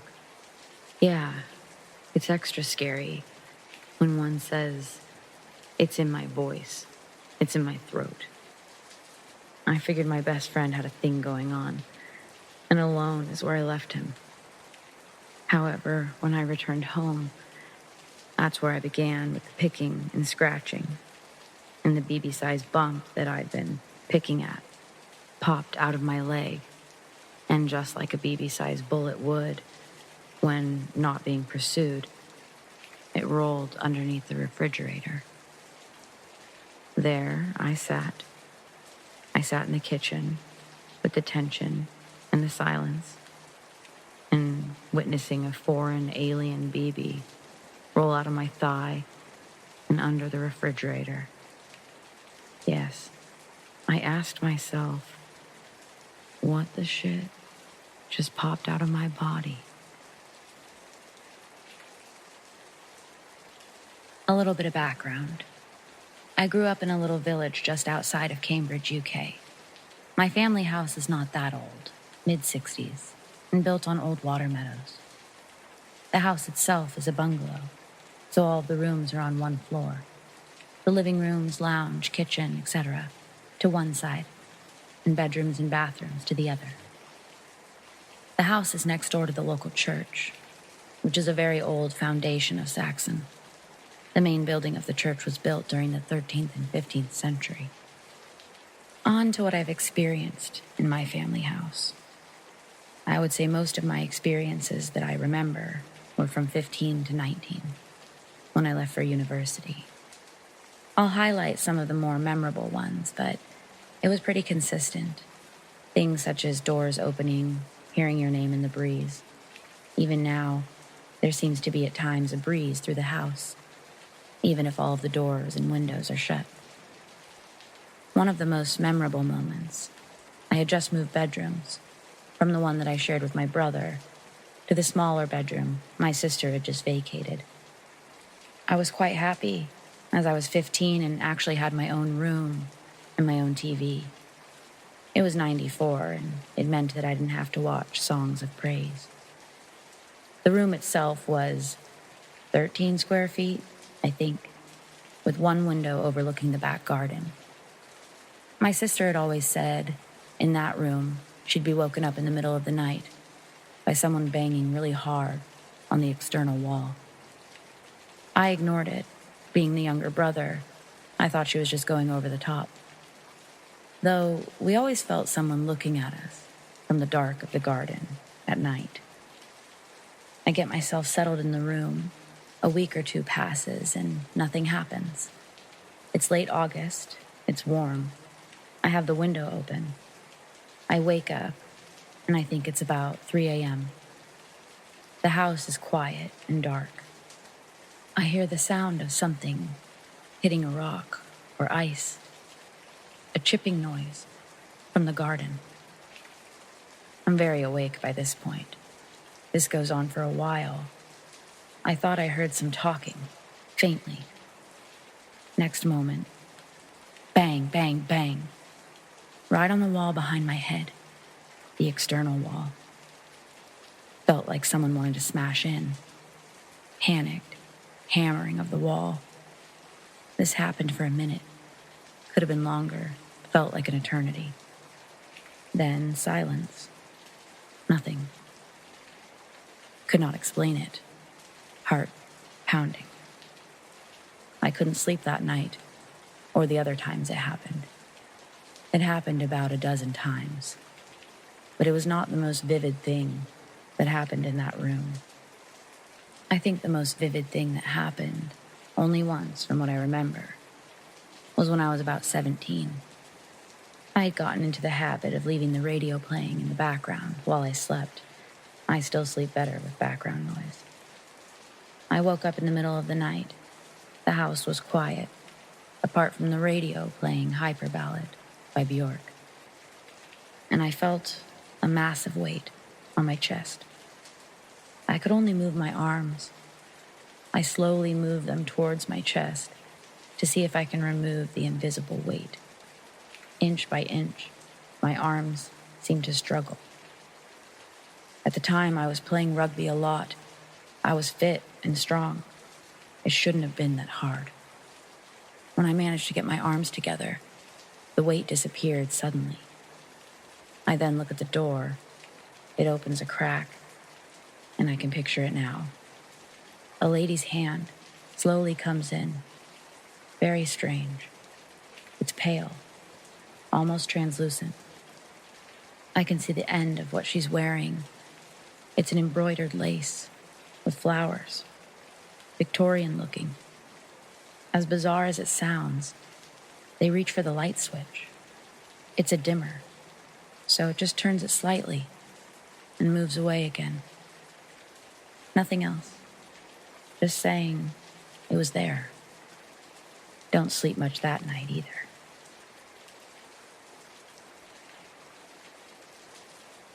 I grew up in the 1980s and 1990s, born in 83. One day as a young kid, 5 years old, I was at my friend Josh's house. He lived 2 doors up, which for me was as far as I could go on either side of my house at 5 years old.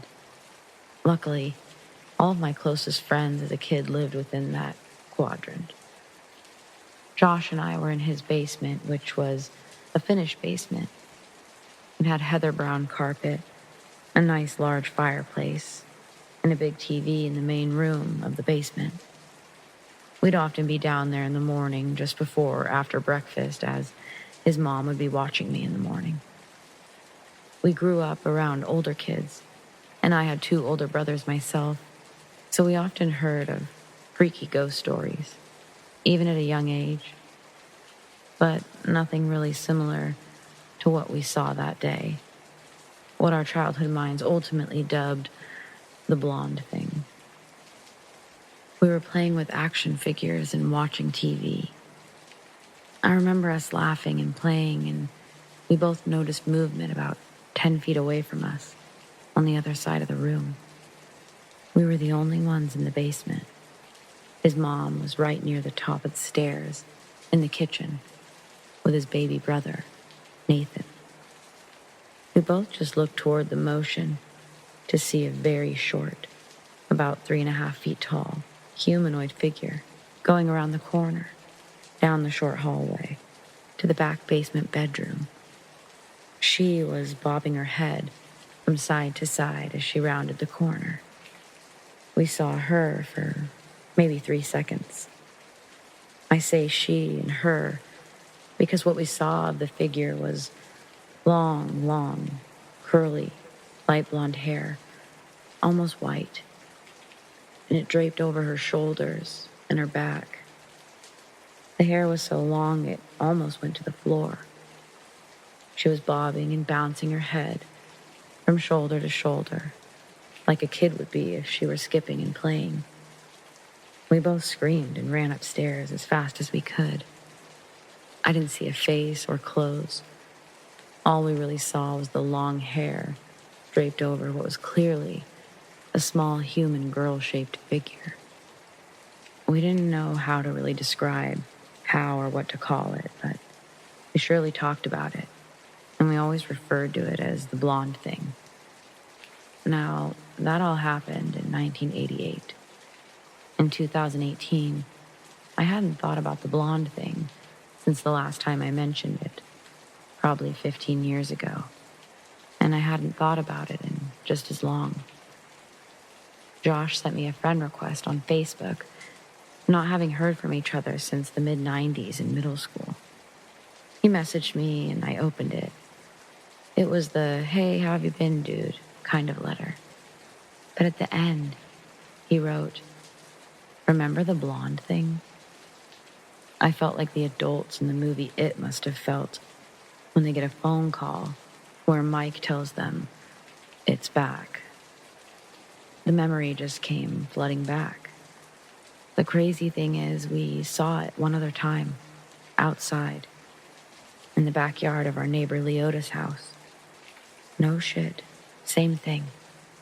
Literally saw a skipping short figure with that almost white hair down to the ground go into the wood line behind the house. I attempted to do research to see if other people have ever sighted similar creatures or entities. The closest thing I could find is some old Germanic folklore about a long blonde-haired entity that looks like girls trying to steal babies from homes. Curious as to if anybody has seen something similar. This happened to my best friend about a year ago. We were both 18 at the time. My friend and I, both female, about 5'3", 115 pounds. So, we're easy targets. My friend and I went to the lake one day with a group of friends.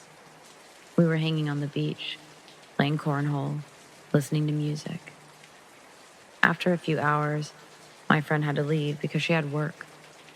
I asked if she wanted me to walk her to her car, and she said no. A few minutes later, she called me, and this is the story that she told me. She got to her car with no issue. Before she left, she was sitting on her phone, and she heard a knock on her driver's side window. Some yokel, middle-aged woman was standing right outside of her car, asking her to roll down her window. My friend was a little bit startled. So she cracked her window slightly and asked the woman, "Can I help you?" The woman then told her that she needed help with her car, that she had jumper cables, but asked my friend, could she walk with her to the car and give her a hand. Of course, my friend told her that she wouldn't be much help as she wasn't strong enough and didn't know much about cars. The woman begged her to help, saying, "My car is just right through those trees," and pointed to an area that was completely empty. There was no car. My friend told her that she needed to go because she was going to be late for work. The woman put her hand on my friend's window and aggressively said, "No, you need to come with me." My friend then threw her car in reverse and gunned it out of the parking lot. As she was driving away, she looked in the direction of where the lady pointed, and a large man was hiding behind one of the trees. We suspected that the woman was trying to lure my friend out so the man could grab her. They were most likely a team. I've heard many people say that these people use women to go up to the girls because they're seen as less sketchy. We have gone to the lake several times after, and we've never experienced anything like that again. Anyways, stay safe out there.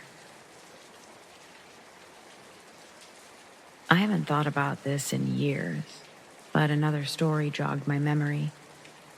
When I was a kid, I was absolutely, blindingly terrified of going into my bedroom and the hallway. Like so scared I would literally be paralyzed. If my parents would tell me to change the thermostat, I would do it because I didn't want to get a spanking, but I'd have to crawl out of the hallway because I'd melt with fear. I used to hear voices and see shadows of people. I'm an only child, so it wasn't siblings or anyone else living in the house. One day, I went to the garage to get a screwdriver. The garage was closed, but there was a shadow of an extraordinarily tall man in the center of the garage. The light was on, but where the person should have been standing, it was dim, and all I could see was a shadow. I screamed and ran inside. After that, I was even more terrified of my house. I never wanted to be left alone. I eventually was shamed by my family, friends, for my fear. I went into my room to cry because they were making fun of me. I was like 9. At that moment, I felt the shadows and voices, but they didn't scare me. They made me feel warm and unafraid. I was never afraid again.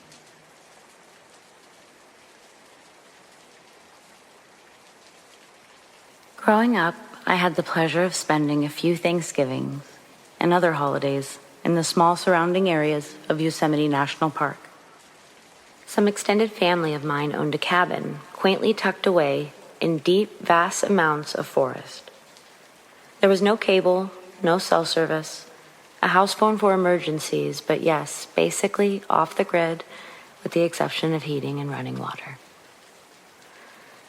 Anyways, the lack of cable or internet was welcomed and made for some really fun game nights. Time to eat way too much food and just kick back with nature. Though the cabin was lovely and didn't harvest any negative energy, the surrounding areas were especially creepy in the night. Total darkness, total silence, except for the moonlight. Still, I enjoyed going for night walks, especially in the snow. I could be alone, listen to my iPod, and since I was very much a 17-year-old trying to smoke a cigarette without getting in trouble, night walks were perfect. Thanksgiving 2009, I was enjoying one of these night walks. Sticking to the more lit-up roadway versus the wooded path, the roadway being a slightly longer path, but the wooded being now completely dark. Both paths led to the same area. It was an area attached to the property where my cousin's grandfather had built one of those wooden swing sets with a slide, a heavy-duty one. I loved that thing because it wasn't one of those cheap ones made only for small kids. It sat in the middle of an open field with a single large cedar tree with a tire swing. Earlier that day, I helped my younger cousins build an igloo, which was in between the two structures, facing the tire swing, the wooded paths, and more deep woods. I decided that it may be a bit disrespectful to smoke completely inside the igloo, so I just laid on my stomach with my head poking out of the igloo entrance. I remember thinking how quiet it was, really serene. The snow, new layers untouched by anything, offering a perfect glow in the dark night. As I went to change the song on my iPod, something caught my eye from the entry of the wooded path I'd opted not to take on my way in. It was in the distance. They were in the distance. I tried to adjust my eyes and see what exactly I was looking at. I saw what had to be a shadow, but what was making the shadow? Still unsure of what I was seeing, I wiggled out of the igloo a bit and focused. It almost looked like a white sheet with sticks for legs. No visible head or eyes, and no arms that I could see.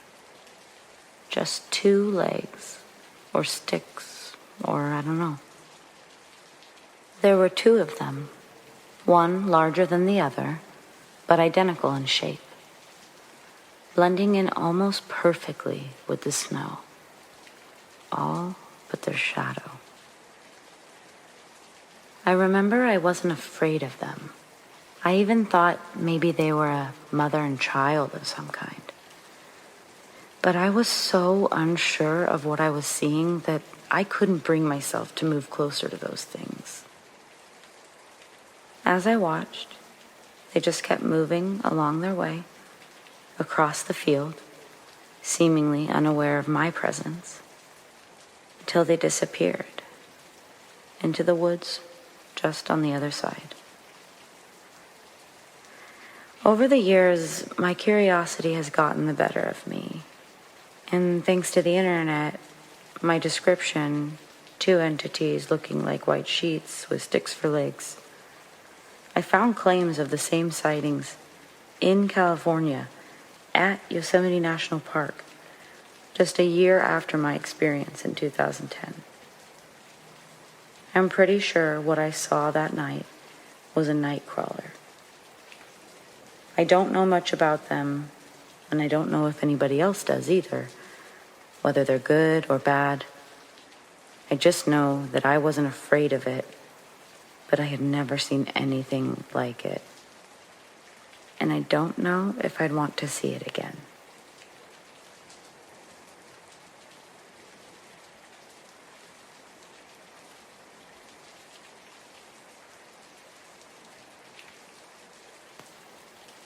I went to high school in Ocean Shores, Washington, a charming little tourist town on the coast of the state.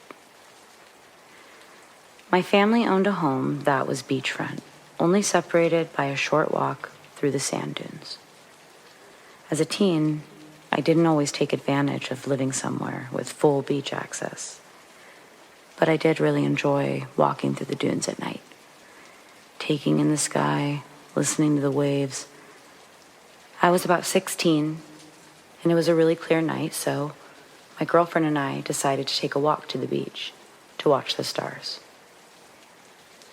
As we were quietly tucked away in the dunes, watching the constellations above us, I suddenly feel my girlfriend nudge me and point.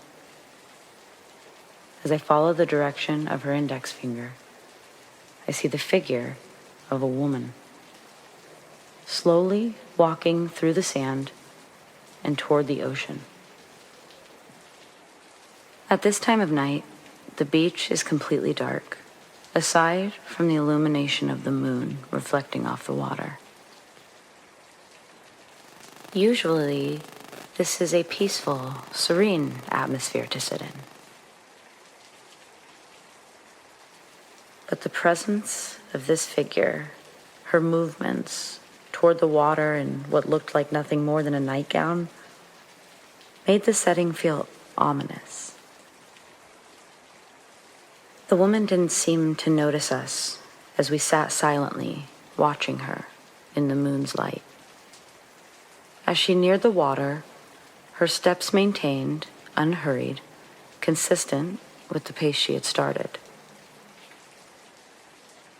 I watched as the figure entered the tide and continued forward. Almost in disbelief of what I was seeing, I looked over at my girlfriend, curious if she was also observing this. Her eyes were wide, fixed on the woman in the water. I turned back to see that her head was almost fully submerged, with only the top of her head above the water. It looked and felt like she was now staring in our direction until she disappeared into the water completely. My girlfriend squeezed my hand. We grabbed our stuff and we ran. When we got back to my house, we felt like crazy people as we tried to piece together what we had just witnessed. We thought about telling our friends or anyone else, but we realized that there would have been too many unanswerable questions. Like, why did we run? Neither of us could really answer that, even to each other, so we decided it would be best to just drop it. That was over 20 years ago, and even today, I still think about the woman in the water. Would you be alive if I wasn't too afraid to help? Were you even alive to begin with?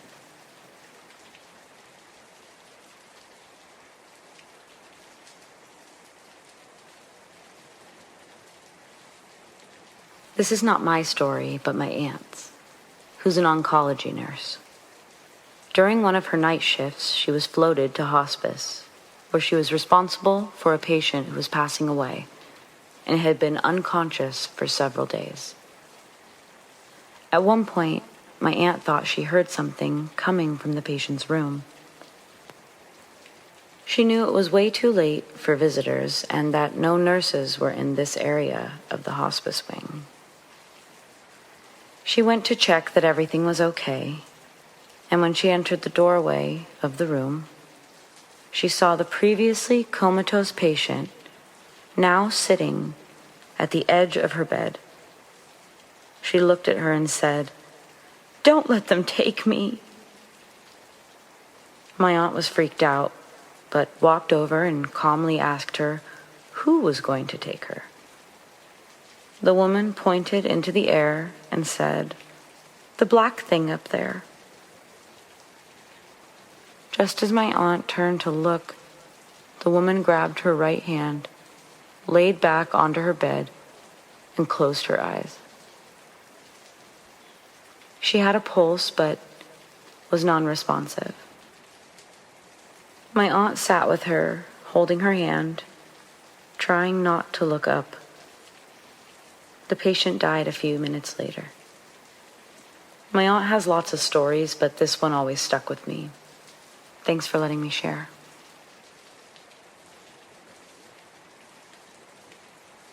Okay, I'm entering a disclaimer here. It was not a mountain lion. I live in the sticks of Michigan, but a decent-sized neighborhood, about 20 houses. Our streets make 2 circles. I was home with my toddler who was taking a nap, so I was on my back porch drinking coffee. Around noon, I hear a piercing scream that seems to last at least 30 seconds.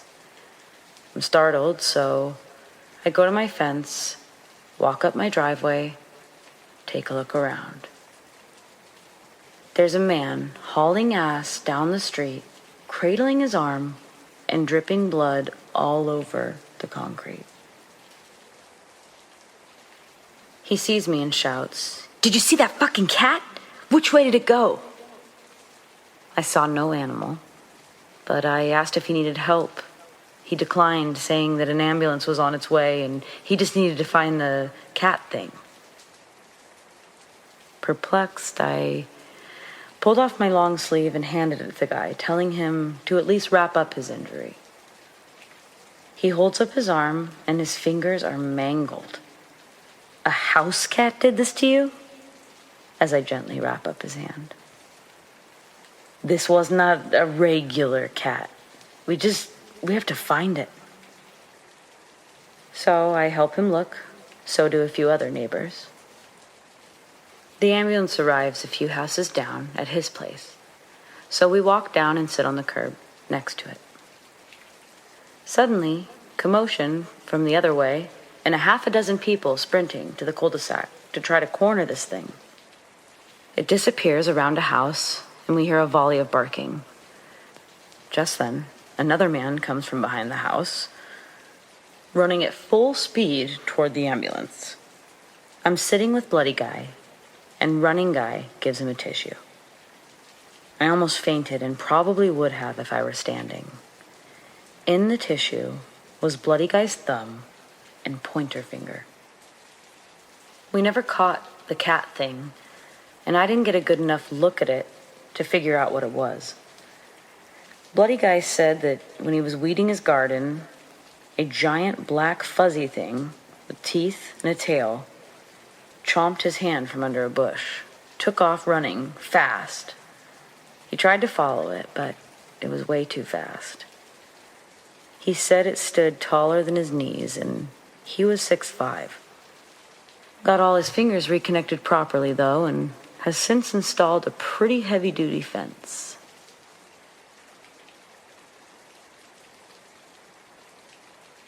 I grew up in a small town in the southern point of Oregon.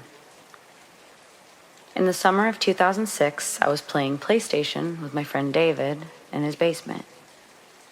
It was about 2 a.m. when his older brother Nick came into the room with 3 cartons of eggs. Nick said that he was meeting a friend, Jordan, at the golf course to egg the houses that lined it. David was visibly apprehensive about the idea, but I was collecting my coat as soon as Nick suggested it. After some convincing, David got his shoes on and we all started walking to meet up with Jordan. It took about 20 minutes to walk to our destination. Once we arrived, Jordan met us, also carrying several cartons of eggs. We decided to go through the old golf course, as the houses near the 9th hole have the biggest windows, making the best targets. There was also lots of trees that we could duck behind, dodging flashlights or people that were trying to catch the assholes egging their property. We covered those houses. Over 6 eggs gone. We felt like rebels right there, and even made it into the local paper. Vandals egg neighborhood over weekend. But that's not the reason I hold such a vivid memory of that night. As we begin to head through the empty golf course back to our respective locations, I see something in my peripherals. As I glance over, I see a very tall, old woman standing 20 yards away, staring at us. She wore a long black dress and looked to be out of this era. Some sort of thin, sheer shawl draped over her head. I let out a scream, and before my brain had time to fully process what I was seeing, I had already started running as fast as I could. What scared me more is at the exact same moment that I screamed and took off, so did Nick. Meaning we both saw the same thing, or saw something, someone standing there. With most ghost encounters, one can usually rule out the sightings as their eyes playing tricks on them or the light. But when two people see the exact same entity at the exact same time, it becomes harder to ignore. I remember having the worst time sleeping that night. It's hard to explain, but when I saw the woman, I had this terrible feeling, and I think that's why I ran or screamed. Anyways, it wouldn't seem to go away, even when I got home. I must have fallen asleep, but most of my dreams were filled with that same feeling. There was no woman, but a dark place, emptiness. I felt trapped. Just when I thought the feeling was for sure permanent, that I was stuck in this empty space forever, I woke up. Everything felt normal. No empty feeling, no darkness, just normal. When I talked to my friends later that day, neither David or Jordan admitted to seeing anything that night. But Nick and I know there was someone or something out there. And we both agreed that was the last time that we were going to egg anyone's house or mess with people's property. Karma is real.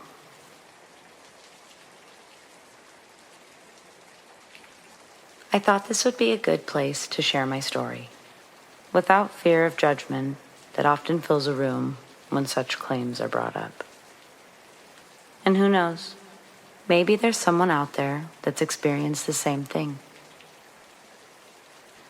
I work in Yakima, Washington, but live on the reservation in White Swan.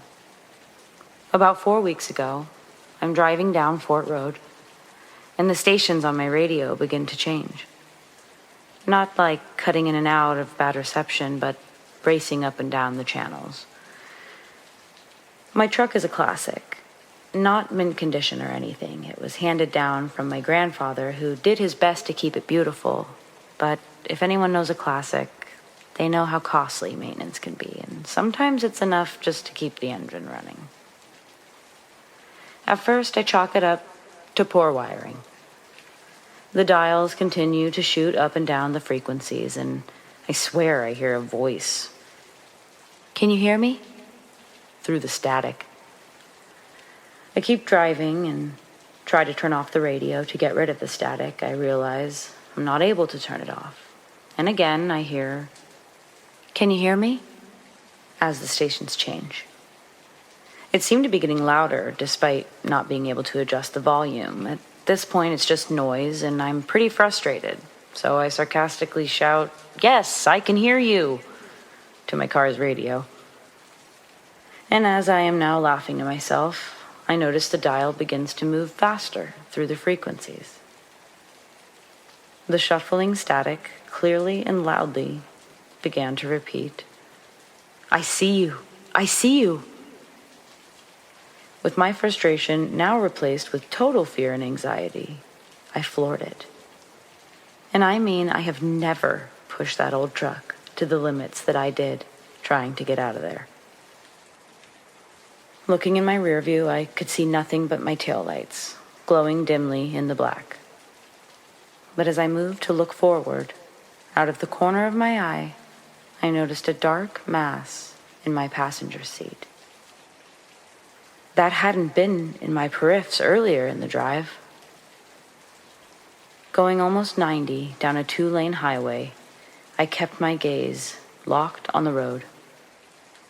I didn't dare look over to see what was there. Eventually, my headlights hit the gravel of my driveway. I kicked my truck door open and spun around to face this dark mass that had been sitting next to me, only to find that my passenger's door was already open, and now I was alone. No footsteps running away. I didn't even hear the door unlatch. But that didn't change the fact that my passenger's door was still open. I've since sold the truck, and I do my best not to drive down Fort Road after dusk. Has anyone else ever had an experience with an uninvited hitchhiker? How do you know they've actually left and didn't just follow you inside?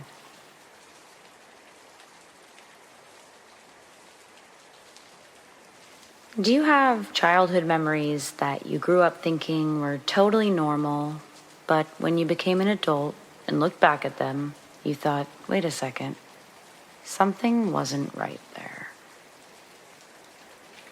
A couple of days ago, my husband and I were walking through town where we saw an old beat-up ventriloquist dummy in the window of the antique shop. It looked like a classic, dating back to the vaudeville days. I knew this because my grandfather used to own one that looked just like it, named Benny. It was handed down from my great-grandfather, who was apparently a pretty talented performer on the vaudeville scene. Before he died, he passed on the art of ventriloquism, along with this creepy-ass doll, to my grandfather. I was a dumb kid, so I thought it was magic when my grandpa would bring Benny out and he would come to life.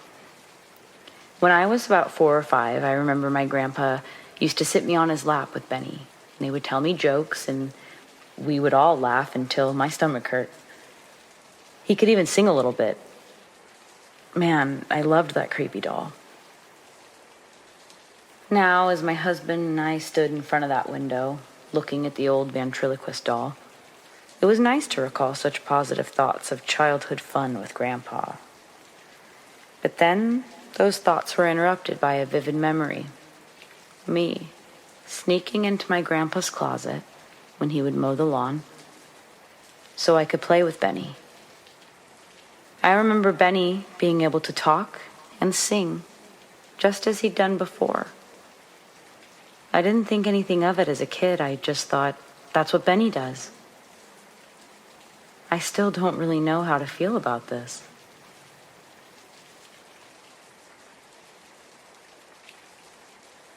My brother died of a drug overdose a couple of weeks ago. We were never close. We had the same dad, but different moms. We used to kick it when we were young, but I moved to a different area code, and we eventually lost contact over the years. The night before I heard the news, I had a dream about him. I thought it was odd because in my dream, he didn't say anything. He just sat at the end of my bed with his arm resting on my leg. I remember turning and saying, "Whoa, man, what are you doing here?" It didn't scare me seeing him there. It was almost like a warm reuniting. He leaned over and we hugged. I could feel how tight his embrace was, and I felt his weight leave my arms when he stood up, walked to my door, opened it, and disappeared into the darkness of my hallway. When I woke up the next morning, I noticed my bedroom door was open. I didn't pay much attention to it, assuming it hadn't fully latched when I'd swung it behind me on my way to bed the previous night. It wasn't until I received the phone call saying he'd passed that I remembered my dream, and it's been on my mind ever since. If that was you coming to visit me, it was really nice to see you again. Be well, brother. You're welcome to stop by anytime.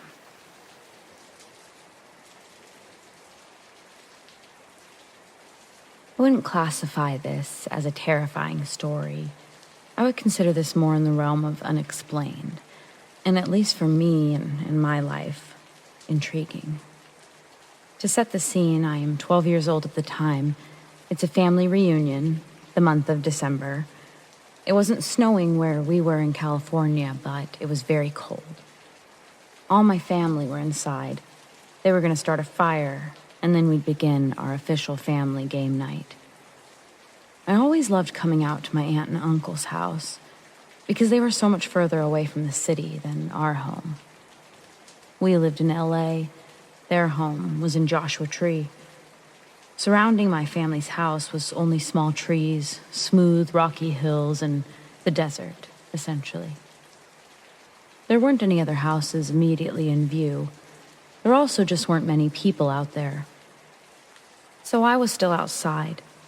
I wasn't riding my four-wheeler around anymore, but I was sitting on top of it, just taking in the night before going in to join the rest of my family.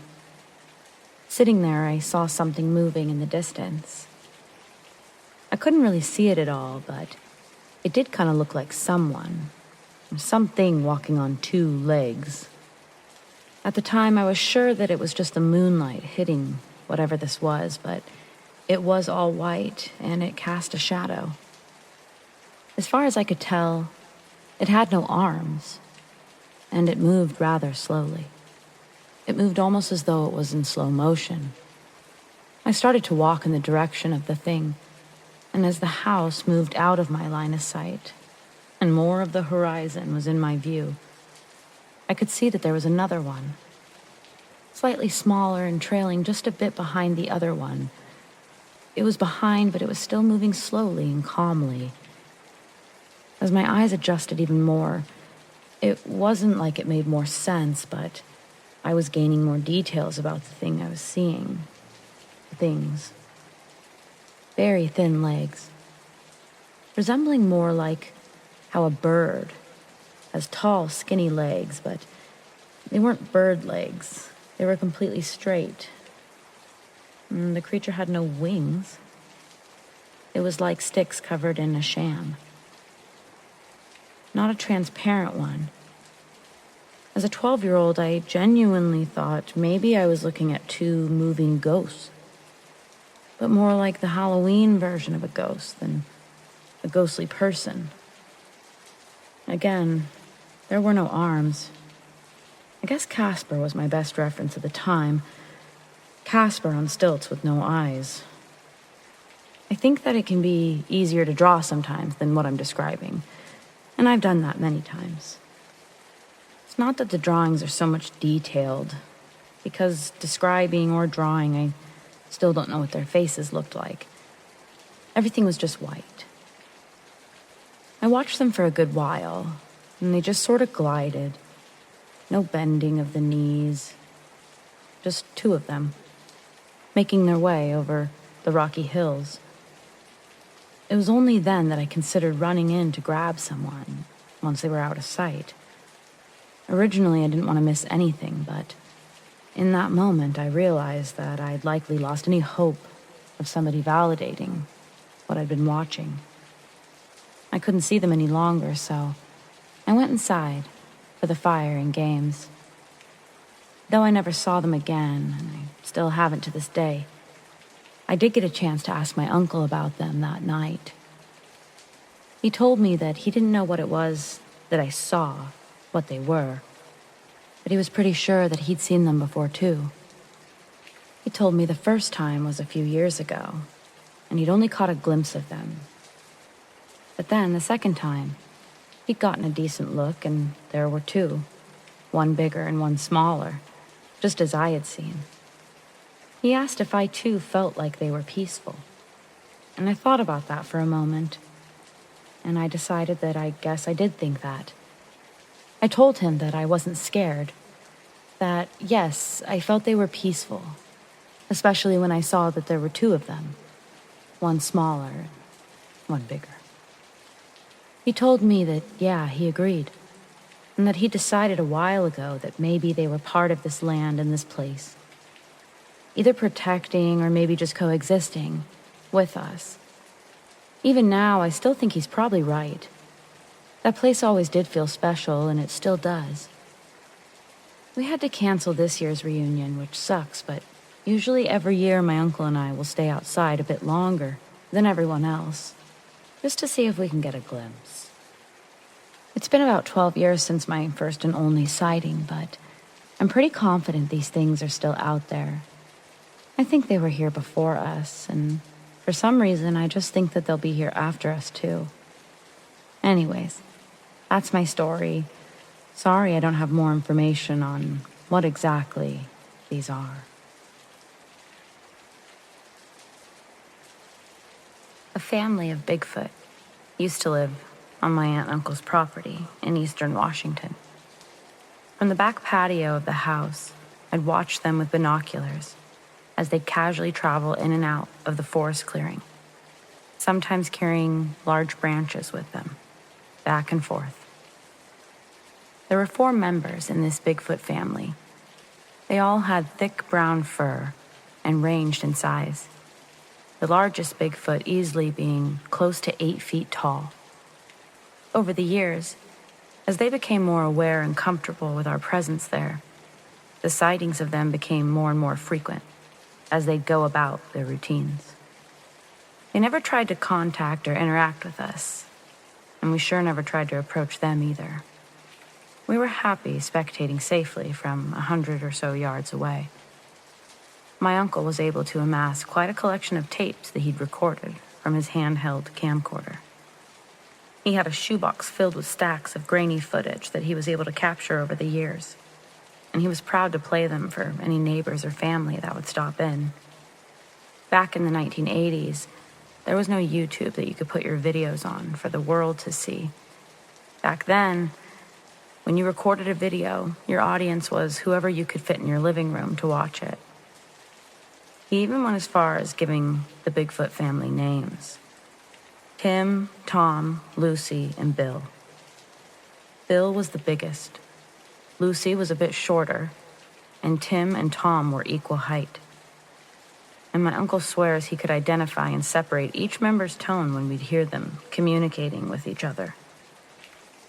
We all knew Bill's roar because it was the deepest and loudest, levels above the other grunts and hollers that would echo through the trees.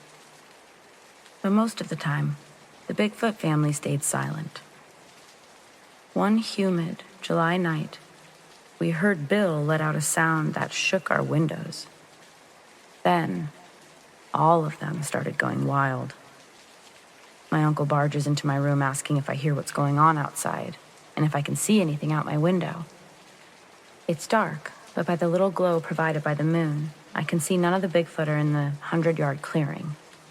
My uncle tells me to stay in my room as he fumbles to put a new tape in the camcorder and rushes out the back door. Then, from my window, I watch my aunt join him on the patio while he anxiously pans his camera across the tree lines as the forest continues to emit sounds of chaos. In a gasp of shock, I hear my aunt point out something running through the branches fast. My uncle turns his camera, and we see either Tim or Tom rip into the clearing from the trees. He's screaming wildly and coming right for the house. My uncle doesn't budge. He keeps his camera fixed on the fast-approaching Bigfoot. I put my face against the glass and watch this creature get about 50 yards from the house, when it suddenly collapses, lifelessly, into the grass. Then I notice another figure emerge from the tree line, but this one doesn't resemble a Bigfoot. It was much smaller. From my view, this new figure walking toward the Bigfoot looked like a human. As the figure neared, its head jerked up in the direction of my aunt and uncle. This made them both dash inside and lock the doors. They both came into my room, and we watched as this figure grabbed the Bigfoot's legs and dragged it back into the darkness. One by one, the shouts and roars became fewer and fewer, until the forest was silent again. The next day, there's a knock on the front door. I'm sitting in the kitchen eating cereal, and my uncle answers it. From the kitchen table, I see standing in the doorway are two men in black suits and fedoras.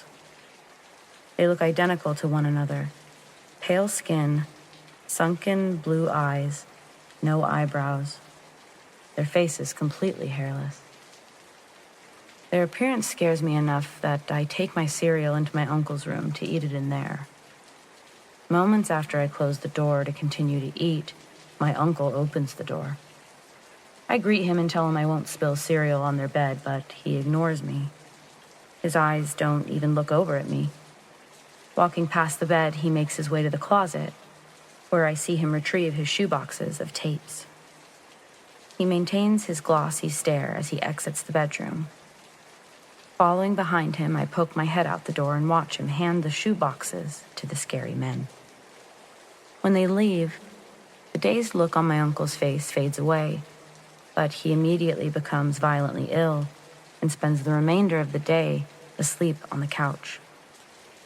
Later, when I tried to ask about the two men in suits, my uncle wouldn't give me any more information besides those men needed my tapes. Any further questions of mine were met with, "I don't know," but it's best we don't concern ourselves with it. My aunt and uncle passed away in the early 2000s, without me ever getting more answers.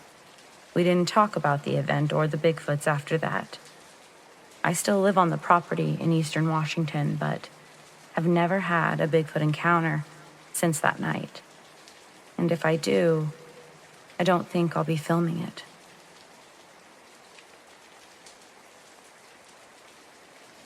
In 2005, I was about 9 or 10. My little brother was around 5, or whatever age you are in kindergarten. And it was Halloween time. It wasn't actual Halloween.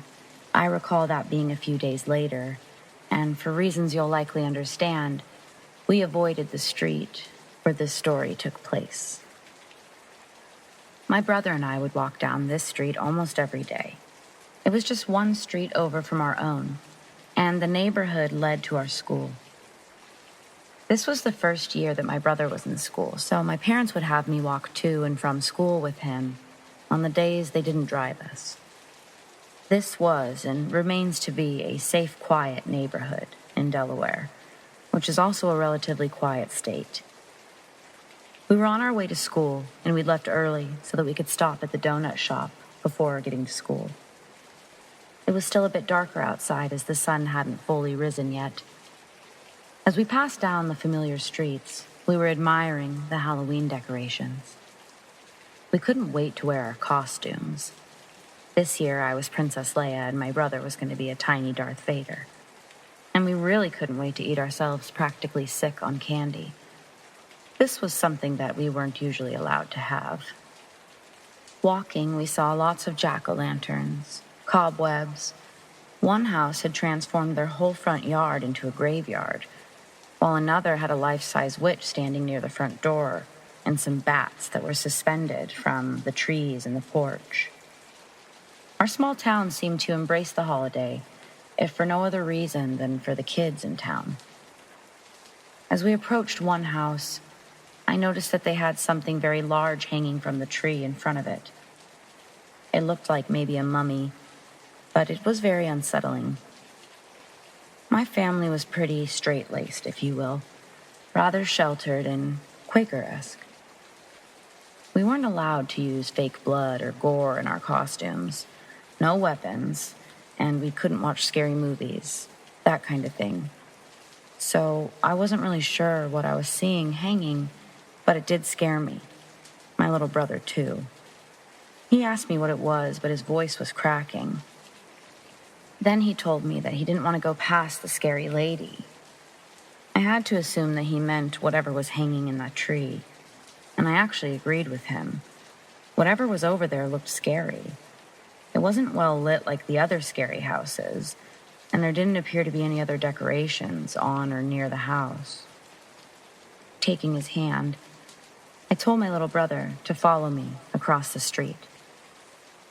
As we reached the other side, we kept walking, but I turned my head and tried to see if I could get a better look, now that I felt safer across the street. I guess it did look like a woman, at least a person with long hair. Cars were passing by, and now other people were walking the streets, so I studied their reactions. Most people seemed to be impressed as they walked by the houses, as we were. No cars seemed to be stopping. So I decided that it was just a really good, really scary decoration. Still, I hurried our walk to the donut shop. After eating our donuts and milk, we headed to the school, where we lived out a relatively normal day. Some of the other kids passed the same house.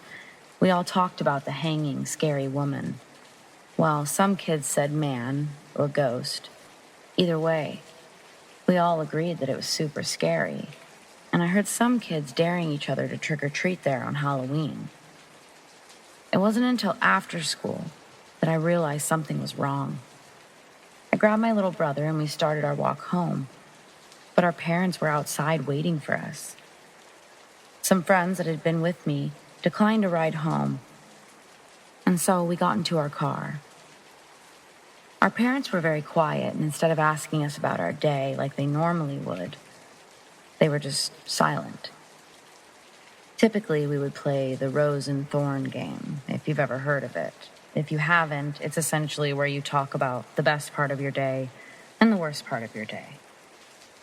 After so much quiet, I asked my parents why they picked us up today. That wasn't today a walking day? My dad said that we would talk about it more when we got home, and then he started to ask about our day. So we started at the top of our days. I can't recall what my rose or thorn was, but I know I hadn't really thought about the house or the woman in the tree until my brother used it as his thorn, saying that he didn't like the house with the scary lady outside. I agreed, but I also felt safe with my parents, so I asked if we could drive down the street, mainly wanting to show them the house with the graveyard. But my parents just looked at each other, saying that we really needed to get home, that we would see all of that stuff on Halloween. Then their attention went to reassuring my brother, who was now crying, that we wouldn't have to go by that house, that we didn't have to see that lady. Once home, I started on my homework, not bothering to get into why my parents drove us home. I didn't think about it until dinner, when the news was on. I had just finished setting the table and went to go watch TV while I waited for dinner. I was going to change the channel, but I saw breaking news flash across the local TV station. Breaking news in our small town. I'd never seen it. The news story began by stating that a woman who had apparently committed suicide was mistaken for a Halloween decoration. My eyes widened, and I heard my mom run from the kitchen and my dad from his office. They sat down next to me, asking that I not tell my brother about the news I'd just heard. I shook my head, acknowledging their request, but then I asked them, "Was this why you picked us up today? Was there really a woman in that tree?" They were now shaking their heads, acknowledging my question. All that I could think about in that moment was that I had just passed a real dead person with my 5-year-old brother. My parents asked if I was all right, and I wasn't even sure, but I told them yes. They hugged me, telling me that they were sure that it was scary for us, telling me not to worry about the woman and that the police and everyone else had taken care of her. I wasn't sure what suicide meant, and I didn't ask. But naturally, as I got older, I put the pieces together. My little brother, he doesn't recall the experience, at least not the same way that I do. When he was about 10, I asked if he remembered the experience, the lady, and he still recalls it as being a lady on the sidewalk, that maybe something was in the tree, but that it was the decoration, the woman next to it, that scared him most. He says she looked gray and cold. She looked like she was hurt, but she was just standing there, waiting for us to pass her.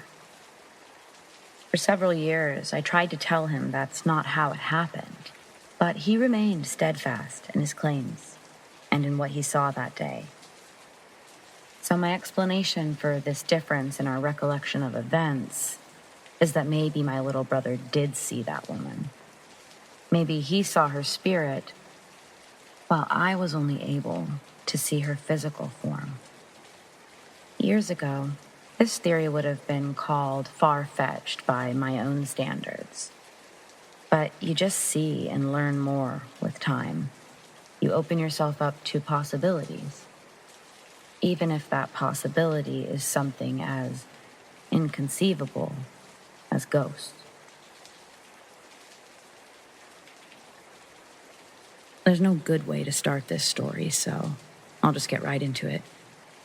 Several years ago, I was a pretty different person. I was a thief. A pretty good thief, but a thief nonetheless. I considered stopping for years, but it's easier said than done. At least that's what I told myself for those years. But my petty thieving days, came to an end pretty abruptly after this experience. I was freshly 18 and really wanted to pull off a good one. Usually I would check out the classifieds within town to see who had posted for a house sitter, a dog sitter, etc., because I knew that meant the house would be vacant, or at least the owners wouldn't be home. If I ran into a caretaker or somebody at the property, my cover was usually that I did yard work for the family, whose names were fairly easy to locate. I'd never run into a situation where anyone questioned me further or even questioned my responses. So this house, the situation was slightly different. It sat at the end of the block, tucked behind some trees and some tall bushes. It was a rental. The man had rented the place out for years. The man I knew. The tenants were changing all the time, though. I'd been scoping out the house for weeks because the latest tenants seemed really flashy, with their cars, their clothes. Everything about them screamed money. Except the house, of course. The house was bigger than most, but just as shabby as the others in the neighborhood. These tenants liked to party. Loud-ass music, lots of bonfires, lots of drinking. It seemed like the place to be. And then one day, that turned into a few days, no one was around. I watched. No one came in or out of that place for almost 5 days. I decided it was my time to make a move on the house. After scoping the actual property, I was sure it was safe. I already knew there was no security system because I actually had done yard work for this owner before. When he was getting ready to move in new people or move people out, he'd call my dad, who would send me. But aside from that knowledge, there were a couple of windows open. Not the actual window, but the shades were open. The house was absent of all movement and light. Through one window, I could see an Xbox 360. Mind you, this was 2005, and they were fresh on the market. I knew there was no chance in hell that I was going to be getting this for Christmas or anything, so I put it on my mental to-steal list. I continued walking the perimeter, and I got to the back door. To my surprise, it was already ajar. Enough so that I could actually poke my head and shoulders inside without going in all the way. The house smelled terrible. That was the first sign. First of a few that tried to tell me that this was a bad idea. Setting the smell aside, I walked into the dark house. I was in the dining room. Table set with super fancy dishes, old-looking but still new in their condition. Either silver or silver-brushed. The chairs themselves seemed to be hand-carved and incredibly heavy-duty, like the table. The house wasn't messy, but it looked like they'd left in a hurry. Possibly there was a fight. Some broken glass. The more I walked through the house, the more I got the vibe that somebody had already been through there. Someone like me. All of the kitchen drawers and cabinets were open in the kitchen and dining room. There were clothes thrown about in the bedrooms, and the drawers were open. But all the electronics were still there. And even the clothes themselves, the really nice ones. People wouldn't have just left those behind. I added them to my to-steal list, and I kept walking through the house. I knew there was a master bedroom on the other side of the house, so I made my way across the living room. As I walked through and looked back at the rooms, forward at the master, and then to the front door, I noticed that each of the bedrooms had a line of salt in front of it, like someone had straight up poured a line at the entrance of each door. Maybe that should have been yet another sign for me to take, telling me I shouldn't be there. I didn't think about it like that. Not right away. In fact, I noticed I was careless on my way in, and the lines that were meant for the back door had been disturbed. So, oh well, I thought. The master bedroom door was closed. It felt more like it was stuck. Maybe even locked, but after a couple good slams against it, the door opened. But at the same time, there was a noise from behind me, coming from the bathroom maybe. It didn't keep happening, but I I was sure that it was different, separate from the sound of me opening the master bedroom door. I made a mental note to hit the bathroom on the way out. But again, I probably should have checked in that moment. All my thoughts, at least productive ones, ceased when I actually stepped into the master bedroom. The room was dark, but even without lights, I could see that something was really fucked up about this room. It was absolutely the source of the bad smell. I could clearly see something, many somethings, covering the floors. Carved into the wood floors were random symbols, and there was graffiti all over the walls, the bedding. With the lights on, it just brought the horror to life. It was clear that some sort of ritual took place here. I truly don't know what I'm talking about when it comes to that stuff, but I mean symbols, blood, the salt, the circle. Bad stuff everywhere. I started feeling extra creeped out, walking over and around all this shit. But I had to see what was in the bathroom. Dead animals. Or at least parts of them. I couldn't believe I'd gone from designer clothes and Xbox 360 to the dungeon of the devil himself. I left that room so quick. I couldn't tell you what kind of animals because I could hardly believe my eyes and all. But let's just say usual forest critters. Raccoon, squirrel tails, and such. This was fucked. Now out of that room, I made my way to the other bathroom. Not to check out things to steal, but because I was literally about to puke everywhere. And I did. But at least I made it into the toilet. I was brought to my feet pretty quickly as I heard the bathroom door slam shut. I grabbed the handle, but it wouldn't budge. My first thought is that it was the landlord, the owner.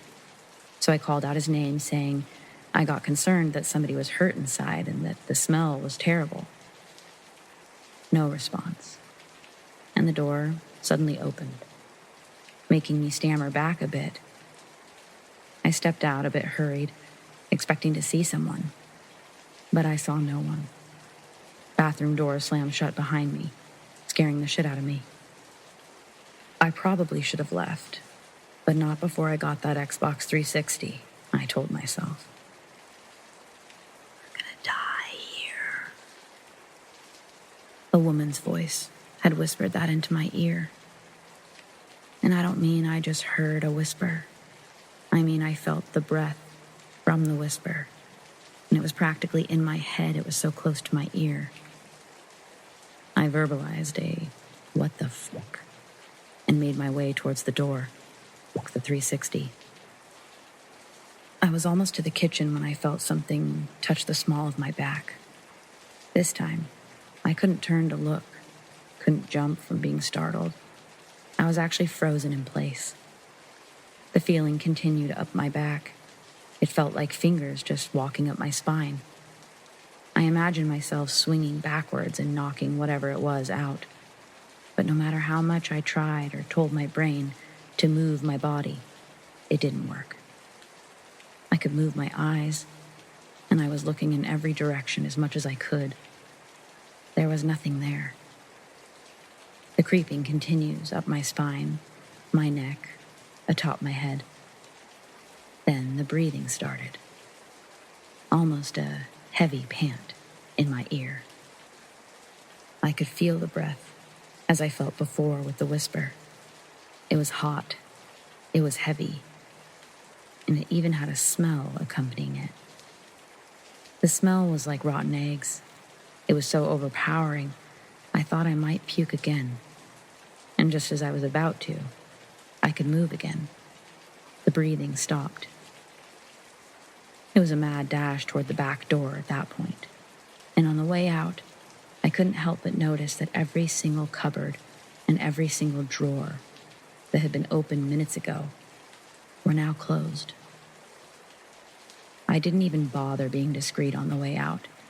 I honestly may have been screaming or making some sort of noise as I did. The next thing I really remember was sitting on my back steps drinking water. So I sat there for a good while, literally thinking about the choices I'd made what just happened in there. I had no logical explanation, still don't really, especially for the next part. Because let's just say I hallucinated it all. Highly unlikely, but let's pretend. How does one explain the literal scratches on my back? The ones that went from the small of my back to my neck. They weren't deep, like no blood, but they were absolutely there. Eventually, they faded away. But what didn't fade away was the feeling that the whole experience gave me. Definitely enough to scare me straight, if you will. I never so much as stole a sugar packet after that whole thing. So while I'm pretty sure whatever was in that house was absolutely evil and likely wanted me to die, the lesson I took away from the whole thing is probably what has saved my life.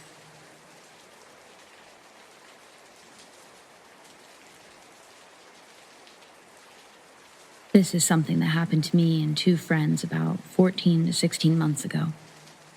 I've got a short account, and I don't know if it qualifies since I didn't see it, but someone I was with did. So here goes. Two of my friends, who are a married couple, and I were walking on my family's land. It's about 170 acres and heavily wooded, with both pines and hardwoods, and heavily trailed. It was dark, but my friends wanted me to take them out to the walking trails. A couple of neighbors' dogs followed us, a coonhound and a Great Pyrenees, and we walked south, then east to my camping area. We were hanging out at my camping spot when behind us, further back in the trail that we had come down, the dogs started acting strange. We were looking back and they came out of the woods to our left and stood on the trail. The Great Pyrenees started growling, real low, and looking defensive.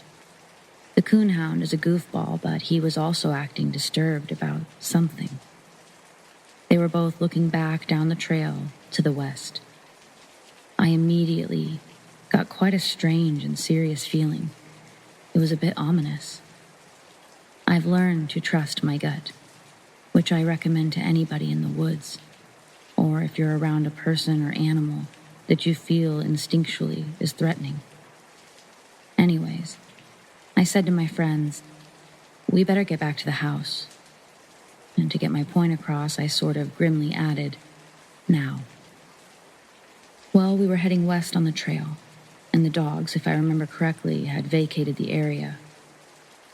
While walking, I looked back and saw my one friend, the wife, looking into the woods, off the trail, and she staggered back a few steps. Her husband and I asked her what was wrong, as she stared down the same area the dogs had previously been growling at. She said, I'll tell you when we get back. I don't want to scare Dan. He's kind of easily spooked. So we got back and we asked her what she saw. She tells us that she felt she needed to look off the trail into the trees. We all had headlamps on, and she said she saw something halfway behind a tree, looking at her. She said it was pale, whitish, with an oval kind of shaped head. Looked like it was crouching, with long limbs. She kept stressing how skinny it was, particularly the limbs. She said it had a surprised look on its face, like it didn't expect us to be there. Myself and friends and relatives used the trails regularly, but not at night. She said that the thing was bobbing back and forth in kind of a creepy way, like moving its head behind the tree and then swaying its head and shoulders back rhythmically to look at her. She said it didn't appear to be aggressive at that moment, but looked scary. I pulled up the famous trail cam pic of the rake, or whatever it is, and she got a shocked look on her face and nodded, yes. However, she made it clear that it wasn't exactly the same. The next night, I was on the back porch and heard a freaky, very, very shrill scream come from the woods. I don't know if the two were related, but I've lived in the country for most of my life, and I've never heard anything like it. This is in North Alabama, by the way, and this is one of multiple things that have happened around here. But this is the only one that I know of involving this creature.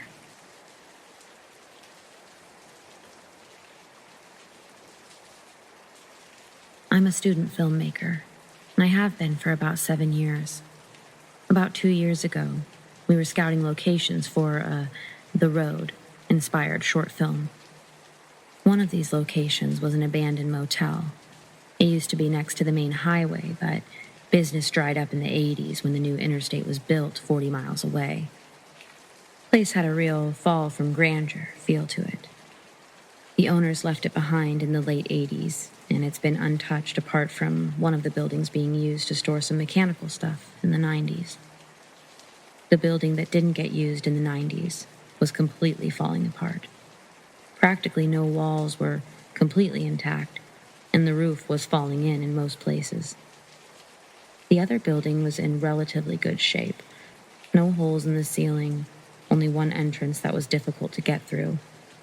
It had all the internal walls removed and only a few small individual rooms within the building. Completely dark and lots of places to hide.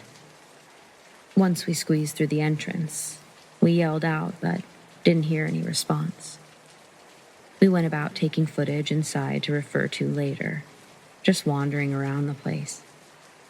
Tucked into a corner was a filthy mattress with some blankets thrown over it. I saw this and assumed some drifter had been through a while ago. That was until I looked into a trash can near the mattress. Inside the trash can was some food waste, including an apple core. That didn't seem too weird to me, until I realized the apple core hadn't even turned brown yet. I felt my heart drop and I froze for a second. I yelled out to my friends, "Guys, I don't think we're alone in here." As soon as I finished speaking, we heard a large metal crash from one of the more hidden areas and heard footsteps running towards us. I shined my flashlight in their general direction on my way out, but the sunlight was really bright and blinded me for a second, so I couldn't see anything. All I know is whoever was in there didn't follow us out. We didn't stick around long enough to give them a chance to change their mind. I swear to you, I've never felt such dread as when I saw that apple core. Footage of this still might exist. If we find it, I'll post it.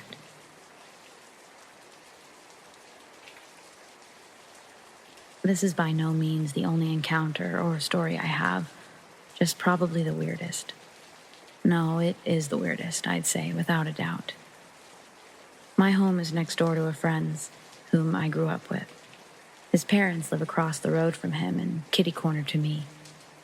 There's a field in between my friend's house and mine. I'm telling you all of this because location and home placement becomes relevant soon. So my neighbor's oldest daughter started messing with a Ouija board. I don't know if that's what started all of this, as we'd had incidents in the past, but all of this particular phenomenon that I'm talking about here, happened after. I tried to tell her that she didn't need to mess with it, that she didn't understand the extent of the things she was attempting to contact. She's about 14 and didn't listen. I know people play with them often, but I personally believe that they can let things in that you don't want. Anyway, a few weeks after this, my neighbor's stepson saw a light shining in his bedroom window. He went outside to investigate and found nothing. The light began to make an appearance in all 3 of the houses I mentioned. My neighbor's, his parents across the road, and mine. I'm grown, but I live with my mother because of a seizure disorder that I have, and I can't control it on my own. So my mom says one night, "I see a light." She said it looked like a flashlight through her window, but shining on the ceiling. I went out to investigate, quite pissed off because I thought someone was messing with my mom. I couldn't find anyone, so I called the cops. The deputy shows up and takes me around with him investigating, then makes a very interesting point that there was dew on the grass, even though it was night and my footprints were the only ones visible. Interesting and strange, I thought. Well, my neighbor's mom starts seeing this light every night in her bedroom. She sleeps on one end of the house and her husband on the other because he has to get up very early for work. So every time she looks out the window, there's nothing to be seen. She also starts to see what looks similar to a laser pointer doing the same shine through the window onto the ceiling thing. It apparently was not exactly like a laser pointer, but very similar. Now, here's where things start to get strange. My neighbor was in his garage and he saw the laser pointer thing on the wall of his garage. This was at night, and he was out in his garage smoking a cigarette. He stepped outside and sees nothing. Walks back in his garage, and it's back on his wall. Then he said it spread out, morphed into a weird, ancient-looking religious image, like something out of ancient Eastern religions. He said it was just like a Buddhist-type religious image. He didn't describe it really any better than that. So fast forward a few days. His mom had still been seeing this stuff, the lights, laser-like image, continually, every night.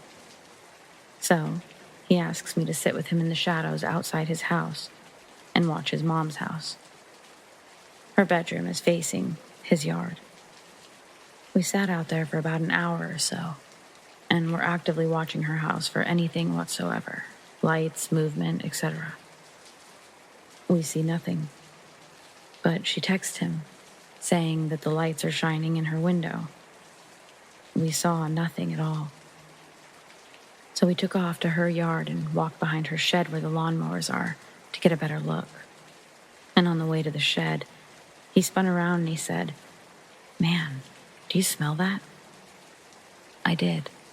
I smelled something burning, like burning leaves mixed with sulfur. We looked around the shed toward the main part of the yard and lawn. There's a streetlight at the house right next door to them, so we had a good view of her lawn from this angle. And we saw that there was a haze or fog in her yard only. We thought that maybe someone had been burning something, but also thought it was strange that it was only in her yard. We spoke about this for literally 10 seconds behind this shed, and he said, "Hey, the smell is gone." I realized that he was right, and we looked around the corner of the shed, and the fog was completely gone. This would not happen in 10 seconds. Well, about a week later, his mom is getting fed up with the nightly light show.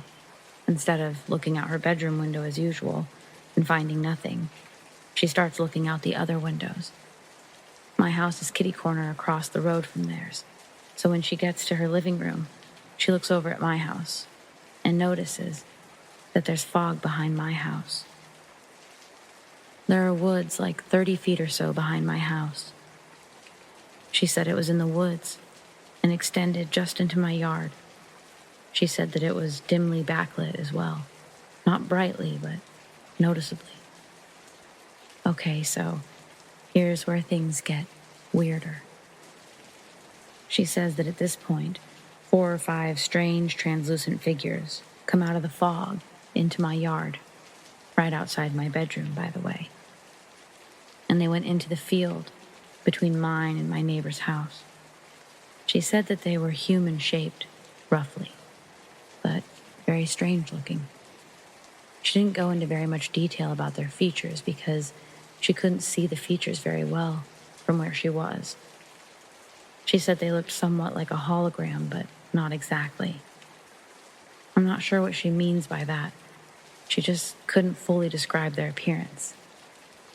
She said they came from the fog haze and into the field, and that they glided over the ground without taking steps.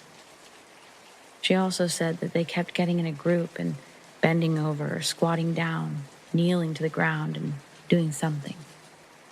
She didn't have a clue what they were doing, but it made her think of a digging motion. So they glided across the field, across the road, through her yard, and past her house, toward the barn in her woods. She said that when she saw them pass by her house, the lights appeared on her ceiling in her room. She said that they made this strange journey back and forth a total of 5 times that night, all one after the other. This was a big deal in my little neighborhood for weeks, and then all the activity just stopped. That's basically it, and I just don't know what to make of it all.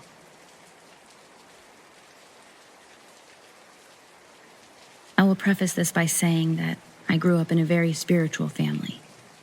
My mom especially had tons of stories about ghosts and spirits that she'd encountered in her life.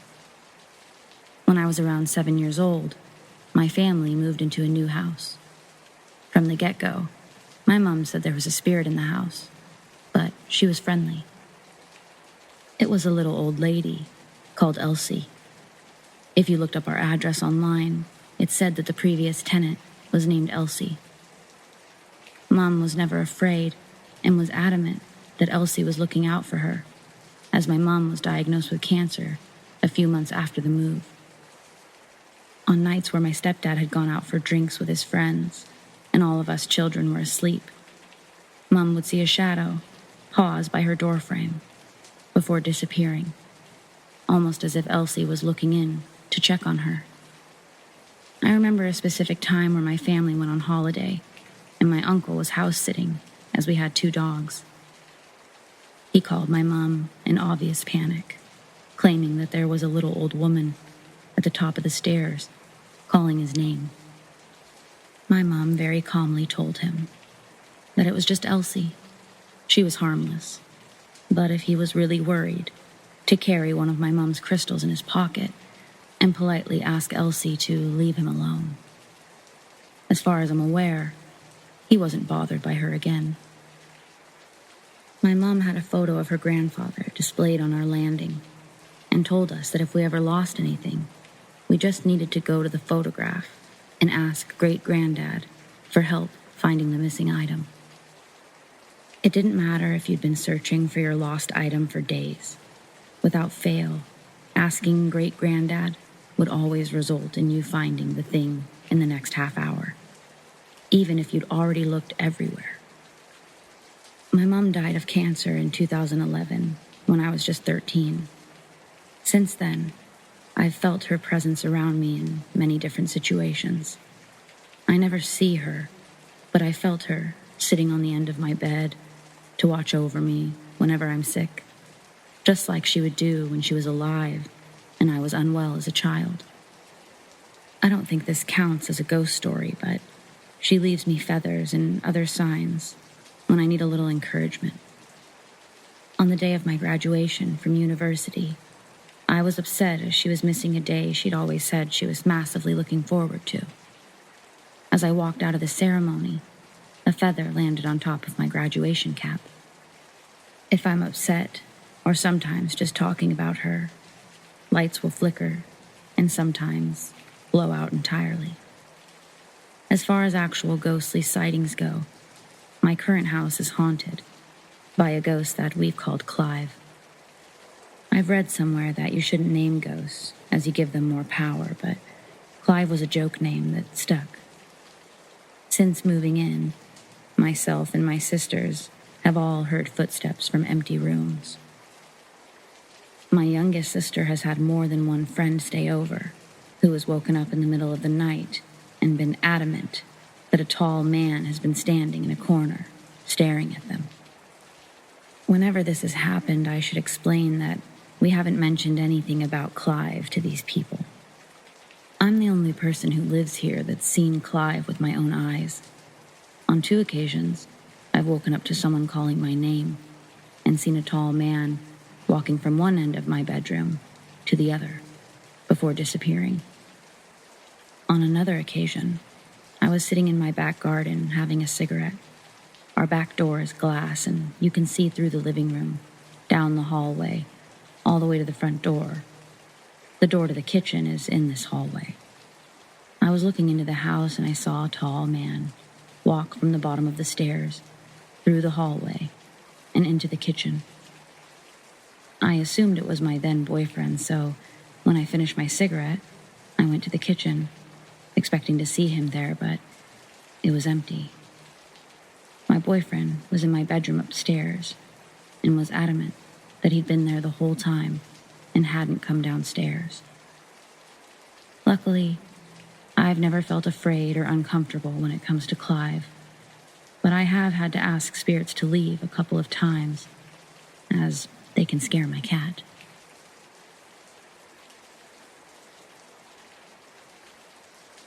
I'm a hunter, and I like to hunt wild boar specifically. Though I've been deer hunting and have been known to get a turkey for Thanksgiving, I mostly hunt boar. For those of you that don't know, boar are a big problem in the United States. A sow can have 2 litters a year, and it's not uncommon for a litter to consist of 10 or more pigs.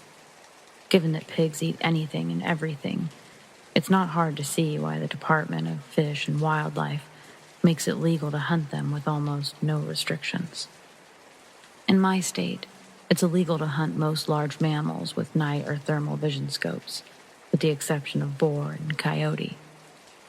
I'd been saving for a year, mostly fun money.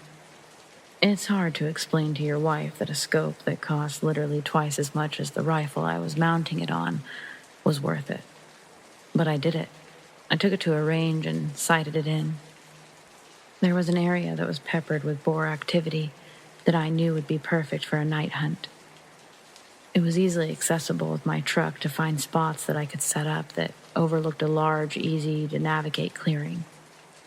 The night started uneventful, mostly me tinkering with my new toy, cycling through settings. I was a little impatient. I spotted multiple deer, but they were out of season, and like I mentioned earlier, my current setup wasn't legal for deer. I moved to another spot I'd seen days earlier. That probably wasn't much better than my first, but it gave me something to do, and a new angle to look around with my new scope. After an hour or so of glassing the area, it dawned on me. This spot doesn't have much animal activity at all. No rabbit or owls. The deer that I'd seen were hundreds of yards from where I was. Why was this pocket of land so dead at night, but lively in the day? I'd set up around 10 p.m., and it was about 2 a.m. when I started to think about packing up. Maybe setting up a target before I left and taking some practice shots. I heard a crunch come from the direction I came from before. I panned my scope over and saw the silhouette of a small bear pushing through the bushes. It's important to note that my scope isn't exactly night vision. It's a thermal scope, kind of like black and white version of what you see in the Predator movies. I adjusted my range and zoomed in a little. I remember jolting a little when I saw that it wasn't really a bear. It was a man. Because he was so low and hunched over, I thought I was looking at a young bear. Was that a game warden? It couldn't be. I would have seen the headlights coming up the road from where I was perched. And where could he have walked from? I was 30 miles away from anything on public lands. I was about to call out when I adjusted my sights and noticed he was naked. No shoes, pants, or anything. I remember being disturbed by his movements, like a squirrel or something, twitchy and grabbing at the foliage, sniffing around and palming the tree. Was that my tree? The one that I'd been leaning against earlier? The thought terrified me. Could he smell me? Then he did something I still have nightmares about today. He squatted and placed his hands in the dirt between his feet and stared straight up like a dog mid-howl. And I heard it.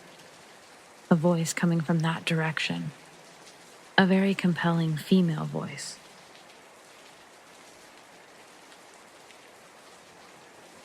There was a long pause, but neither of us moved a muscle. The center of my sights was trained at the dirt in front of his feet. I couldn't bring myself to aim directly at another person. It went against everything I'd been taught about firearms. Were they lost? Was this some guy that had gone crazy out here? Why was his voice so feminine?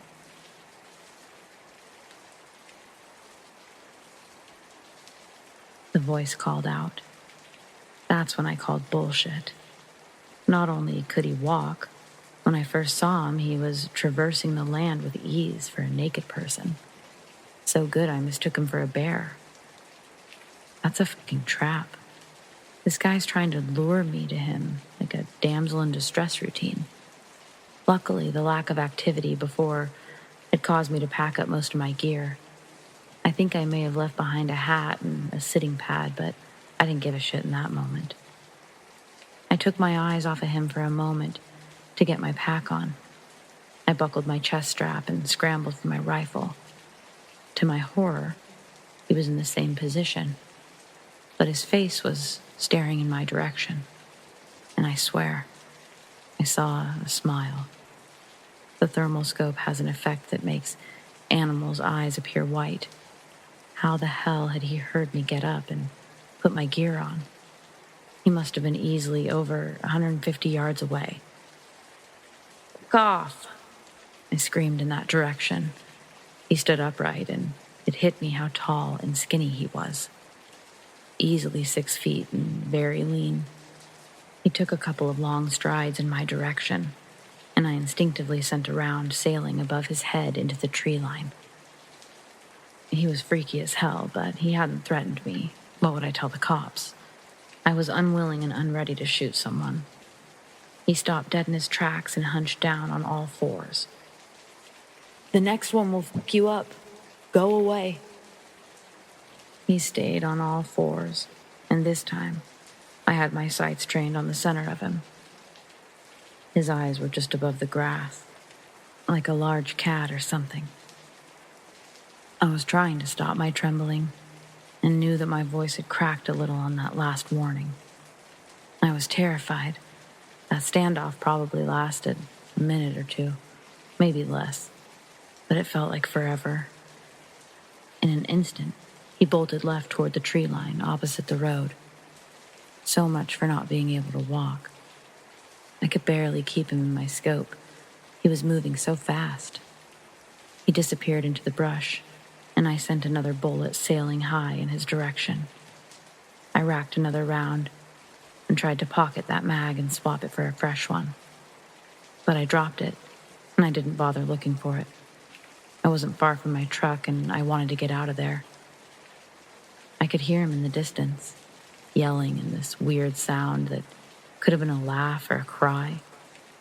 I scrambled up the trail and arrived at my truck, breathless. I tossed my gear into the cab, but kept the rifle in the passenger seat and sped off.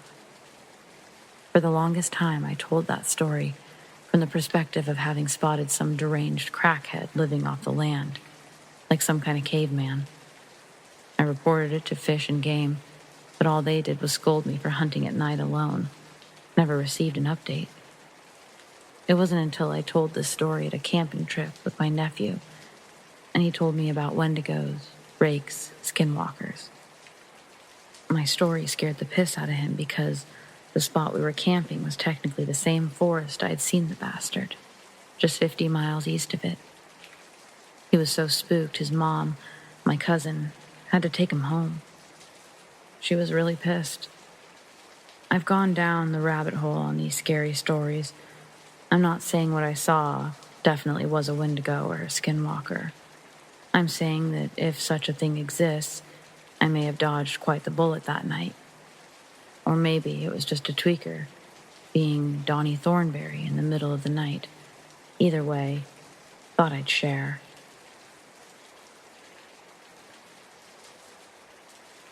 Things haven't been going well for me these last couple of years, and I've had to move back into my mom's house for the first time in 15-ish years to try to get back up on my feet.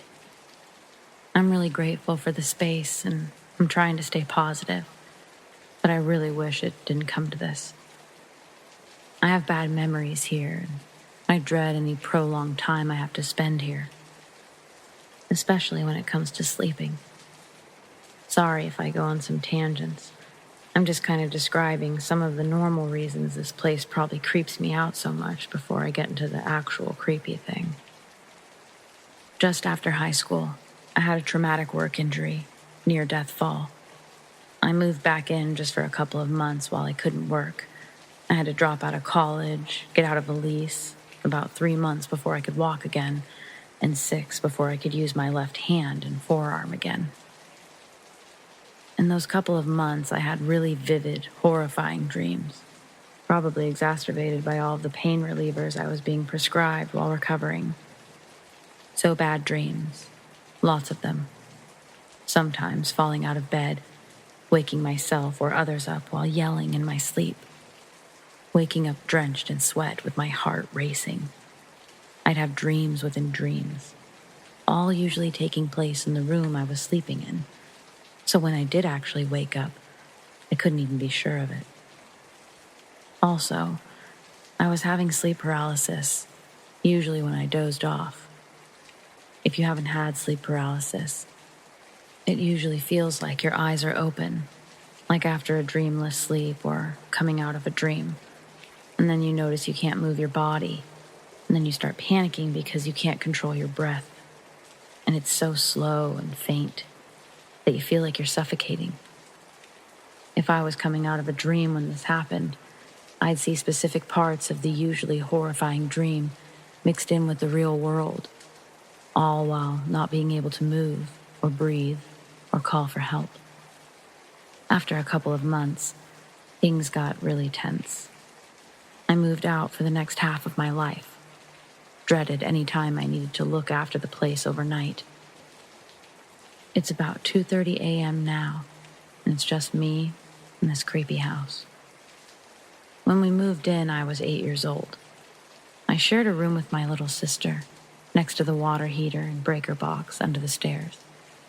In that room's closet, there was a small access door into a portion of the wall opposite the utilities. I've done some home contract work and handyman stuff over the years. I don't really know why a section of that basement wall had a crawl space in it. Maybe 1.5 feet wide, and wider than any other wall in the house. I used to squirrel toys away in it until some of those toys went missing. Anyways, that room creeped me out as a child, and I ended up sleeping on a couch in a different room until enough relatives had moved out or passed on that I could have my own room, which was by the time I was in high school. Cut to a couple of years ago. I was doing some repair work for my folks over here, replacing and installing a shower vent through their roof. And I needed to kill the power to the utilities through that room. It's now used for storage. While I was in there, I remembered that little door to the wall crawl space and figured I'd take a look at it and see what the reason for it was. When I swung the closet door open, I was shocked to find that there was no access door or panel into the wall. It was just drywall, no access.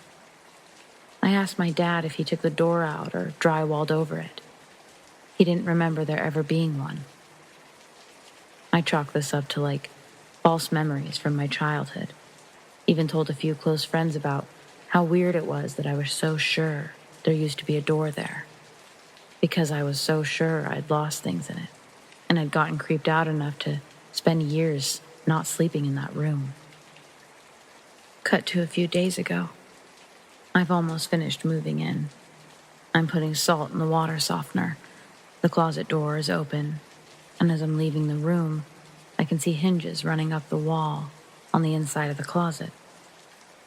So I open the closet some more and can see the door is there, just like I remembered. Impossible. It simply wasn't there a couple of years ago, and I confirmed it with people then. The hanger shelves in the closet are blocking the top of it, and there's a bunch of crap on the floor, so I'll need to move that in order to actually open the thing. Weirder, on the door of the closet is an old poster growth chart my mom used for me when I was little. I recognized it immediately, but I haven't seen or thought about it since I was really little. I don't remember it ever being hung on that door or even in that room. You wouldn't be able to check a kid's height from stuffed inside a closet and behind a hanger bar. Cut to now. I saw the light on in that room, even though I was the last one in. Both doors of the closet are closed now, again, even though I left them open. And no one's been here. No one's here. I feel like I'm going crazy. After work tomorrow, I'll empty that closet out and take pictures of the access door inside the wall and post it in a reply. Sweet dreams.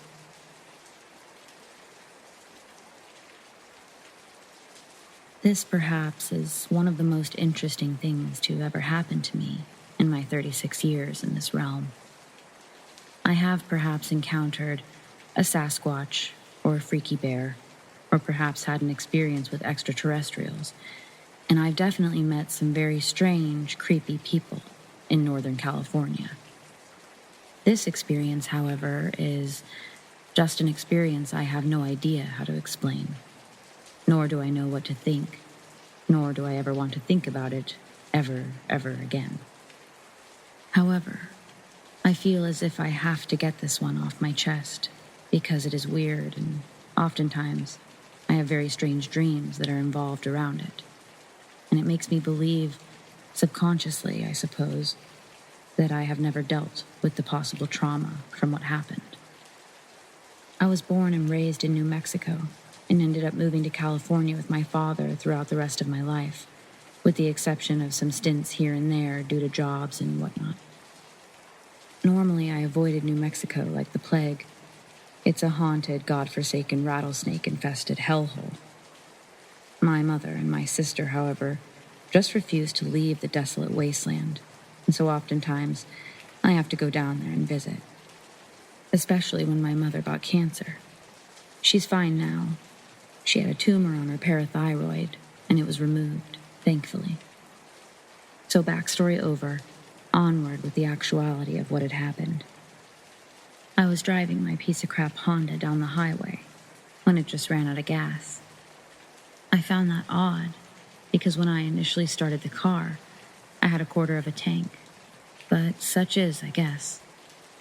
It just sort of sputtered out in the middle of the highway, around the end of the road of the reservation. I knew that there was a gas station about a mile away, once I managed to get onto the highway. So I took the empty gas canister out of my truck and walked out into the heat. I had a backpack of Gatorades and water bottles to avoid heat stroke. I was aware that I could lose quite a bit of electrolytes very quickly. On the road I walked down, it was very complicated to call my sister Kelly to let her know where I was and what the situation was, because there just didn't seem to be a signal anywhere. I walked and I walked, sticking my thumb out to no avail. There were no reservation police or other passerby trucks. It seemed as if I was all alone, out in the brightness, the heat, on the most sunshiny day, in the middle of friggin' nowhere, New Mexico. As I walked and I walked, I saw a dead hummingbird on the ground. I found that very sad, at first. Yet as I walked further and further, I found it odd that there was even a hummingbird there in the first place. They're not typically seen in the area where I come from. They're not non-existent, but they're just super duper rare to see. There's not a bunch of what I would consider to be nectar that they seek, nor pollen from flowers which they desire. Further along, I continued down the open road with the sun beaming down on me. Soon after that, I saw another dead hummingbird. Now, I thought, this is getting weird. Weirder and weirder, perhaps. I suppose deep down I sort of subconsciously preferred to consider it just a coincidence. It was only after a few hundred yards more that I saw another one. And then shortly after, another one, and another, and then another, and then more, and then even more. It came to a point where the dead hummingbirds started to trail away from the side of the road and then make a trail off away and into the berm. This may have been a bad idea on my part, but my weakness has always been that my curiosity has preferred to get the better of me, which is what killed the cat. So, I followed the trail of dead hummingbirds. It was almost like a Hansel and Gretel breadcrumb trail. It seemed as if it was some sort of methodically laid out plan. Follow the dead hummingbirds if you dare. It went on until I passed the berm and completely away from the road, and now out in the arroyo and deep down amidst the few sparse trees to and fro. And that was where I found it. It was something. I'm not sure I could ever describe it fully. It was just like this strange pile of dead hummingbirds. Like, it was friggin' huge. Maybe about 2 feet from the ground. A huge, massive, disturbing pile of them. I sort of stood there rather perplexed, and I scanned all around the place to see if there was some sort of indication as to what had transpired. Yet, there was nada, nothing, zilch. It seemed as if there was just an inexplicable pile of dead hummingbirds out in the middle of the desert. That's when the real weirdness happened. There was this very strange, shaky, quivering sort of hum that was more than just audible. No, this was also physical. I cannot say that the ground was shaking. I would rather say that it seemed as if my head was. I began to feel a bit nauseous, and the first thing I thought to myself was, get up on out of here. Like a coward, I did. I ran, and the worst decision I didn't even realize that I had made is I just started running randomly without any adherence to where I'd originally come from. Basically, I was just running in a direction without any regard. It took me a solid 30 to 40 minutes running through the arroyo to find the road again.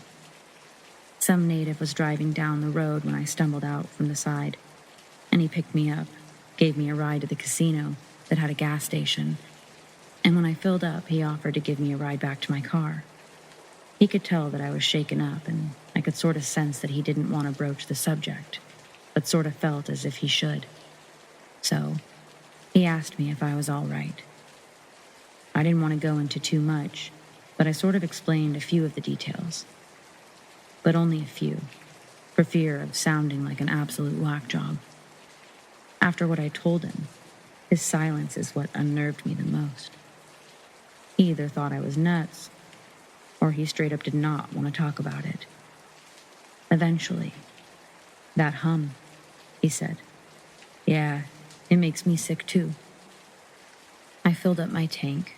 I went to work. I apologized for being late, and I explained what had happened.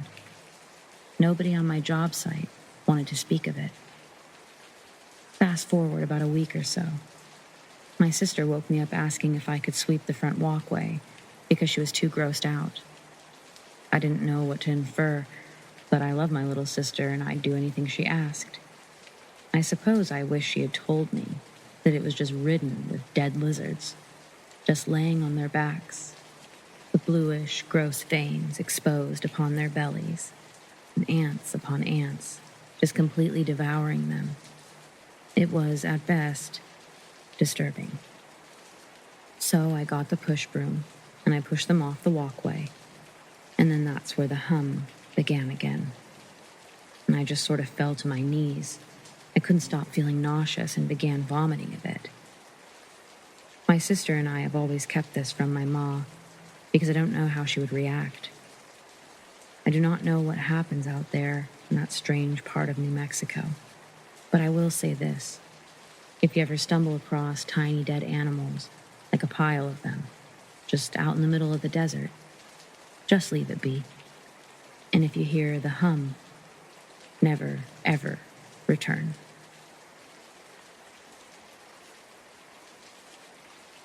One weekend night in Idaho, My boyfriend at the time and I went to a show in Boise.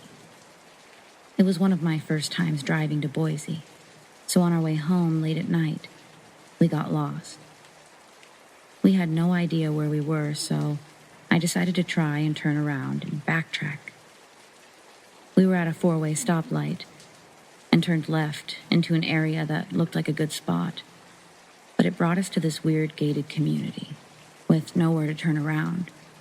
So I kept driving, thinking I'll just come right out on the other side of this community. The whole thing was really strange and just got stranger and stranger as we drove straight through. The first thing we noticed right away, there were literally no lights on, anywhere. Not one house light or street light. It was pitch black aside from my headlights. The trees kept getting thicker until we couldn't even see the sky. It was dead silent and still. It wasn't even late yet, like 12 or 1 a.m. As we kept going, I noticed something up ahead. It was a large body on the left side, almost in the middle of this small road. As we got closer and closer to this body, I realized what it was. It's some type of animal, standing over another body on the ground. We start kind of freaking out because we have to drive right by this scene to get through. We couldn't turn around because the road was so small. So knowing that passing is our only option, I continue, even slower this time. We told ourselves, oh, it's just Mother Nature, circle of life. We're okay. I continue to drive towards it. And I start shaking because as we get near it, we could see that it was actually huge, with very tall legs. We are freaking out, but I'm trying to be brave as the driver. I have our lives in our hands, I think to myself. So I still continue towards this very, very large animal. As we get closer, I roll my window up. That's how close we are to this animal. I could almost reach out and pet it. I can still picture what happened next. That image will never leave my mind. The animal was even bigger than we thought, way bigger than a man and taller than a car. And I was staring. I couldn't look away, and my eyes wide as hell, because they can't even believe what they saw next.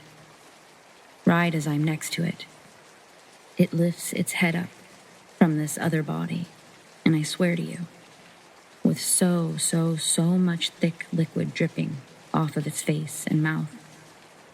Pretty sure it was blood, but it was so dark, it just looked like dark, thick liquid.